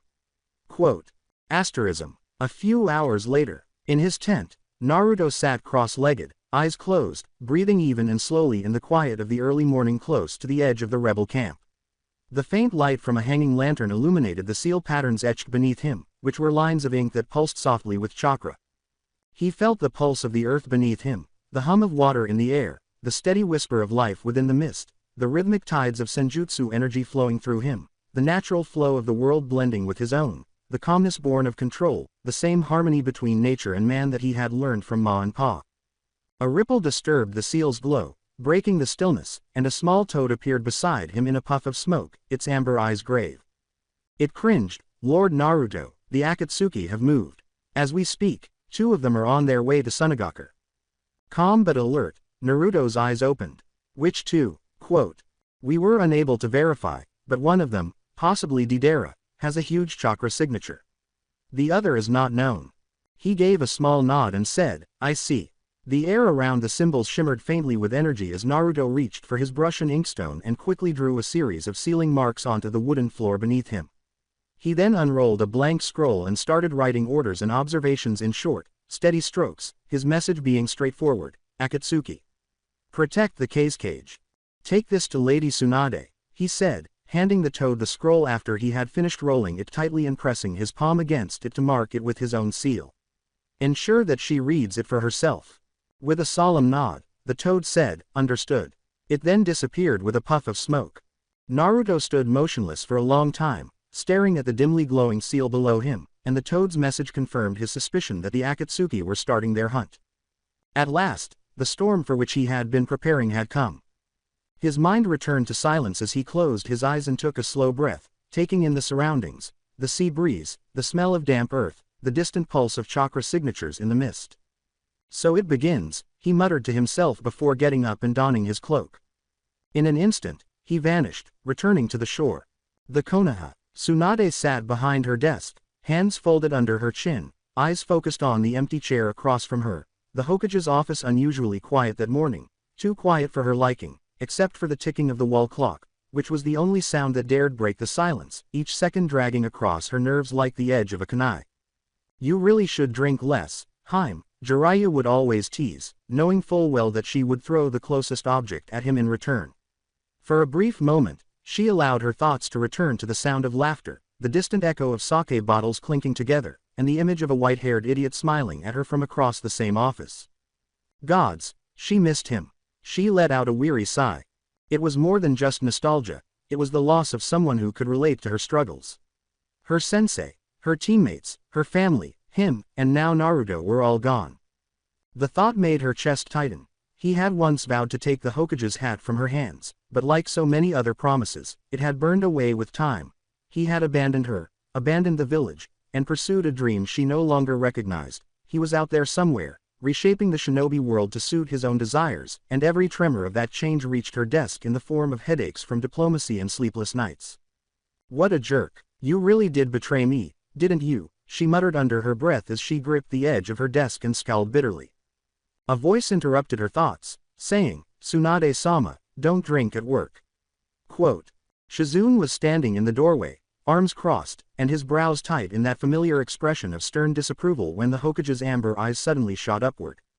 With a loud sigh, Tsunade said, Shizune, don't you have better things to do? Quote. The tone of her assistant's voice barely softened, and let you get drunk again. No, I'm grateful. During business hours, I would prefer to keep you upright. According to Tsunade, it's not like I haven't done it before, she shrugged. Shizune snarled, that's exactly the problem, and strode over to her, removing the unopened sake bottle from the desk. If you get drunk, I'm the one stuck cleaning up after your nap, and dodging your temper when you wake up. With a half-hearted glare, Tsunade said, I'm allowed 1 glass. You previously stated that. You consumed the entire bottle. I'll throw you out the window if you keep lecturing me, the Hokage threatened, but her voice lacked much actual ferocity.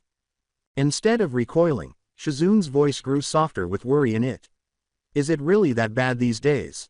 Quote.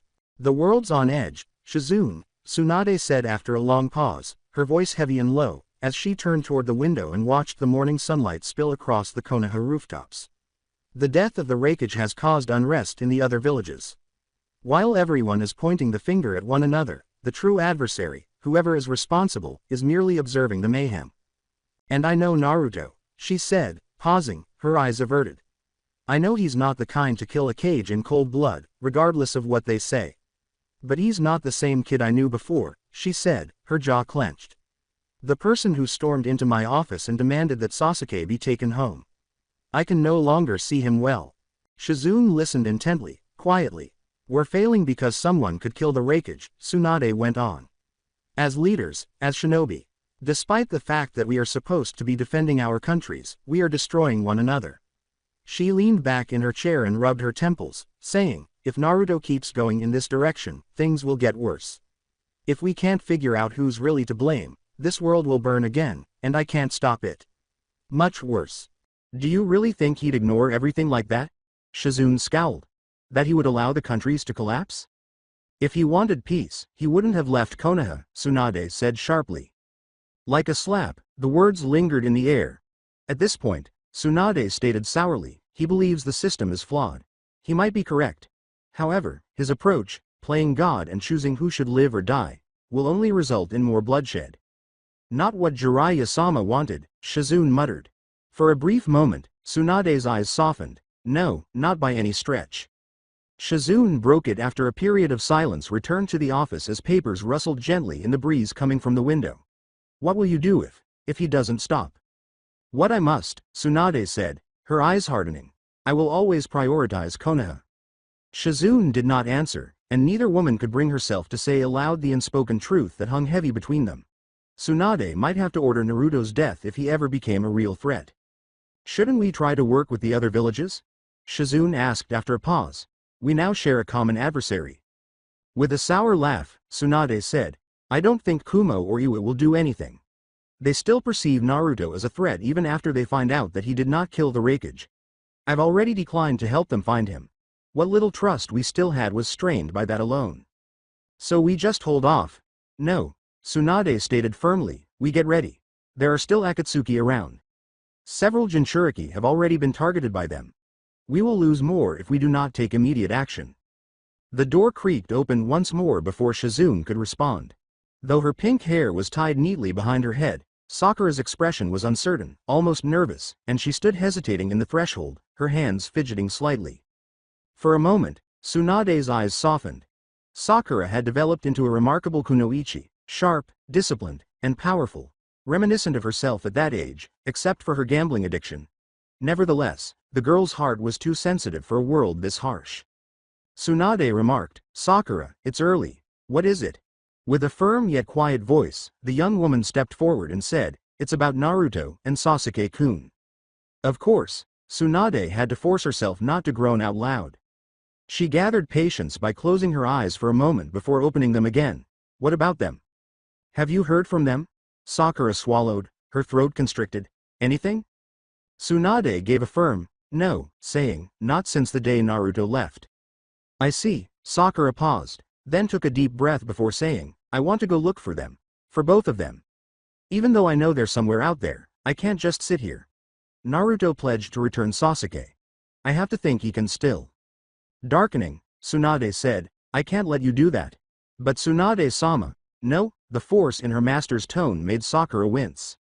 With a firm but kind tone, Tsunade stated, you've done well with your duties, demonstrating your abilities as a medic nin. But with the world on the verge of war, leaving the village now? It's careless. You would be wasting your life. Sakura clenched her fists at her sides and said, so what are we going to do? Simply wait. Act as though nothing is going on. Though slightly softer, Tsunade's eyes remained piercing. Are you even sure where to begin? Where can I locate him? I'll find a way, Sakura obstinately declared. Without a map? Not even allies. Do you realize how dangerous the world has become? Tsunade said, leaning forward and speaking in a low, authoritative voice. Shinobi are murdering one another across national boundaries. A Konoha nin will be killed immediately upon entering Iwa or Kumo territory. You can't be caught in that, can you? I understand the danger, but I can't sit here doing nothing, Sakura said, her lips quivering but unflinching. I'll go crazy. With a worried expression, Shizune moved forward and said, Sakura, you. I understand how you feel, Tsunade said, raising a hand to silence her before continuing in a more composed tone. Helping your teammates is what you want. You'd like to take them home. But for now, staying alive is the best thing you can do for this village and for them. Sakura's eyes sparkled. What can I do then? Then Tsunade said, here's what we'll do, adding, I'll send you personally if we get any confirmed sightings of either of them. But you have to swear to me that you won't fight if you see them. Neither Naruto nor Sasuke. You get it? With a startled blink, Sakura said, you'd really let me go? If the time comes, Tsunade uttered quietly, but only then. With a quick nod, Sakura said, I promise. Relief filled her face. Good, said Tsunade, reclining in her chair. Go rest now. You'll require it. Sakura bowed, gave a small smile, and walked out of the office. Shizune sighed as the door closed, saying, well, that went better than expected. Barely, Tsunade mumbled, massaging her temple, she would have fled on her own within a week if I hadn't given her that. You really intend to send her out if we find them? Shizune scowled. We'll deal with that when it arises, Tsunade said, her lips becoming thinner. Update Naruto's status in the bingo book for the time being. Sulfur monosulfide rank. Add the most recent information and picture. Regarding Sasuke, give him an S rank. His location is unknown. Shizune wrote down notes in her clipboard and said, understood. Before she could move, a puff of smoke erupted into the air, the room began to shimmer with chakra, and a tiny orange toad appeared on the Hokage's desk. The two women froze. A toad? Tsunade's eyes narrowed. The creature bowed and croaked, message from Lord Naruto, before spitting out a scroll and disappearing in a puff of smoke before either could respond. The only sound that filled the room for a long time was the gentle flutter of the scroll. Shizune watched anxiously as her master unrolled the parchment and started reading, and Tsunade hesitated before reaching for it. In a few seconds, the Hokage's expression changed from inquisitiveness to shock to rage. Tsunade-sama? Shizune inquired warily. Under Tsunade's fist, the desk exploded, sending paper and splinters flying everywhere. Damn it! She roared, causing the windows to rattle as her chakra violently flared. With wide eyes, Shizune leapt back and exclaimed, what happened?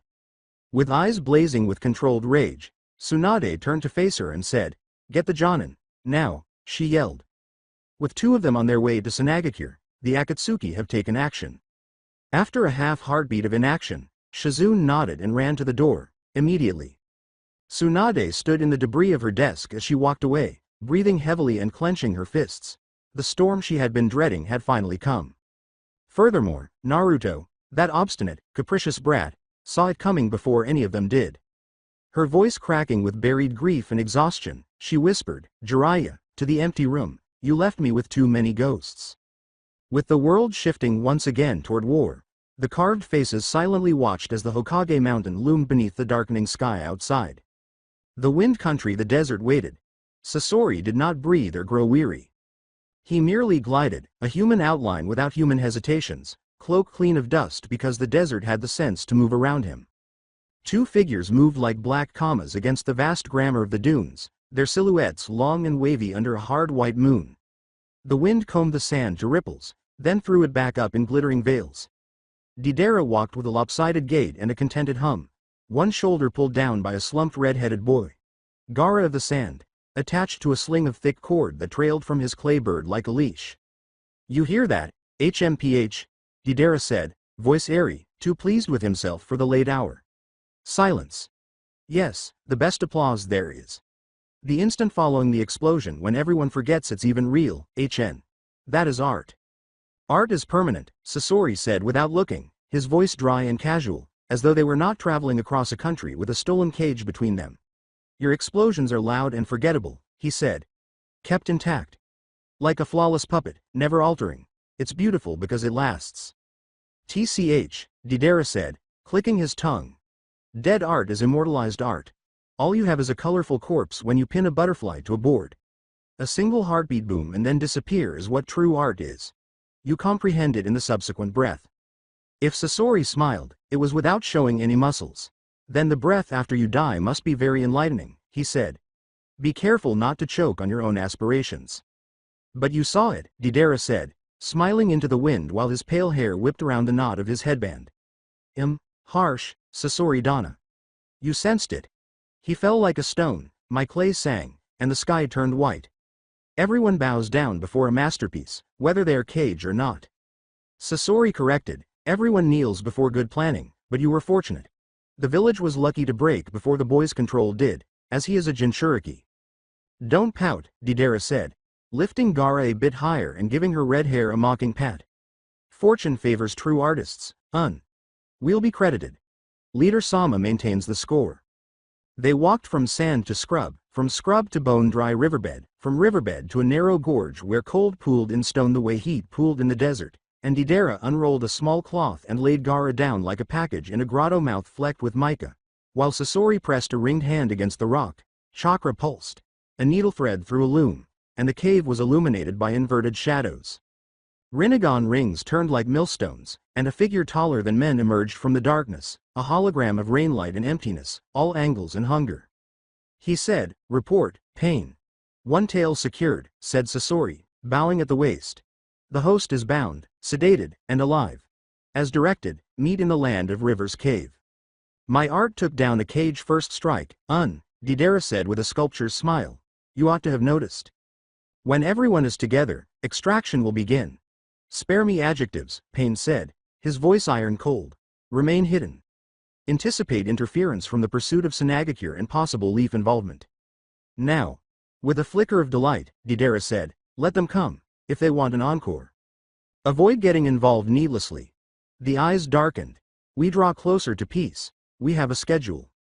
Like a candle squeezed between fingers, the projection went out. Exhaling, Deidara brushed the dust from his sleeve and said, HMPH. He has a knack for ruining a mood. Deidara lay back against the wall, arms folded behind his head, muttering about old men and rules. Sasori remained silent, merely moving to the edge of the cave and starting to assemble a small fire with clean, measured motions. The fire crackled low for hours. Sasori didn't need to sleep, and as he glanced toward the cave entrance, he noticed a slight ripple in the air outside, not the wind, and knew that someone was approaching. He stood up quietly, the tail beneath his cloak gleaming faintly in the firelight. Deidara snored lightly against the wall, a man who trusted his bombs more than his hair, and the silhouette at the threshold did not belong to Sinagakure or to anyone with an escape plan. Suddenly, one foot touched the cave's mouth, then none, a presence sliding into space the sound didn't quite make. Through the haze came a tall figure, his cloak billowing in the desert breeze, his face touched by moonlight, his hair painted gold. Speaking steadily, the man said, I was wondering where you two would hide after taking the cage. Sasori stared at the man. He must be very stupid or strong. His partner was still sleeping soundly, so he looked at him and sneered, he'll take care of this, the fool will awaken soon enough. The figure casually strode through the cave and stood in front of him. He covered his face and approached the campfire slowly before carefully drawing out his enormous blade, which Sasori recognized first. Kabikirabocho, a massive, cleaver-shaped blade. You have guts to come here alone, which means you have information you shouldn't, Sasori said, looking on guard but unfazed. The boy needs to be saved, then? He should simply murder this man without saying a word so that he can get a nice reward. Setting the edge of the cleaver against bare stone, he drew it forward, sparks flying like fireflies.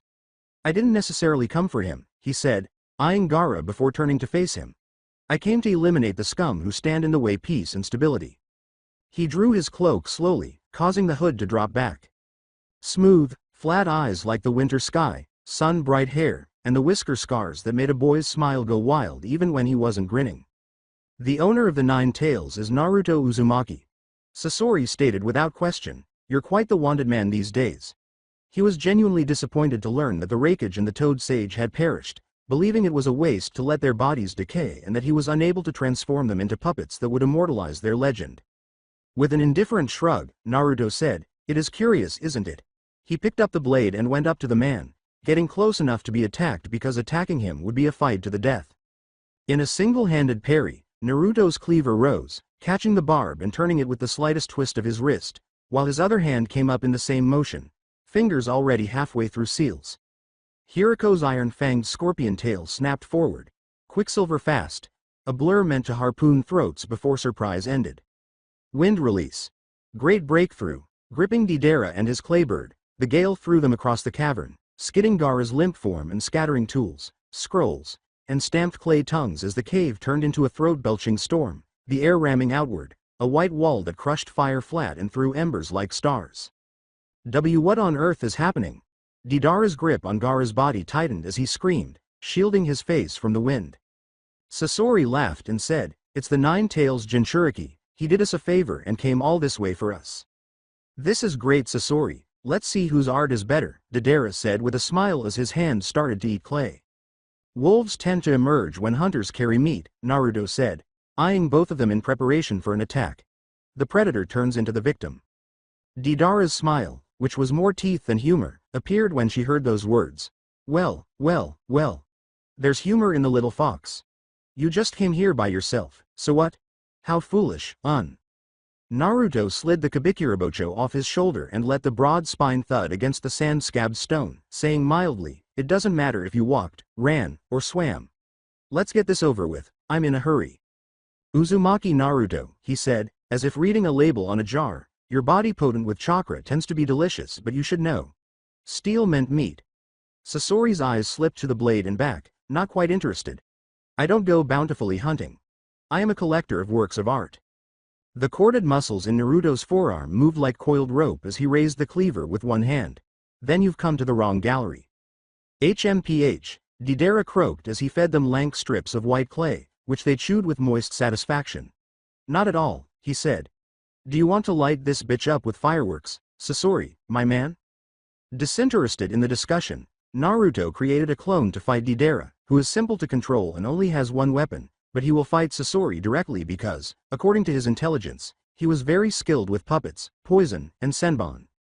He had to now separate the two. The two abruptly went through hand signs at the same time. Naruto's left hair grew longer and spiked up, while Naruto's right wind chakra soared. The wind around them became so powerful that the cave walls collapsed, the pieces blown away by the wind. The right Naruto muttered, "Wind release, raging typhoon," as the left Naruto's hair spikes erupted into the raging torrent, Needle Jizo. The wind struck first, merely to separate and paralyze them before the spikes cut through, cleaving Sasori's tail in half first, then instantly starting to cut him all over. It was a combined attack that didn't seem like much, but it cut like death. Deidara saw Naruto's clone trailing closely behind him as the force sent him rolling to the ground, clay already slipping from a palm mouth. "Hey, unexpected guest, let's see if you can keep up with the sky, He spat out a tiny bird with beating chalk-white wings that swelled in midair. As he ran towards him, the sky stuttered with tiny explosions. The clone ran towards the ravine and into the open sky, and Deidara jumped up after it, laughing at the foolishness of the clone falling to its death.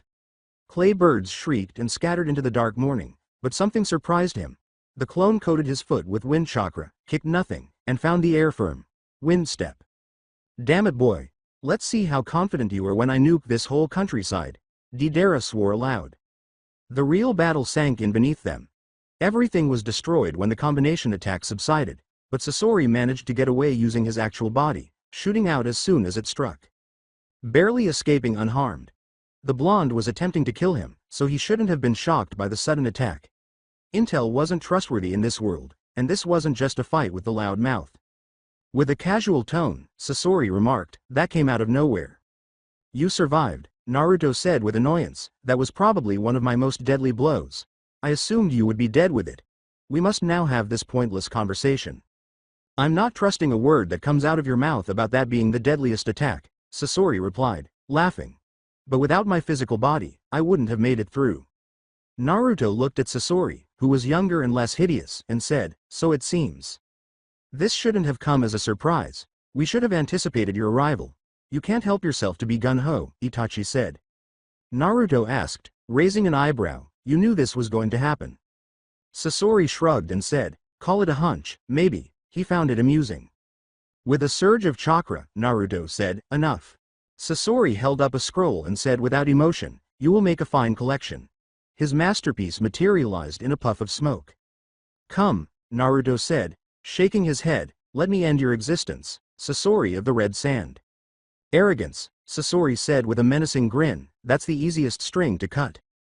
A scroll was conjured by Sasori's mel hand, and a beautiful and terrible thing emerged from the third cage puppet's scroll in a puff of smoke. A lacquered face, thin eyes, palms blooming with knives and muzzles, and a mouth that gaped and spat iron. The cave was filled with sand as black as burned snow. Sasori said, "Iron sand. World order," plainly. When Naruto stepped, the sand moved first, anticipating his angles the way water finds the shore. The iron flowed like thinking tar before sharpening into a storm of shapes. Needles, blocks, blades, 100,000 glittering points magnetized into murder. Without attempting to outrun it, he flicked his left hand, causing a tiny seal to slap the cave floor. For a brief moment, nothing happened, but then chaos ensued. Coals winked to ash, the iron cloud bunched, bewildered, robbed of its carry, and the cave moaned as the pressure dropped due to the wind hammering inward from all directions. Naruto uttered the words, "Fuinjutsu," vacuum heart seal, almost to himself. Sasori's eyes narrowed. He flexed his fingers. Iron sand surged once more, this time from everywhere as a solid tide. He was smart, but sand didn't need air. The first wave broke, and black dust skittered back in a shocked spray as Naruto slid forward to meet it, feet whispering over dust, and the Kabikirabocho kissed the floor before bouncing up in a tight crescent arc, wind chakra hissing along the edge, thin as a whisper, sharp as a thought. Without moving, Sasori performed 3 actions simultaneously. The cable looped for Naruto's ankle after the cage puppet's left wrist telescoped and fired a rope. A fan popped on the right wrist, displacing a dozen senbons full of poison, each thrust from a single angle by hidden pistons. From the opposite side, he was cornered by his Hiriko head, his ancient carapace, which clicked, rose, and spat another web of poisonous needles. Steel turned into a shield, and senbon clanged away on the cleaver as Naruto planted the sword on the ground, flipped lightly over it, and twisted. The rope went towards his foot, but he vanished in a gold light, and he reappeared a pace to the left with the sword already in his hands, wrist snapping as he spun the blade using the flat side into a blur. Looking at the needles on the ground, Naruto observed, "Poison," adding, "That can be a problem." With some admiration, Sasori corrected, "Problem for you, solution for me. I will harvest your body before the toxin sets deeply. It will create a lovely puppet." HMPH, try it then. Wind chakra ripped outward from the flat, humming. A disgusting skin of cutting air buzzed, atomizing the grains as they attempted to bind.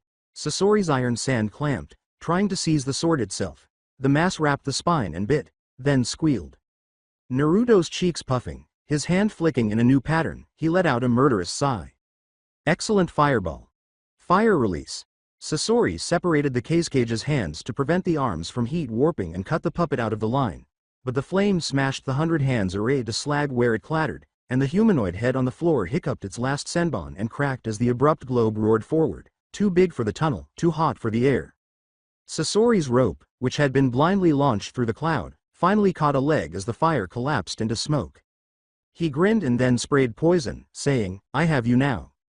His eyes widened as the seal glowed and spat out toad oil on his body, but Naruto vanished in a flash of light, replaced by a seal, and a point of gold light appeared behind Sasori, a one-handed seal already formed. Fire release. Toad bomb explosions. Sasori snapped his fingers and pulled the cage back out of the blast with thread lines that hissed like enraged bees, while the puppet flinched, iron sand recohering to shield. As a blossom of crimson fire torrent swept the cage's torso, lacquer popping like corn and joints wailing. A single graze of Sasori's poisons would turn a victory into a slow funeral, so Naruto took stock after landing lightly beyond the poisoning cloud, eyes flat. Fortunately, there were no stings or nicks. "You substituted your seal tag for it." Even Sasori sounded somewhat impressed when he said that. "Are you still living? You better stop me before I take your core and crush it," Naruto said, taking a slow, almost languid, bold step forward once more. The cage's jaw opened, and the cave filled with fire, not too much, just enough to push the blonde back and scorch the walls, and Sasori watched Naruto throw the sword. The enormous blade wind slicked into a spinning disc, through flame. Sasori's face lit up with annoyance as he said that so casually. He hated disrespect more than he hated failure. Expecting the blade to melt from the extreme heat, he met it with fire. The blade shrugged off the flame and continued to come, but Sasori broke the flame and ducked. The sword sliced through the wall and disappeared into the debris. He looked back at the blonde, but he was gone, and then he felt something behind him and turned around, wondering why he would purposefully weaken himself and discard his weapon. Naruto was there already. The blonde dipped a fraction, the jet took his hair and part of the shoulder of his cloak, and the wind skinned it sideways. The Kabikirabocho rose as if from under the earth, called back to his hand on a flicker of Hiraishin bright light. Sasori's reaction, as only a master can, was to blast a pressurized jet of water into the blonde's face at point-blank range. The flow should have pulped a skull. Sasori's chest opened neatly in a wooden V from hip to shoulder as the cleaver slashed. He rethreaded the halves, joints drinking string like silk, but it made no difference. "Did you believe I would permit you to get together?" Naruto raised his left hand, blue chakra spiraling into a tight comet at his palm, and asked in a gentle tone. With wide eyes, Sasori said, "That jutsu, Rasengan." When the cage puppet suddenly materialized, he struck the breastplate with the ball of chakra that he had crashed toward his torso. Kraash. Whummm. The Rasengan went through the puppet's torso, threaded the iron sand reservoir like meat on a skewer, and continued chewing a parabolic trench out the back wall, causing the stone to buckle as though it had been rotten wood. The surrounding area belched a long breath of dust and iron before falling very quietly. Iron sand trickled in a gritted rain, tool smoke curled from the wound, and the hollowed, elegant face of the cage puppet sagged on its strings. With a twitch of his mind, Sasori pulled his core out of the wreckage and put his body back together without using profanity. Naruto squinted his eyes. Wire spooled, blades hissed, a great fan unfolded and slashed wind like silk, and the cyclone of puppets swarmed, filling 3 dimensions at once, angles, angles, angles. Sasori's other hand snapped, summoning 4 more scrolls. A red storm responded.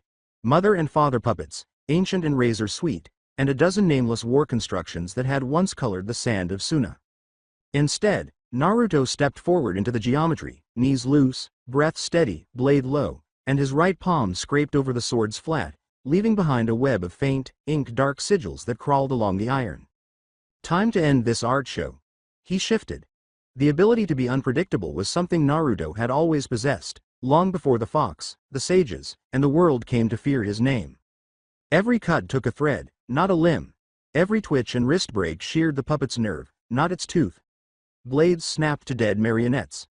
Wire fell like hair. Wind moaned along the walls. He made the decision to step through a storm, and he did so with economical and sharp footwork, carving the precise amount of space he needed with each turn. He dipped and caught a whip of poisoned steel that came at his throat on the cleaver's spine. Sasori's own iron sand enchantments betrayed him for half a heartbeat, which was all Naruto needed, and his offhand pressed 2 fingers to the trapped wire as the seal web he had painted flared and the metal stuck, the magnetism inverted. Fuinjutsu. Chakra seal. Like acid-eating cloth, the seal ate the chakra woven through the frayed and falling thread. Naruto threw 3 kunai without looking. 2 of them were tagged, both were forgettable, one clinked off the far wall, and the other soared in the sky. There was a flash of the core nestled between Mother's ribs, and there was the slightest jitter of red lacquer where the cylinder glanced for a brief moment to reattach a line. With his head tilted a millimeter to the side, Sasori said, "I have to anticipate his movements. I can't allow H." He never got it done. The air above him was split by gold light. A sphere of spiraling energy, dense as a star and bright as dawn, blossomed in Naruto's palm as he appeared high overhead, silhouetted against the moonlight filtering through the damaged ceiling. For an inconceivable moment, Sasori marveled at it. The flawless symmetry, the never-ending motion, the awful beauty of it. During a lifetime consumed by the pursuit of eternal art, this living storm was the only thing that ever felt whole. "This is authentic art," he whispered. The voice of Naruto thundered down. Rasengan big ball. He fell. There was an unheard of sound as the orb hit the ground. Pressure folded, light imploded. Boom.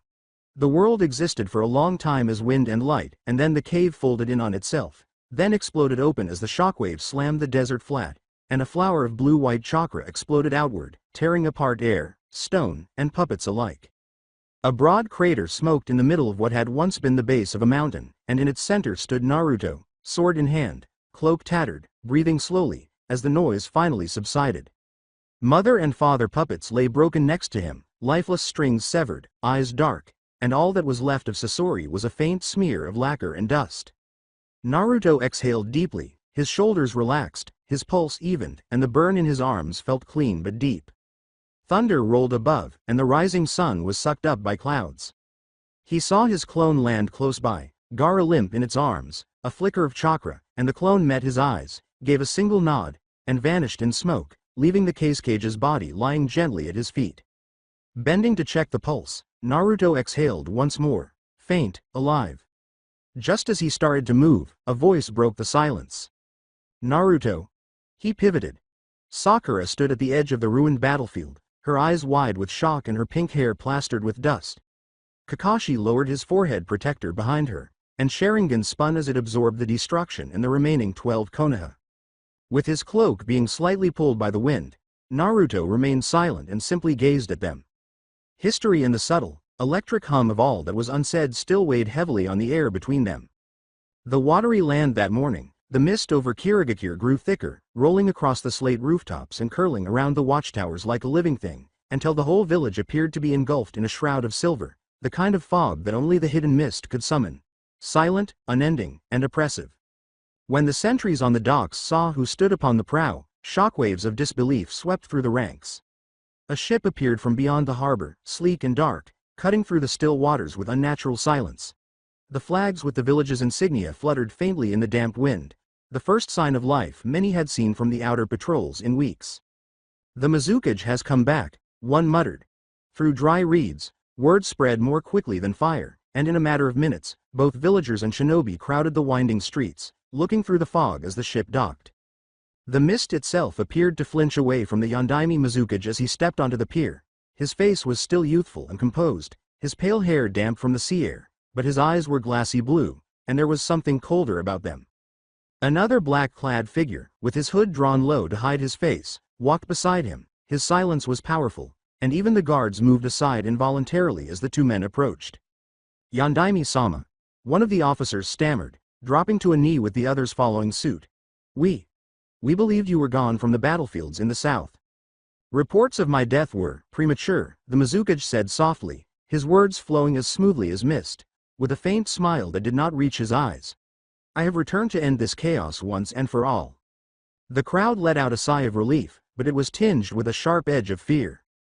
Curiosity overcame caution, and a younger Jonin ventured to look up. Mizukage-sama, he said, his voice trembling a little, pardon me, but who is this man with you?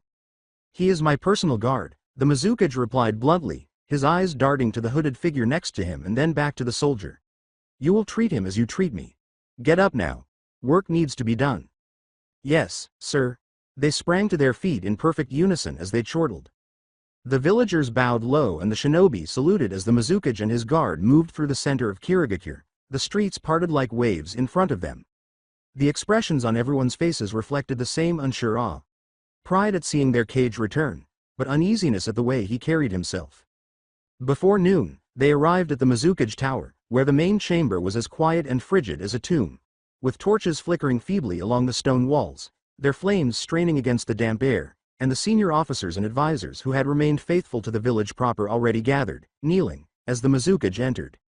My lord, one said respectfully, the outer territories are still in a tense situation. The southern front is still held by the rebels. While our major divisions are still in place, we have lost a few outposts close to the river. We're waiting on your order. The Mizukage clasped his hands behind his back as he made his way to the large window that overlooked the village. And the soldiers? Are they ready? He inquired softly. Another shinobi hurriedly answered, they are, Mizukage-sama, and our forces are prepared for redeployment. We have been waiting for you to come back. The Mizukage's lips formed a thin smile, courteous and emotionless, the type of smile one would wear to test the sharpness of a blade. Then the waiting ends now, he said, and get the men ready. As soon as the armies are restocked, we move. The officers instantly stood up straight and gave a precise salute. Yes, sir. The chamber emptied as they rushed out, calling runners and giving orders, leaving only the Mizukage and his silent companion. The mist pressing against the glass like a living thing, drowning out the distant sound of horns and rushing feet. The Mizukage remained silent for a long moment, then asked softly, without turning, how long? 2 days, he said evenly, his voice carrying an eerie calm, as if he were speaking through a reflection. As the hooded man stepped forward into the dim torchlight, the lower half of his face now exposed, his lips like carved stone, his skin pale. The ritual is nearly complete, he said. The bloodline purge will start as soon as the necessary arrangements are made. For a brief moment, the Mizukage's reflection in the glass twisted, revealing the beast inside him with a faint red gleam behind his eyes. Good. The remnants of the rebels will disperse like sand in the tide when they fall. They will be forgotten by the world. The whole village seemed to beat like a heart, each beat in time with their command, and the clone bowed his head but said nothing more, his eyes sweeping over the window and across the harbor where the water shimmered dimly under the mist. Tell me, the Mizukage repeated, now facing him directly, are you prepared? When the clone's eyes met his, they glowed dimly, not with defiance or passion, but with something methodical and empty. The body holds. The soul is ravenous. The Mizukage's lips were pulled by a slight smirk. Be patient, brother. It takes accuracy to finish. Your mask will arrive soon enough. The sound of boots on stone and the steady clang of armor filled the air like a war drum as the clone turned back toward the window and watched as shinobi below rallied their ranks, preparing weapons, preparing supplies. Soon, he whispered in a tone that was almost respectful, I will be whole. The mist appeared to darken and thunder rolled across the sea outside, as though the heavens themselves were flinching from what was accumulating below. Rain Village hidden within one of the enormous metallic towers, deep underground where no light reached, a dark cavern pulsed with chakra. Black clouds swirled above the towering spires, lightning splitting across the sky with violent precision. The sound of the rain, which fell endlessly over the hidden Rain Village, echoed like the heartbeat of the dead.